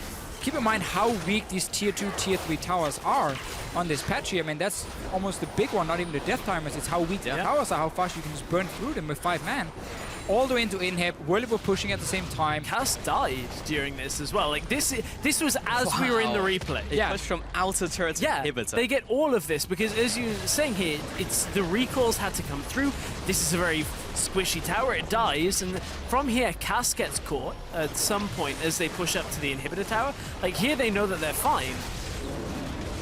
And then the Wolves, how do they catch Cass? It's Cass goes in for the ult, gets knocked back. trying to buy dead. time. Yeah, just trying to buy time. All they're doing now is just trying to buy time for Whirlip. He's calling that he can get tower, maybe even more if they can just keep them here. And because we're still so early in the game, taking out his inhib takes quite a lot of time for Copenhagen Wolves. You can burn the towers, but inhib, They stop backing takes off. a bit more time. Well, Wicked was like, I can maybe recall and go back in time, but then they're getting threatened by Huma every single time. So the call is constantly like, no, come back, we need you as the front line. And then he's like, no, I need to recall. And you have like this weird conversation going on. In the end, trade inhibs.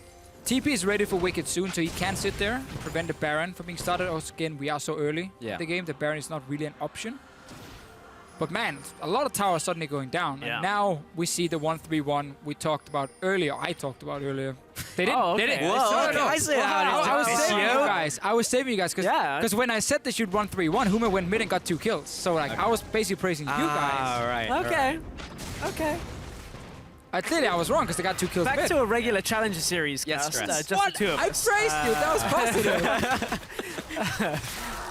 It's all right, Deficia. We love having you Yeah, with yeah. us on our cast on Challenger. Add some dangerous spice. It does. We can Was also that make fun sarcasm of again? I can't well, really no, hear it's it when fine. you talk. We get to make fun of you with like pictures, but bro, he's trying to get out of here. What? The clone blocks it. Look, he's actually moving it back and forth to try and block the rockets. That Next was level. next level usage of the mirror image clone from Godbro. Oh, Pinoy. Oh, ulti. no. Ulti. Oh. Nope. Yeah, a call was made and it was like, banana. And then he jumped back to tower. Yeah. We love you really, Deficia. Yeah. I don't think so. Okay. Yeah. We don't. I just you set saw you right guys through up it. there, you know, you were gonna look like the great guys, and then I made the bad call, and then you guys get angry at me. It didn't sound that way. Well, I know, it actually sounded we're like getting thinking thrown back, out it sounds first, really but weird. We're going for the long game. We just jumped to conclusions. I apologize. It's okay. I apologize as well because Alright. it sounded wrong. God. Anyone want to friends. cry? as well Yeah, here, have or- you got like, is there anything? Oh yeah, let me just start crying like right now. Yeah. Sated Devourer has been Not completed even for a any while. tears in this game. No, I just jumped to the first thing I saw that was slightly Back on useful topic. talking about. Yeah. So Rudy's going to have that late game damage that you were talking about, Deficia. Yeah, at the start of the game, I remember. All the stats. Do you remember when he spoke? Yeah. I did, yeah. 30 seconds until Dragon. We can remember that in 35 that I Yeah. talked about. Yeah, you get that. I talked about that. Yeah. What do you want to say about we're now, the we're now dragon? we're setting up vision currently, and Godbro, you know, he's taking away these pinks, but both of the teams are just completely backed up. Like both teams, because there's inhibs down. It's like, let's just clear out these minion waves. Let's take everything. It's into extra jungle. farm. Yeah, look, there's like a Grump and Krugs alive on the map currently, and a Rift Scuttler. Like they've just been sweeping those jungles.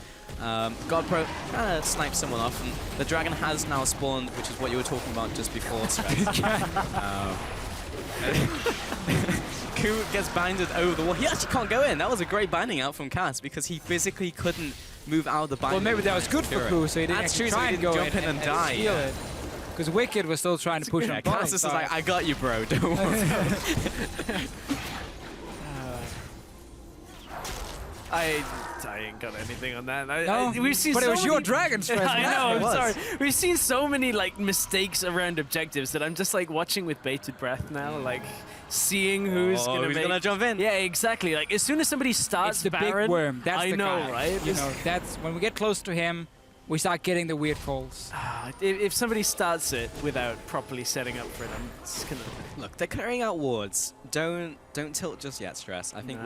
we've still got time. They're playing it right correctly, and that will be the Sentinel going down. So everything's fine. Oh, the mic. Everything's not fine. Rudy may be caught in the top lane. He'll have to flash immediately. The barrel, I think he just assumed it was going to be explosive cast, even though it's on cooldown. He was like, gotta get out. Barrel. The respect flash. And oh, nice binding. Yeah, Rudy jumps forwards there. There's another barrel roll. Top tower will be falling, so Cass should probably back away here. Not worth fighting. Jumps in. There's a 2-shot barrage coming in. That binding literally went through the entire team. Bot lane, both the top lanes still going toe-to-toe, but they do have Body slam teleport. flash? They can get in here.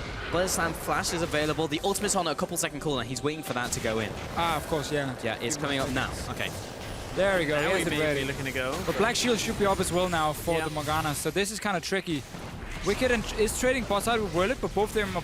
Wicked is definitely looking to TP up here if he can, but he can't because of Trundle. Tower's being sieged in, and Ku just land the E. That's going to be ultimate pop by Cass. We might see a team fight here. Good disengage onto Holy Phoenix. Godbro's still jumping forwards. That was just the clone. Rudy is still putting down the damage. Cass is looking to be the front line, and Pinoy will jump in aggressively. Lamb's Respite. Everyone's going to be dropping low. We'll have to see who will go down as soon as this gets procced off. Pinoy trying to throw out another couple Qs, but he's now out of mana. This team fight has gone on for so long. Holy Phoenix doesn't connect the Pierce, and Pinoy just trying to waste some time. The Rend will pick up the kill. Bot lane was being shoved in, is now backing away. 3-for-0 over to Huma. No real Baron chance, though, with how low health they are. They're probably just going to look for mid lane with a stack there. Godbro just killed Nuxalot. Now they definitely have a chance. Yeah. Because Wicked is still being kept busy. Yeah. Got the TP. They've got Whirlip to tank. Yeah, Whirlip is coming in to tank here. Like, this was basically Copenhagen was taking a 4v4. And they're like, okay, we got double AD carry for tower. They body slam forward. Ku doesn't manage to hit anyone, and then Huma can re-engage onto the fight with the Kalista getting so much time to land all the stacks she needed, and things are definitely looking bad for Copenhagen Wolves. And Huma, Baron, another one team fight, stronger split pusher. Yep. They have everything set up for them right now. Like, everything's gone so well for them, even from, like, minute 1. Like, Rudy was constantly picking up kills. It's now 4-0-4. Like, his KDA is not found. Like, you look at the rest of the team as well. Just been doing so well in every single lane. Like, mid lane's been picking up kills. Like, everything was just going so well for Huma, and we didn't really see that in any of the other games. Like, so they wanted to get tower here, and Ku's like, oh, maybe I can get Morgana and knock her back, but also want to zone away. But suddenly they're caught on the tower now, and the front line goes down with Ku so easily, and Wolves couldn't really commit because they were both killing tower and fighting at the same time, and that's just a perfect setup now for Huma. Also with the Kindred ulti, and meanwhile on the bottom side, if you look at the minimap, Trundle is just destroying the Nautilus, not killing him, but pushing him back every single time. And there, it's like Pinoy is fighting inside the ulti against the Kalista, who's just like stacking up spears into him. It's like he's asking to get dropped low and then get rendered at the end. That's actually so good. Like, actually fighting inside there is so bad for Copenhagen Wolves. Exactly. Because Kalista can just pop you at the end, yeah. Yeah, just like stack up those spears, grab the rend. Didn't happen exactly that way in that fight, but like, yeah, it's the always like people sentiment's take a there. timeout and then it's just like, use burst instantly. And when you have like LeBlanc and then Kalista, it's really good. But so currently on the Baron power play, 1,000 gold advantage. It should be opening up here as mid tower will go down. But problem is, it won't be a massive power play because there's actually not that many objectives on the board right now. There's a mid turret, there's a top turret, and then where do you go? So you kind of cap out at a certain point. Yeah, and with Godbro using his TP, he is sticking with his team. I still think he could actually just go top here and push it in. You have Morgana to avoid the hard engage from Copenhagen Wolves, and by you pushing in all 3 lanes here with Baron minions, you don't opt into this potential 5-on-5. That is basically the only way back for Copenhagen Wolves. It's like a 5-on-5 team fight, they win. So if you just keep playing split, there's really nothing Wolves can do. But this top lane is now pushing towards Huma, so Godbro should have just taken that on his way. Pushed it in, followed it down with the Baron buff minions, and then suddenly you would have all 3 lanes pushing in. And with only 40 seconds left, Will, if he wants to come bottom lane, but he keeps seeing Kadril coming down, angling towards the lane, means he has to back away, kind of reset himself. This Baron's going to expire really without anything being taken for Huma. This really. top lane is the main thing, really. Yeah. Kid not being pushed in. Or they can commit for Baron, for bot in here. Can also commit for the Baron, which is not even there. It would look kind of weird. The thing is, like, look how late this is. They're going to not even catch the next wave with this Baron buff. So now they're pushing up unassisted without the Baron, relying on this fight. Wicked's not taking too much until now. No, this inhib is going down very quickly. Cass is getting poked out of the fight, though. He really can't jump into the team anymore. You just have Flash. That will be the ultimate coming through, and Huma just need to get out now. They just need to disengage. Big ultimate out from Ku, who is that really knock into kill range. Rudy's down there. I think he may go down. Cass is going to get dragged to safety. A face call from Holy Phoenix. That was the depth charge landing. Rudy's still trying to get away. Needs to get the dance of arrows over the terrain to open up some distance. He just managed to make it happen. God Bro jumps back to the distortion pad, so the headbutt doesn't land in from Nuxalot. And all from that, Huma do get a successful disengage. And the same thing for Copenhagen Wolves when they feel like they have a chance to get a fight. Oh, they're flashing over. Nuxalot over the wall, the one-man army. We've seen it in the series before. This time around, they've got Trono in the mid lane. He's just taken towers. Copenhagen Wolves, okay, great. You managed to pick up the dragon, but you may actually just lose your middle inhibitor tower off of TP this. from Wicked. Oh, he's going to be able to deny, and that's going to be the end of that push, but it was a nice little push from Werlib. They traded the dragon in favor of a mid lane tower. Big stack top needs to be absorbed. It's going to be Godpro that goes up and gets that. He has his teleport available anyway, but it's backing time for Huma. They do not want to do anything out on the map for the next 30 seconds. Second time in this game, though, where we see Wolves have a potential chance to take that big 5-on-5 team fight, but great disengage from Huma, using Kalista ulti, using Black Shield and everything. And also like Werlib, every time there's a fight breaking out and he's like, oh, we're disengaging, he will instantly run straight to your lane and start pushing in minions. And that's the way his way of kind of drawing you towards him.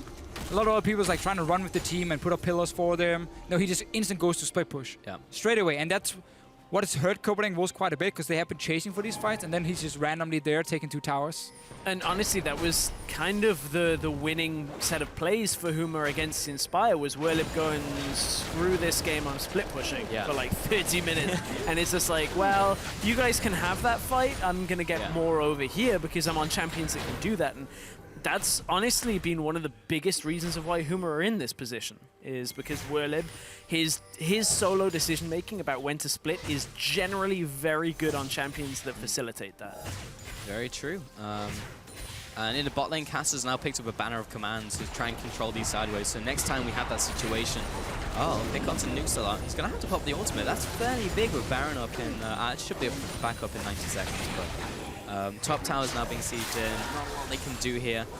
And there's really been no pre-setup for Copenhagen Wolves in terms of defending in their own jungle, with like some wards Wicked could potentially TP on. He obviously doesn't have it now, but even before that, if you know the enemy team is going to have a strong split push and they are in the lead and have the map control, you know, when you are there just catching a wave, put a ward in your jungle. Because it can be the difference. If you get a good TP ward for Wicked, that's how you start the fight. Instead of, because every time Wolves have been fighting now, they've been running headfirst towards Huma. And it's been easy for Huma to just disengage every time. There's not been that TP flank that we expect to see from a Nautilus. Cass hasn't used his banner in a while. Like, he's got it. He could be throwing it in a lane, but he's like, nah, you know what, I'm all right. All right, Werlib's actually being chased in here, so this will be a 2 versus 1. I don't think they can pick up the kill. Godbro is trying to get some chunk damage onto these players, but doesn't quite make it happen. And now Corki has to go back to the rest of the team, otherwise they literally can't defend his push as the next minion wave comes in. Werlib's still very healthy, so he'll continue pushing. He's actually heading up to the team now. I think he's looking for the red buff. Godbro went mid, trying to split in one of the other lanes. Yeah, I like that. I mean, that's what you got to keep doing. Don't try 4v4 into a tower. Just keep using the fact that LeBlanc can always push lane first, and then she can move around. And when someone is back defending on it, or if Copenhagen Wolves is too late to react, suddenly you move LeBlanc back, and she can actually get damage on tower, and you just slowly grind it down. But Baron is alive now, so that's going to be the big one. It's been a tricky objective for these teams before.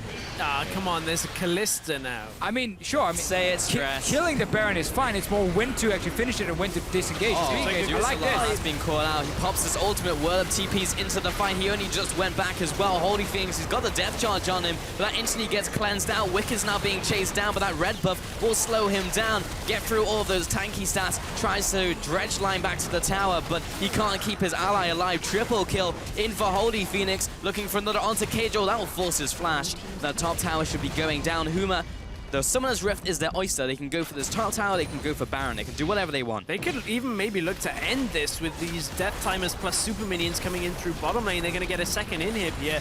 They should have a big enough wave to do it. Yeah, this is a big minion wave, and Wicked is going to try and zone them away. Cadril is still alive as well. They could be able to mount a defense. Not if Wicked instantly gets bound. He's going to have to flash over the traffic cone. Godbro, he bursts down Cadril. The Ignite is ticking, but he's able to get onto the spawn pad just in time. Huma, the push has been repelled, so they'll go towards the Baron. And Copenhagen Wolves, they need to follow here and see if they can delay this Baron, get everyone alive, and then because there's so many low members of Huma, if they recall, let's see if they can get something here. Bind onto Wicked. He may be burnt down before the team gets here. Godbro's going to be walking him out of this fight. Werlip comes in from behind. It's too able to aggressive. collapse onto him. That's a 60-second death timer.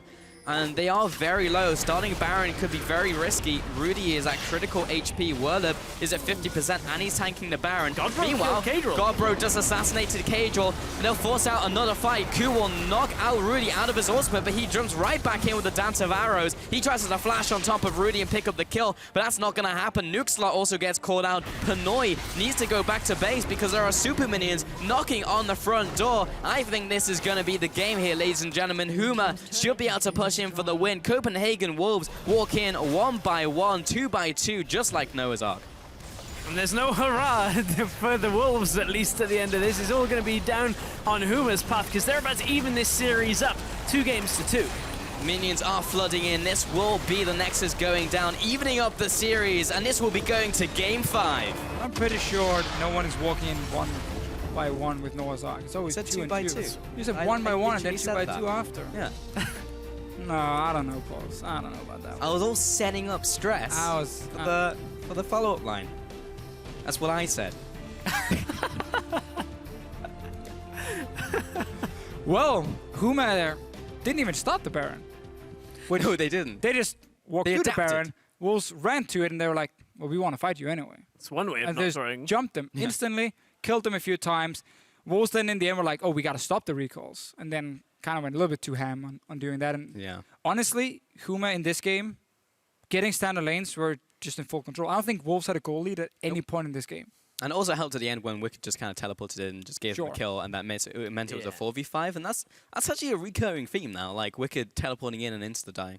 But while Wolves maybe weren't in control in most points of the game, there was that moment where they were pushing mid inhib after the fight they won, and it was all on Werlip getting bot inhib in trade for it. Because I feel like if that hadn't have happened, Huma probably would have started losing their grasp on the game. They lost a lot off that push in favor of the Wolves. So there was a tipping point that Werlip goes, you know what? I'm holding us in this. I'm holding us where we are. Trade the inhibs. We just have to question all the way back in the pick and ban phase, leaving that Kalista open. Yeah. And then first picking the Gragas. Obviously, Gragas had been a great pick, but Yeah.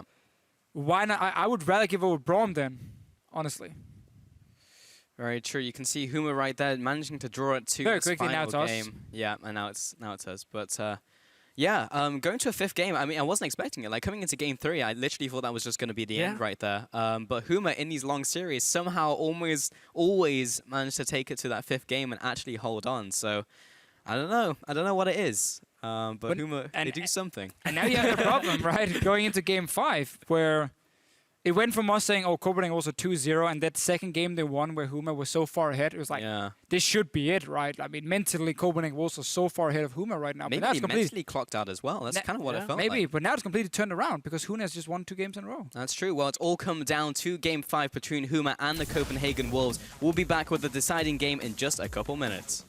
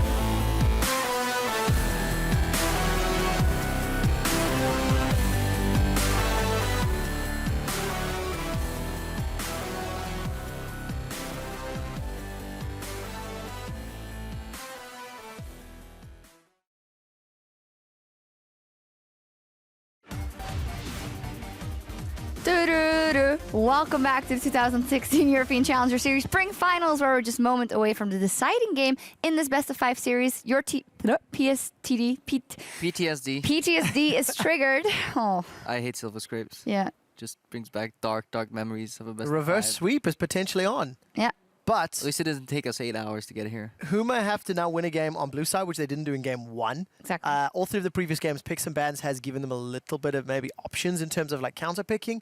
And it's been interesting because we've seen a lot of priority on the Sivir, the Corki, and the Braum at first. And now it seems to have transitioned to the Trundle. And I wonder if the teams are going to sort of realize that now. You see the value of a best of series going the full length and teams in terms of adaptability, flexibility, and more so exposing their weaknesses.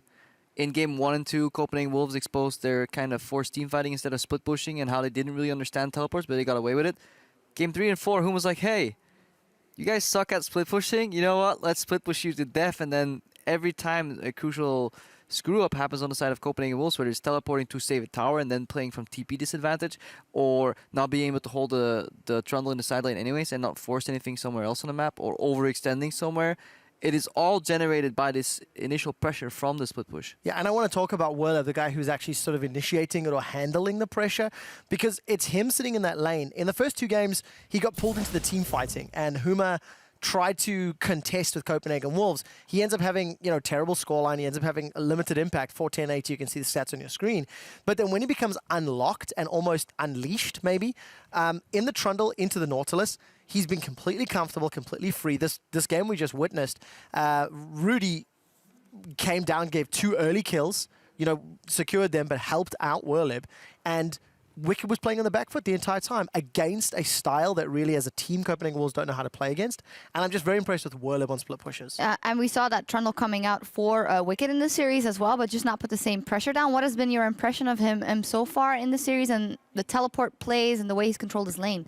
I mean, I think in team fights they were working. They're on the same page, mostly because the studio is really quiet, so you can actually hear the team shouting, and it's always Wicked's loud Danish voice coming through. So he's actually directing the team. But I think one of Wicked's main weaknesses in historic view was just teleports in general. Not looking at the the next 5 minutes, you know, or not really finding the good mark for that teleport.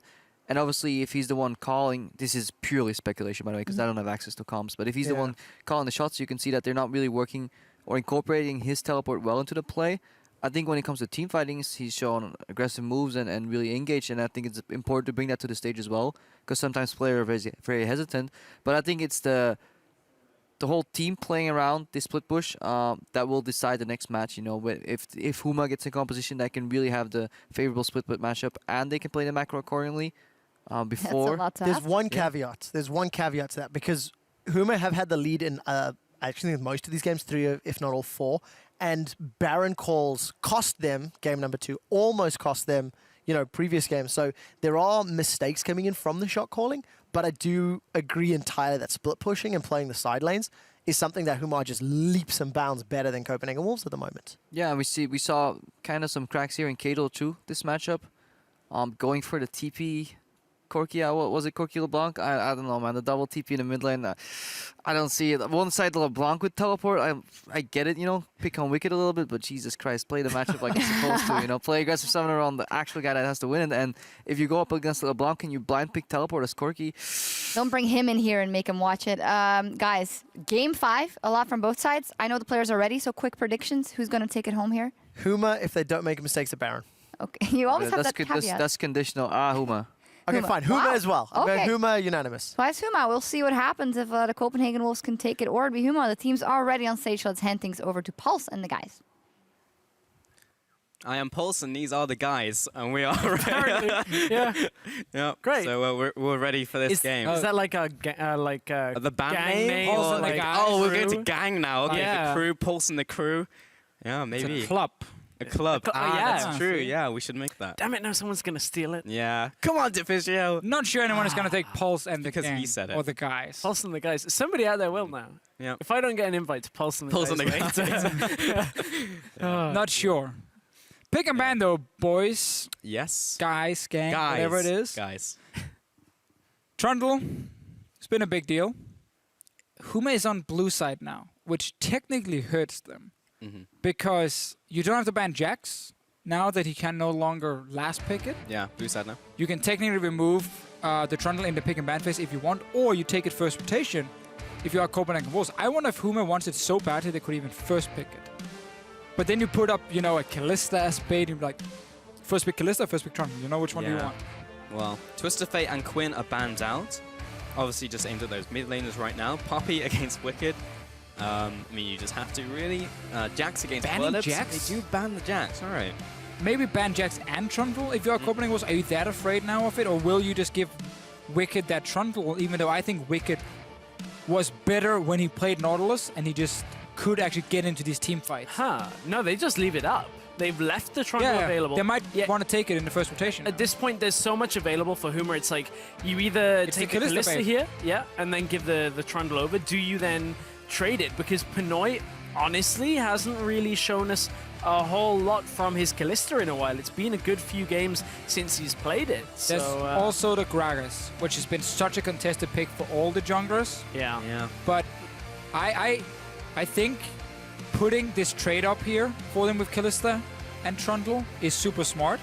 But as you just said here, Pinoy's Kalista is not something we've really seen being a massive carry threat before, where Werlip's Trundle has been a big carry. And now it forces the Wolves to take Kalista. Oh, they have because to. you don't let the Kalista and the Trundle go through, so they have to take that. Maybe bait it a little. At this point, I mean, you've got to look at it probably there's like the Alistair. Obviously, you don't want to lock that in because it locks the Trundle down, but there are so many options available. It's the same situation, right?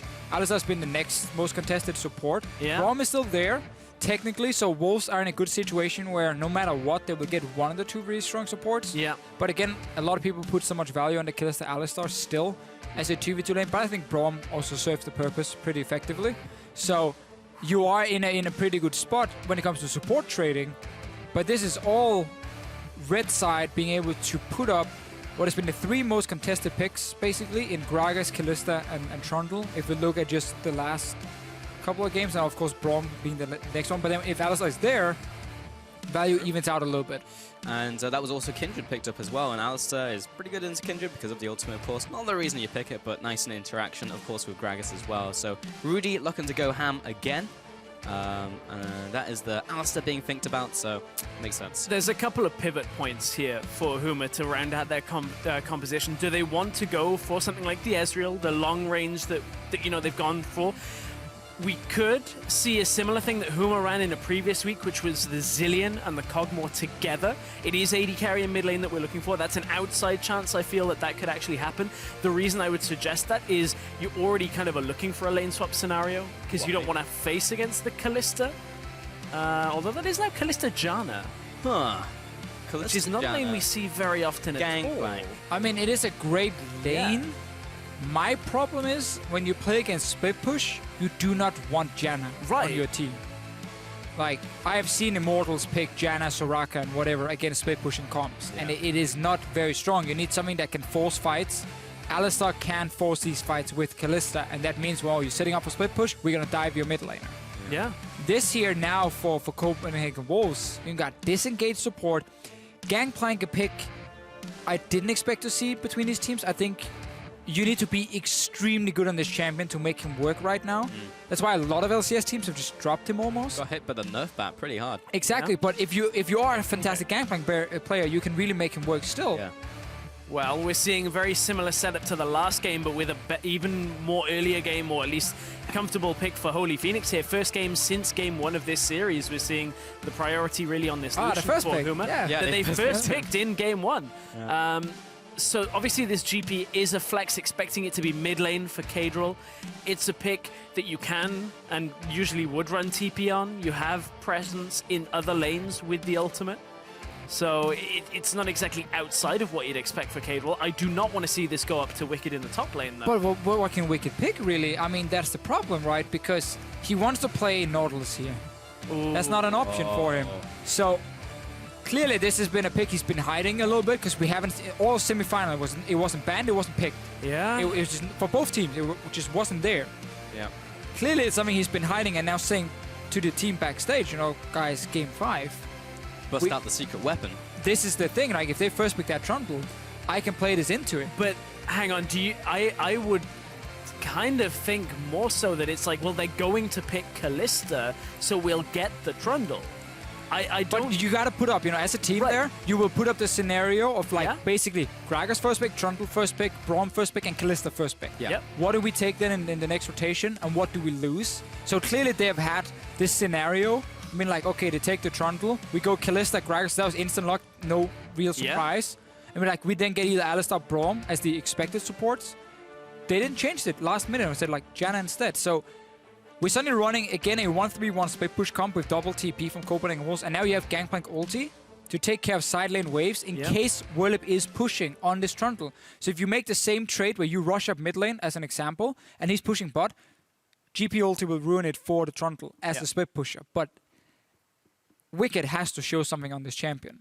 I mean, it's a bold play, busting out Gangplank in Game 5 of the CS Finals here, and yeah, I mean, like, he hasn't played it all split long, didn't play in the qualifiers, haven't seen him play it at all, so it is absolutely a secret pick coming out. Can he execute on it? Because, of course, like, as you mentioned, pretty much everyone else has dropped it. Well, it's still... That's the thing. If you're really good on Gangplank, it is still top tier. Yeah. But so few people are good enough to make it top tier. Yeah. All right. Well, potentially for the last time today, well, it will be the last time today, hashtag HMA win or hashtag CW win for the team you think is going to take home the win here in the Spring Split Finals here in the Challenger Series. Godbro opening up into the mid lane. We're just going to see a fan. So usually we see at least some people hit each other, but this time both teams are going to play a little more defensive. And not only have we seen most players drop GP out of, you know, their most contested picks, most top laners haven't touched GP in a good few patches, at least here in Europe. Mostly mid laners have been playing GP. We've been seeing a lot more Fiora, Poppy, that kind of setup from top lane, which GP typically doesn't do great into. So this is an interesting one for Wicked to come out with.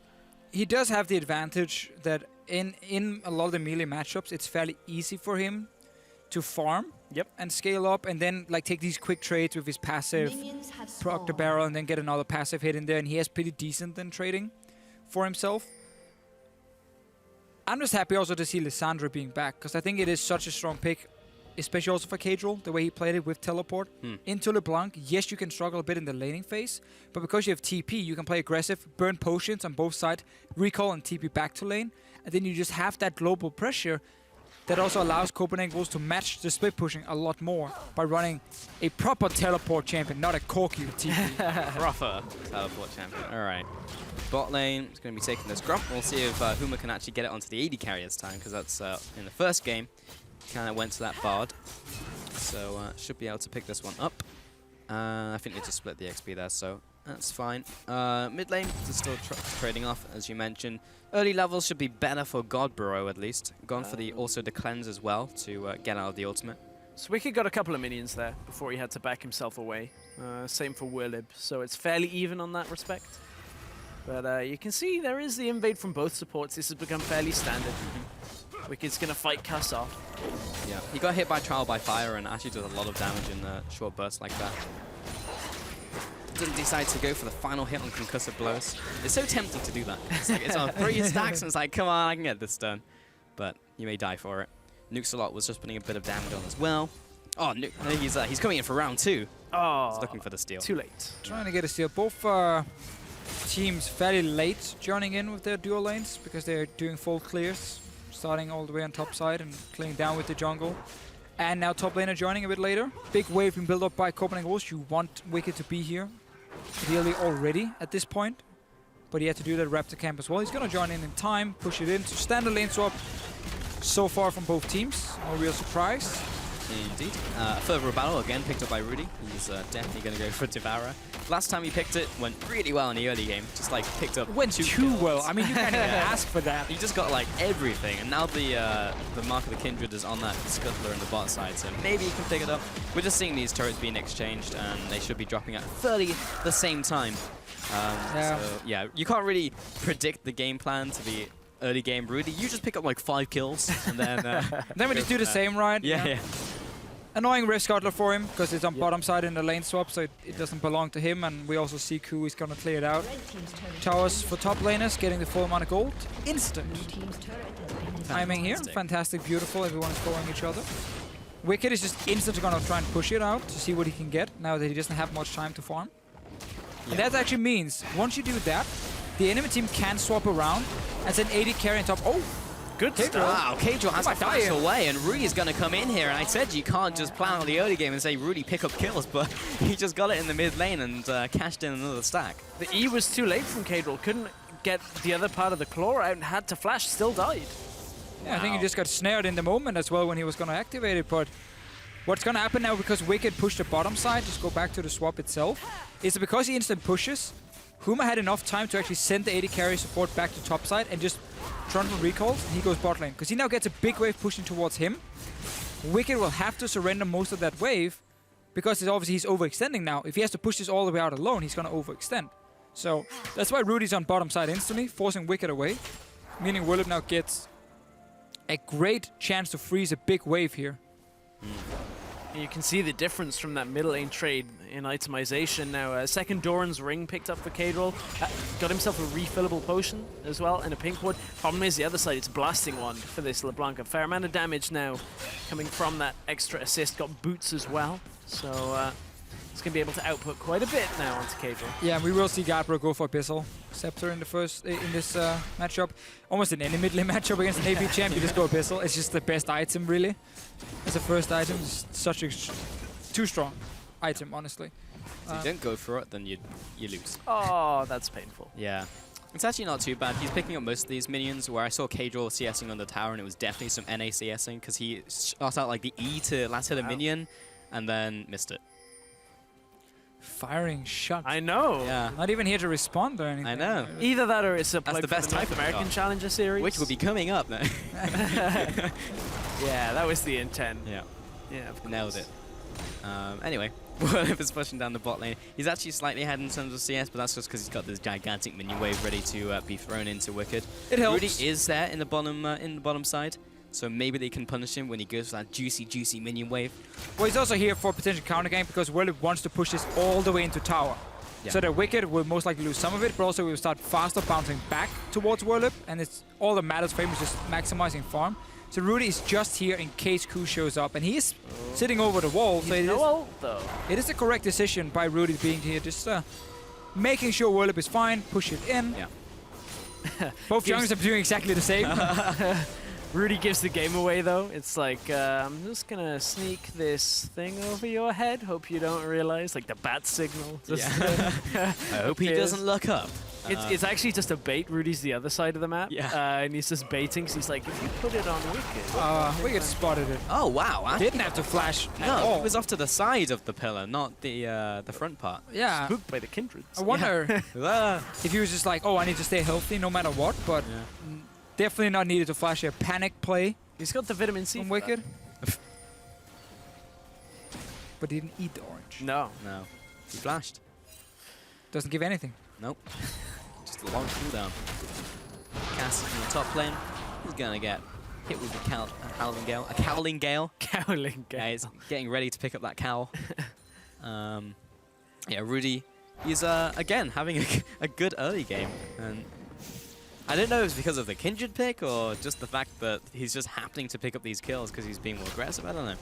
I mean, it's a good gank in mid lane, right? But also a bit of disrespect from Cadriel not seeing the gank and then flashing instantly out. But it's the same play bottom side though from Rudy. It's just apply pressure on Wicked because he is already behind and because the wave, every time the wave is there, they want to contest it. So he can't farm all of it safely on his Gangplank. He's sitting really far behind, and Gangplank is still at the point where you need like 2 or 3 items to really have that great of an impact. Other than just your ulti, which is now the main thing for you here in the early to mid game. Yeah, and this is such a different play style in the second phase of a lane swap to what we've become used to seeing.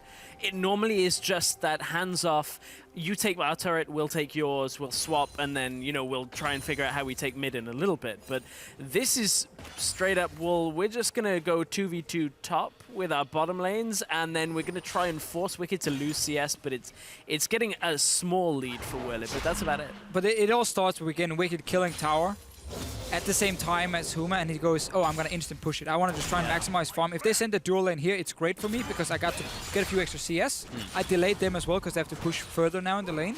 Yeah. But because Huma saw it so early, they just swapped the lanes around. And then with Rudy being on bottom side, it allowed Whirlip to then take the entire wave, force Wicked off, who would then be slightly ahead in experience normally. Just force him off the tower with Rudy or off the wave and push it back in and therefore get a CS lead. It is still going to be evened out slightly now, but that's because Wicked now has built up a massive wave that Whirlip will pick up. We're getting all this time in the early game where not a lot is happening, just a lot of trading, a lot of farming happening. So the call has been picked up by Holy Phoenix, so he'll be getting towards that. Only 42 stacks left on it, so with him already being ahead of Pinoy in terms of CS, he'll be getting even further ahead. He hasn't really even picked up like any big components yet, just a longsword versus the recurve bow from Pinoy. We'll look towards the early Hurricane. Meanwhile, in the mid lane, Cadriel did go for the Rod of Ages rush, which well, it looks like. Bot lane, Wicked's going to have to pop the ultimate. Whirlip is still chasing after him, and this is not looking good for Gangplank. He literally just flashes and chomps him to death. Well, this is what happens when you waste your flash completely before. Yeah. And then you have to push out the lane, and he just goes all in, pops a pillar in your face, and you can't run away. And I swear, did Wicked mess up his parlay on the barrel there? Was trying to parlay the barrel to get the movement speed like it. bonus? I think he parlayed too early. Early ranks on barrels tick down very slowly.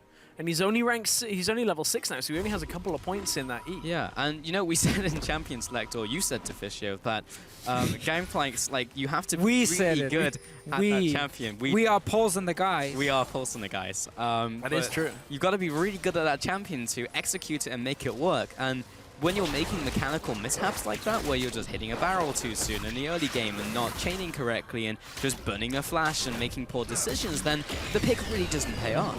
No.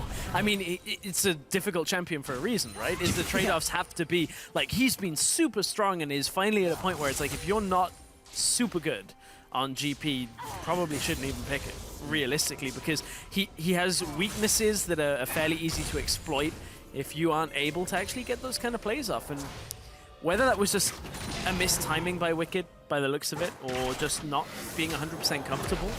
I mean, the analyst desk talked at the beginning of the day. Wicked, you know, he's been very good on this Poppy and typically has had a couple of champions that he's been very strong on, but outside of that, he hasn't been known for his depth of champion pool. Yeah. I mean, that's just been Wicked for seasons and seasons. And still is similar in this game, so he is behind on farm. He still had some good games though before this. Yeah, he did. When he got to play Nautilus and the Fiora game as well. Fiora game really was good. Definitely turned up versus the other Fiora performances as well. So. But it is why it was interesting with the pick and ban phase, and why I guess Huma was fine first pick in Trundle. Yeah. Then, like, we're not afraid of Kalista from Pinoy, and we're also not really afraid of what Wicked could pick into this Trundle. So they kind of got mass amount of effect out of just one first pick. Kadril is again taking a lot of damage in these trades. Lens traded for the ultimate. Yeah. But yeah, Kadril is losing out on these trades. I think it's also too risky of Kadril to rush Rod of Ages here instead of going Abyssal himself and match it item for item. You can if you want Rod of Ages so badly, you can technically go for it as a second item. It is not the greatest, but Abyssal first just has so much value, and go like Abyssal into either Hourglass or Morello Nomicon if you need the cooldown reduction. Yeah. Is still such a great build. Gabbro's probably going to go Morello now and just max out on CDR and have a great mid game coming for him. Kadril never really picks up items that allows him to straight up win his lane here. Godbro's going to just flatten him though. Well, he should have. Yeah, he should have on done. it. Otherwise, yeah, Godbro literally will just run all over you. Toss it out the lap as I mean, well. and again, you now lost 2 games in a row. You went from basically winning game 3 to making a ton of mistakes into losing it, into losing game 4. Yeah. You're now down 3-0. Your lanes, your 1v1 top lane, losing. Your AD carry matchup, losing right now. Your mid lane matchup, losing. It is so tough for a team to now focus. Like, a lot of them are just going like, oh, wow, I mean, everything is just terrible now. Yeah. Every call is almost like a panic call at this point. Everything is not awesome. No, and that was just Godbro knowing even though his cleanse was down, so was Kadril's ult. So it's just like, okay, well, I've got the strength here because you're stuck on Catalyst and I have Abyssal. The Blessing one was there for Kadril, but yeah. Like, Kadril's just not at a point where he can take that fight, and Godbro's exploiting it every single time he's in lane against him. You know, what is your mindset in this situation where you're like 2 wins and you're just looking for that easy sweep and you're actually getting reverse swept? You're getting Cloud9 in this series. Like, it looks like Copenhagen Wolves are actually just falling apart. Completely. I mean, took some chances in this pick and ban phase. Also, the Janna pick, I think, offers very little because you know Huma is going to play split push with Trundle. And I just don't know why Janna's here. But obviously, again, we look at this team and it's more than the pick and ban phase now because it's also just the players suddenly not performing as well as they did in the first few games. And we can look at item builds. I think Rod of Ages Rush is super greedy. Instead of just going Abyssal against the LeBlanc matchup, but... Well, Coot will rotate into the mid lane and start picking up this mini wave that's pushed in. Holy Finks and Cats even rotate up there. The top lane turret is gone, so that's going to be Godbro pushing up as well because he wins in the 1v1. And with all these lanes winning, Puma are now trying to crack some more turrets and start expanding on those advantages. The mid lane turret is obviously the obvious one because top lane and bottom tower have already gone down, so put the duo lane there, try and push that in. And now we need to see if Huma is going to make a mistake or not. They have the 1-3-1 setup, which we like to see with the LeBlanc on top side here. It gives an opening for Wolves because they have teleport, but it only happens if Huma keeps pushing on 2 lanes when Gabbro is backing off. Yeah. If he can keep the pressure going top, there's not really a risk of Kadril TPing without Copenhagen Wolves losing something because they can just lose a top tower for it then. If he ever has the chance to push it back, rest of Huma has to go back as well, otherwise there's going to be a TP play from Wolves and a 5v4. And that's the way back in the game for this Copenhagen Wolves lineup. Oh, man, they are just continuing to put Kadril in an awful spot. He is just unable to do anything against Godbro. And to that point, the same is kind of happening for Wicked. Wicked has to just kind of absorb a wave when it's available to and then back away. He's not at a point where his barrels will clear the wave yet. Still needs the Trinity Force for that to be a factor. So he just kind of... And a crit, yeah. He just steps up, is like, is the Trundle here? No, okay, I get the wave. Otherwise, I have to concede it. Yeah, and in that top lane, like, split push Godbro without even TP as well. Like, you can't send Ku up there because mid lane's being pressured in. Kadril is just losing one-on-one straight up. Bot lane's now being pushed in by Rudy. Werlib is just actually farming the jungle. Like, now Kadril going back to base, going back up to top, is able to clear out the minion wave, but they're losing still. Like, that was a lot of chip damage onto the tower while he was rotating Ku into top lane, but it's LeBlanc. She's got double dash from Mimic. And if you're Huma now, whichever lane Gabbro is in, play around it. keep pushing your 1-3-1, but the jungle next to Garbro is the one you want to ward up, because he's the man with kill pressure. Trundle into GP, GP's just sitting at tower. So keep playing around the lane, also because then you attack where the enemy global is, and you don't have one, because Trundle can always join from the opposite side.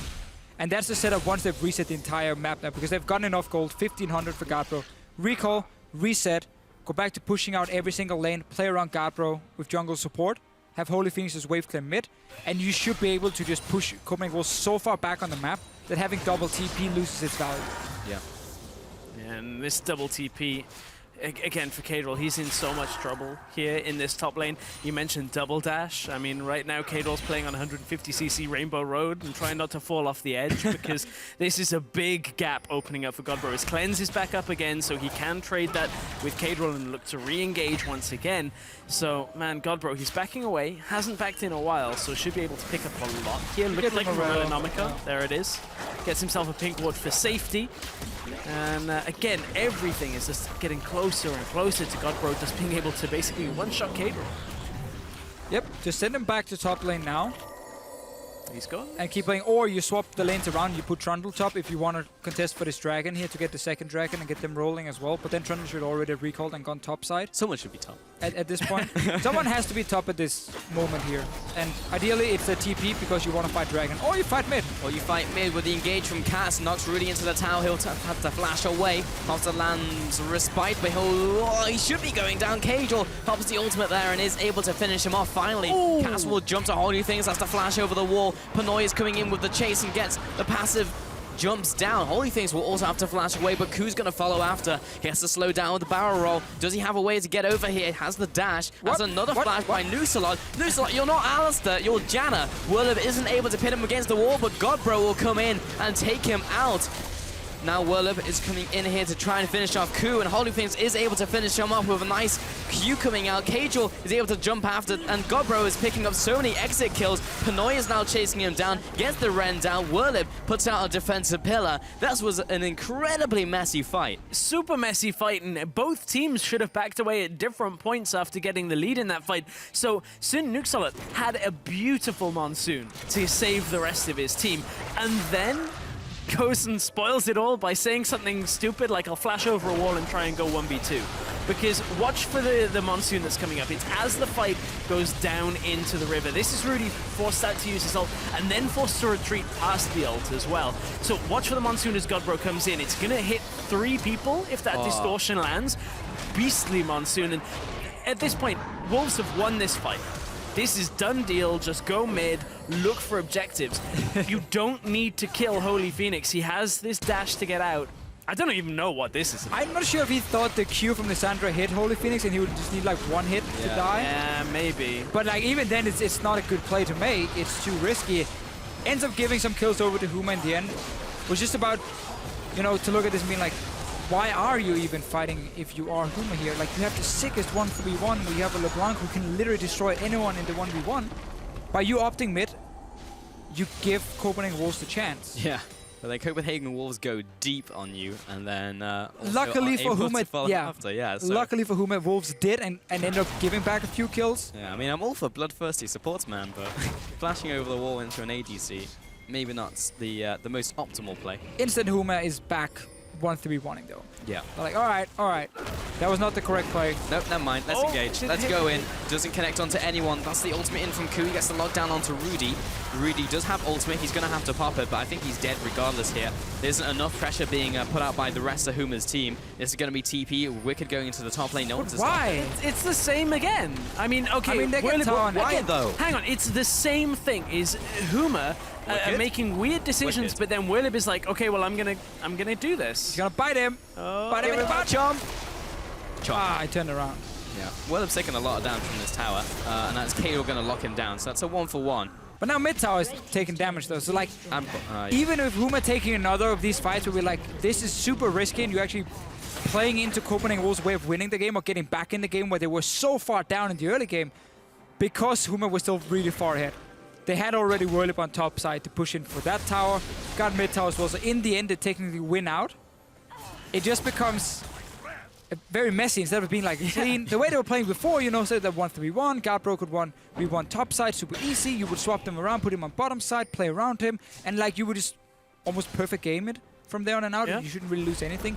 It becomes these big fights, which we know Copenhagen Wolves are looking for. And then Werlib's like, okay, well, you lose Rudy over there, I'll just get a tower, but then he goes and chases. I feel he actually could have got top tower.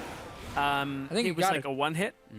Did he actually get it in the end? He smacked it down. Okay, he did smack it down. Okay, so he even got that. That's why it actually, in the end, was a good play. Yes, well, that's what the overarching point that I'm trying to say, regardless of whether the tower goes or not, is it's just Werlib making these solo plays where it's just like, well, I've got to save this part of this game, so I'm going to go and do this. There's some dank crits coming out from Wicked. He'll be backing away here. And yeah, back to that mid lane. There's the Abyssal Scepter, now picked up by Cador. He went for that second item. Unlucky though, your laning phase is over, so the damage has already been Should done. have Zhonya's now. From it, like the damage is already done. Can never please you. No. The disapproving father. I mean, you can buy it as your first item. Yeah. It's like the best first item in the game for almost any mage. Saved his pocket money and used it on something useful. All he's done is buy Pokemon cards. I can't believe you. Bought the wrong stick. And bought the Rod of Ages. What are you doing? They kind of look alike. You know, you're looking there. Okay. Well, just blinded by the stage light. Yeah. I'm sorry. All right, Koo gonna be clearing out this ward here. Oh, he yeah, actually Panther's cancelled the all auto attack. Yeah. Werlib is trying to stop him. Here comes the Fate's Call. That's gonna be exchanged for a flash there from Werlib. Subjugate into flashing away. Yeah. It's my favorite play. Very well. Yeah. Werlib now pushing up the middle lane. It's always Godbro in the jungle looking for a snipe to happen, just in case someone goes to the wrong part of the map, the wrong neighborhood. Is that where Pulse and the gang? It is, yeah. They're ready to street corner. Yeah, they're waiting for you with Godbro. Okay. Coming out of that LeBlanc burst. Be aware. Is Godbro running around in a dress as well? Yeah, maybe. Yeah, I was he's got the wondering where Abyssal you were Scepter. going on that. Yeah, I'm he's running around. He's gonna beat you up with the Abyssal Scepter. Scary. It's like, what kind of gang are Pulse and the guys after? He's got like a buck. He's got an Abyssal Scepter. Anyway, Rudy's picked up more Malmortius, so is going to be not getting bursted by Cadril. I do feel like it's going to be happening like a lot though.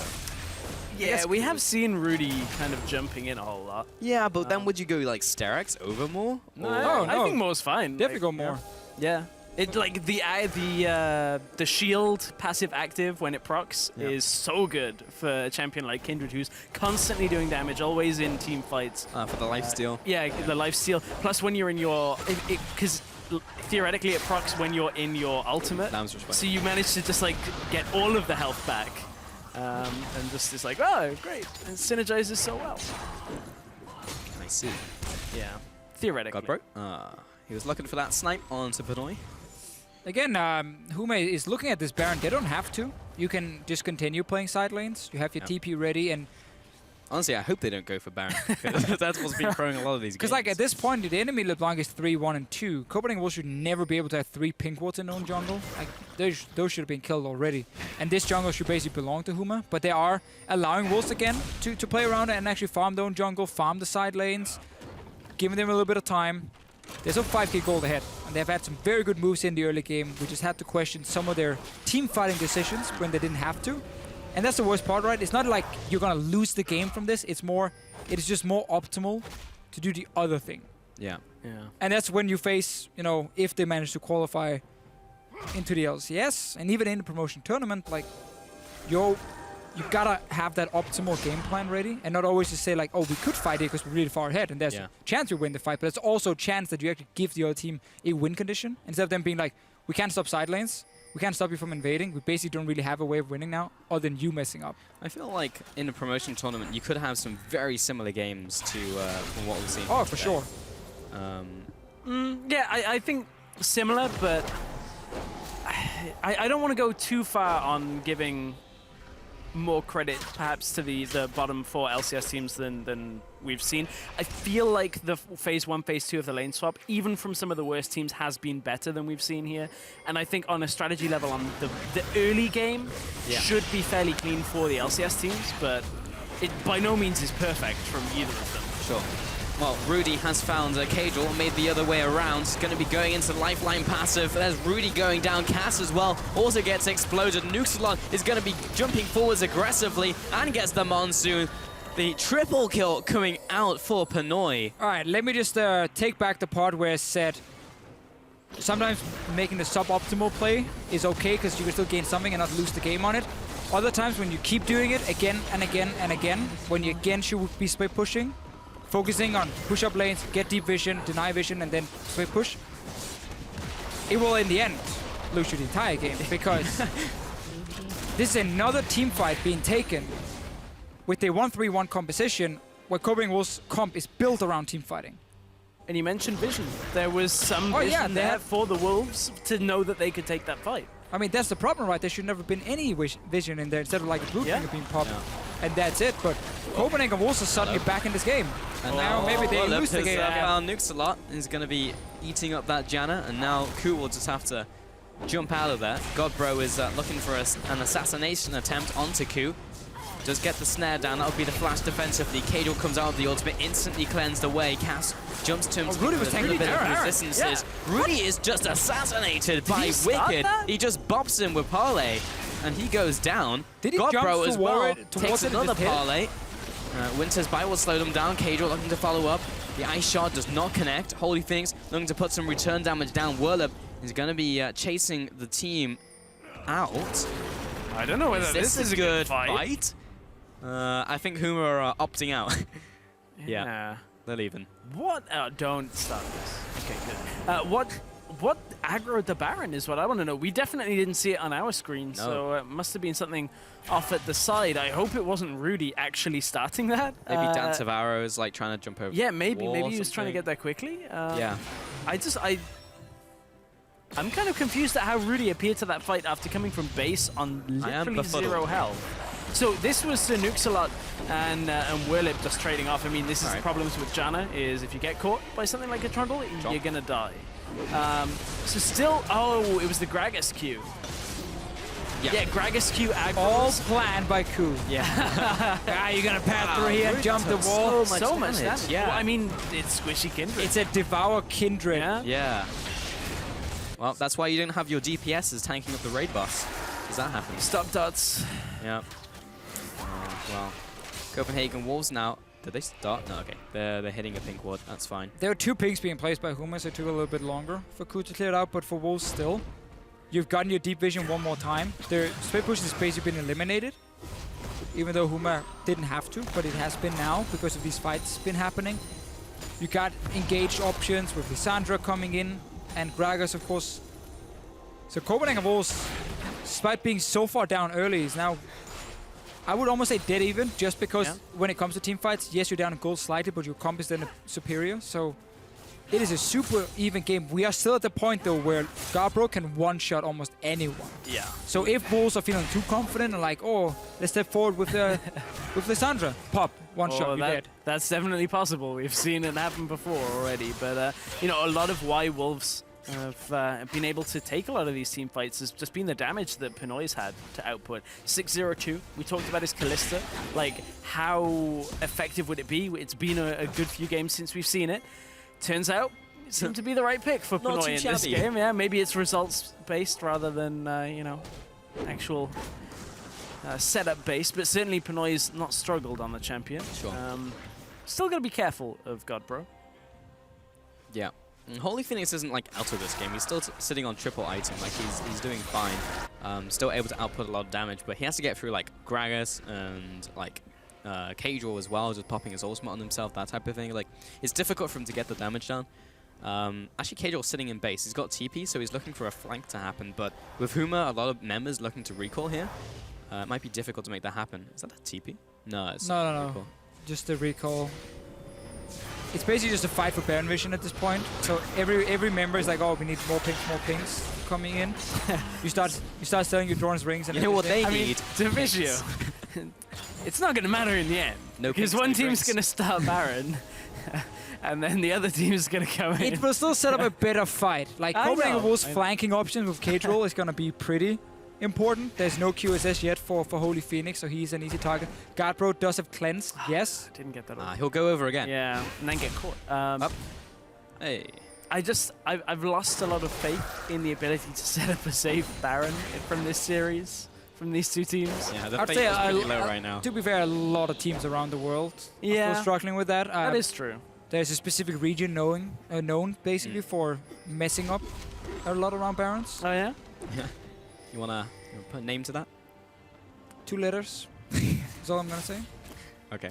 So like now we have like the people hate EU would be like, oh, it's Europe, yeah, it's EU. Yeah, yeah. And the other one can be like, oh, it's gonna be NA, it's gonna be NA. You could have easily scapegoated with like our friends maybe over in like OPL, something like that, being like, prove me wrong.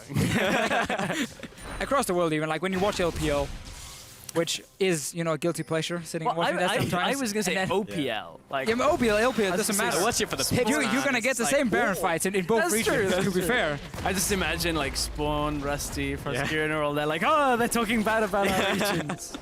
They'll do the same on there. To be fair, we see it in the ULCS so often as well. Yes. Like, oh, we got like 10k gold ahead. Oh, we just completely got destroyed by Baron and we lost the game. Like, great. So it is something a lot of teams are struggling with. Yeah. Flashbacks to G2 Fnatic. Yeah. Ooh. We see it everywhere. Trigger warning across the world. on the EU broadcast here. Baron is just, you know, he's just a bully. He really is. Baron's having a great time in this series. Like, usually Baron's just picked up, like, you know, it's very, very easy, but a lot of the time, like, he's not even dead. Like, he's just sitting there, spitting acid at people. Hard chilling. Just having a good time. So, in this game, what was a 1-3-1 setup has deteriorated from Huma quite spectacularly into running around mid, trying to at least have vision, and then being in the enemy jungle. And Werlip just getting CC to high heaven. He'll jump over the wall, and the Sterix will keep him alive. Actually, gets most of his health back. Cador will jump in, look for that ultimate, pops it on himself. Godbro will be evaporating. His clone goes down. Cass has already dropped. Nuxalot will disengage for Huma. And Werlip does get locked down though. There's the E coming out from Cadril. Lambtra Spite will start keeping people alive, and actually a lot of damage now going on to the Copenhagen Wolves. But actually Huma turn around and lose multiple members. 4 people go down. 33 minutes into this game. Those are long death timers, and Copenhagen Wolves should be able to pick up the Baron. Godbro looking for this, doesn't land the chains, and Cadril will get out with his life. Now the Baron is being taken down. Godbro doesn't have any more firepower.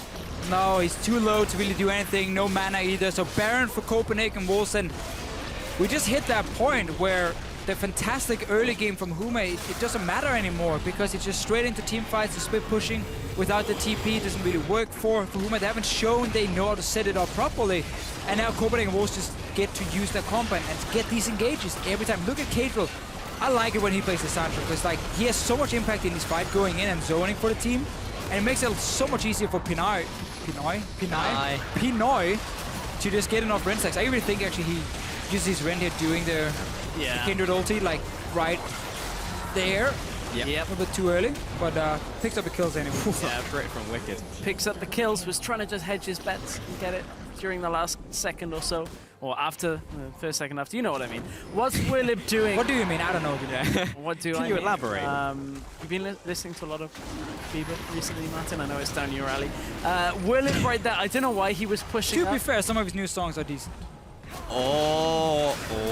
Keep going. Okay, Cadril looking for this engage. Wicked is on the front lines, and Ku is trying to find a good ultimate to get someone into his team, but actually going to be backing away. This is how you know you create excitement around your Twitter, because now a lot of people are like, what are you talking about? A lot of people are like, oh, you know, he's right. He's right. Oh dear. He's changed, he's gotten old. So yeah, push in the bottom lane here by Copenhagen Wolves should be easily able to take down this turret. It's just satisfying watching Gangplank just kill someone late game with Parlay. It's like pop up, got him. Pop up, got him, Parlay. Yeah, nice. One thing's for sure, you certainly love yourself on Twitter. Why is that? Sorry, I'm just still dropping references, it's fine. I'm actually agreeing with Deficio. Oh, Rudy is big crits onto Rudy. Death's Daughter. He's just going to have to pop the ultimate to stay alive. The tower's being chunked down by the 2 carries. And this is just being shoved in so hard. They're getting so much from this Baron. Copenhagen Wolves take this bottom in here and actually carry on pushing. Is this a good play? No. No. Probably gonna run away. Just run. They're not committed to running. Cass will pop the ultimate real quick, and Kajor uses his own ultimate, will zone away the front line and the back line. Godbro looking for someone to assassinate. Fate's Call will save the support. He jumps in. Monsoon slams them against the wall. There's an E coming out. Werlib will be backing off to his base and the spawn fountain. But yeah, now out, Copenhagen Wolves will back off. This could be a big punish in from Huma. That's going to be E by Kajor. Werlib is trying to corral them into his team, but he really can't stand there for too long. Ooh. Oh, that's a big snipe from Godbro. Now they can move on to Wicked as well. He will be another casualty. Panoy is trying to juke away, but the slow coming in from the pillar is just too strong from Werlib. Has to shut down for Holy Phoenix, and Nukeslot does manage to recall out of the battle. There is nothing on the board in terms of Baron or Dragon for them to take, but they can push hard down the mid lane. Yeah, and a lot of gold picked up here for this team. Might even be able to break in and get an inhib down, all because Copenhagen Wolves wanted to stay after taking that inhib. Producer ran away, said, we get everything, boys, we're winning, stronger team fight and everything. They stay, overchase for a few kills. Inhib is gonna go down from this. I don't think they can push further. 30 seconds on respawn timers, and Gragas is available, has Runic Echoes, so should be able to clear they might this try out. and finish. Oh, wow. 20 Explosive seconds Cask left. is coming up, though, so they can buy time. I feel like Wolves can buy enough time here. He's got to ult. He has to ult, like, right now. It's the not first up Nexus yet. turret is going down. It's only coming up in a couple seconds. There's the ultimate, but the second Nexus turret is going out. Kajor and Wicked are coming up in 5 seconds, and Huma, with the counter push, managed to secure the Nexus, and they are the spring split champions here in Challenger.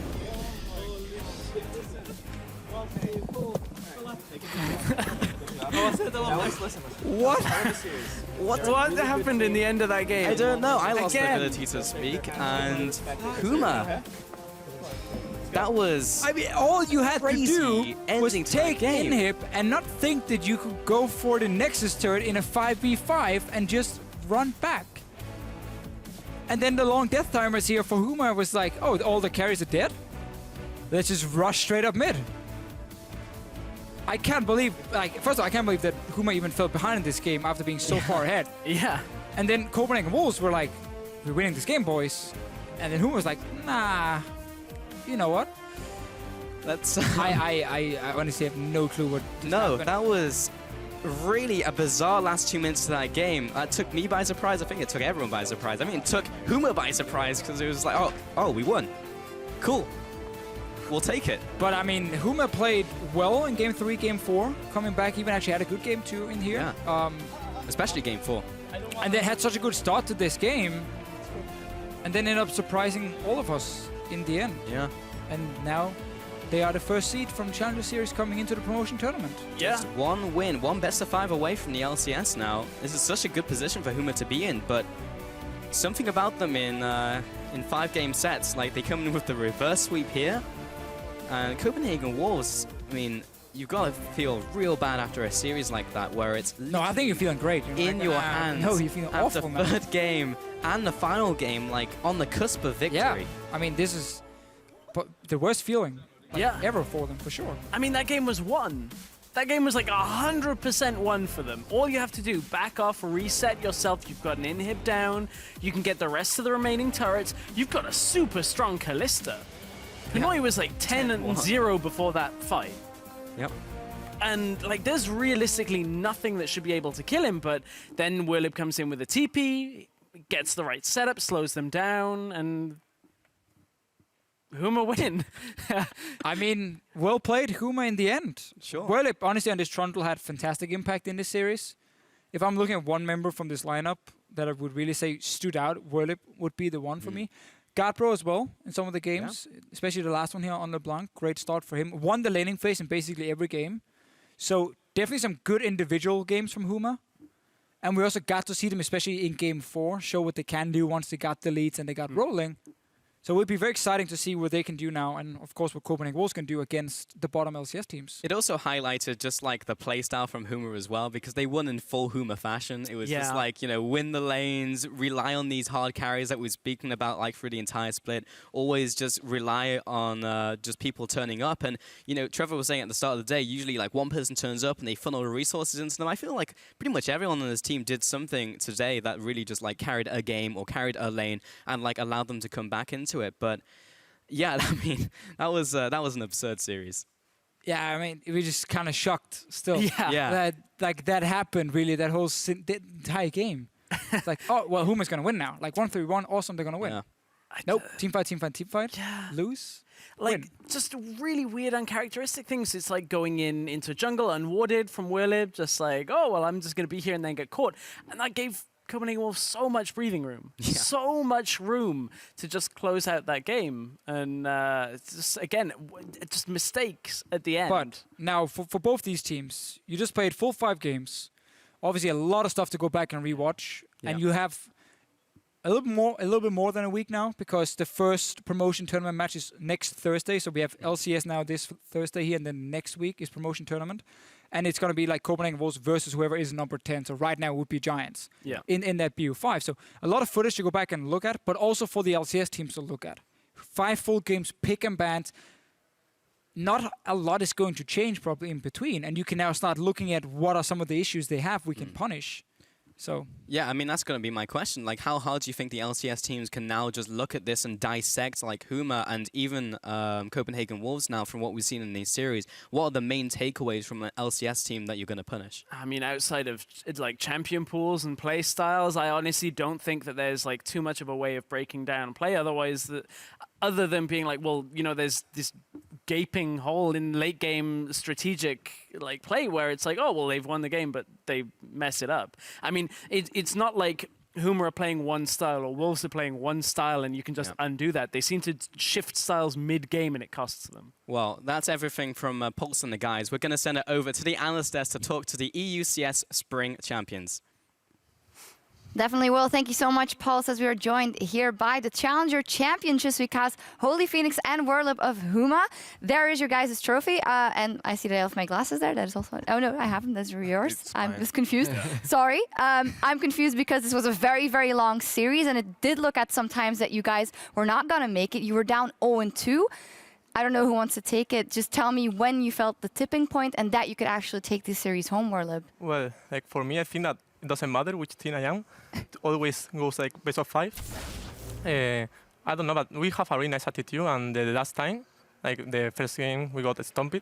Like literally stomped. It didn't matter. So right now, like we weren't even happy. Like we weren't saying, okay, like we started better than the last time. We just have to wait. Like I think that we are really good in best of 5. So we just have to fix this and just play as we do. Yeah, it is the second time that you guys take it all the way to 5 games. We saw it in the semifinals as well. Holy Phoenix, how was the series for you? Did you feel like you could really make your mark and pull it in your way? Because it seemed like it was team play and strategy coming together only in that last game. Yeah, like after we lose the first game, we said we can fix this, and like we knew that we were going to win.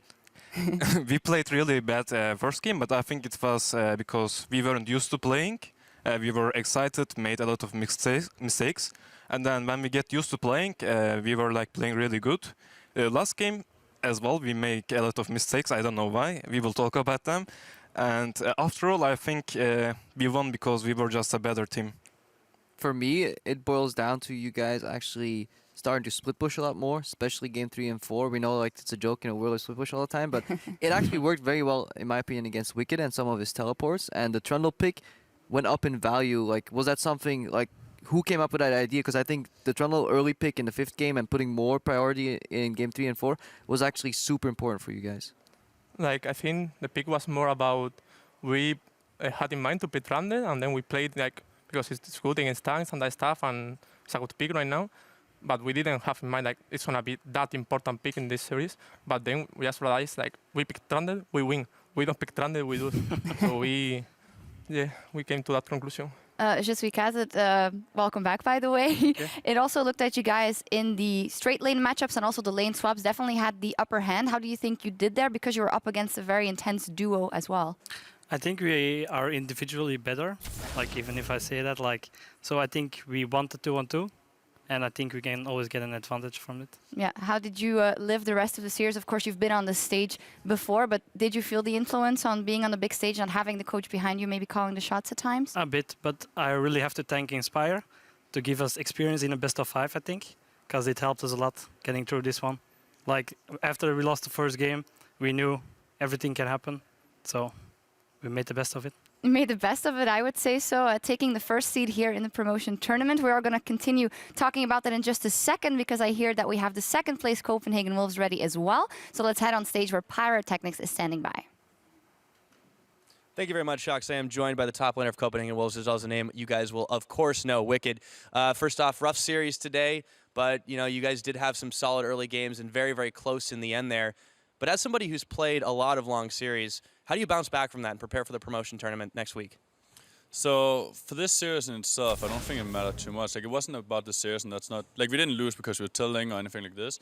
But right now we play very inconsistent. So then we play our best. Like you saw the 2 first games, we do really well. It's very clean. But then we don't play good. It happens often for us. Then it's just a clown fiesta, like a lot of people are saying right now. And that's our problem right now. We need to improve our consistency. And if we do that, I'm still confident we can beat Giants. Because we've been scrimming Giants, we've been scrimming a lot of teams. I think we scrimmed Huma, we were better than them on average. But as I said, we have very inconsistency. So it's hard to say who shows up, right? And it's the same with Giants. We've been scrimming Giants, we're better than them on average in the scrims we had at least. So it's all about if we show up or not. Very true. Now, it's also a small possibility you might face off against Roccat as well, since it is the 10th place LCS team you'll be going up against, depending on how this next week plays out. Are you saying you'd rather face off against Giants because you're more confident against them?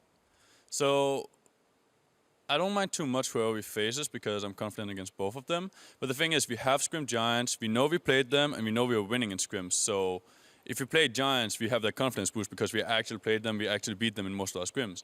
Whereas if we play Rocket, we never scrimmed Rocket, we haven't played a single game against them, and we have no idea what they play or what they bring. Like, we can watch LCS, of course, what they play, but we don't know them as well as we know Giants.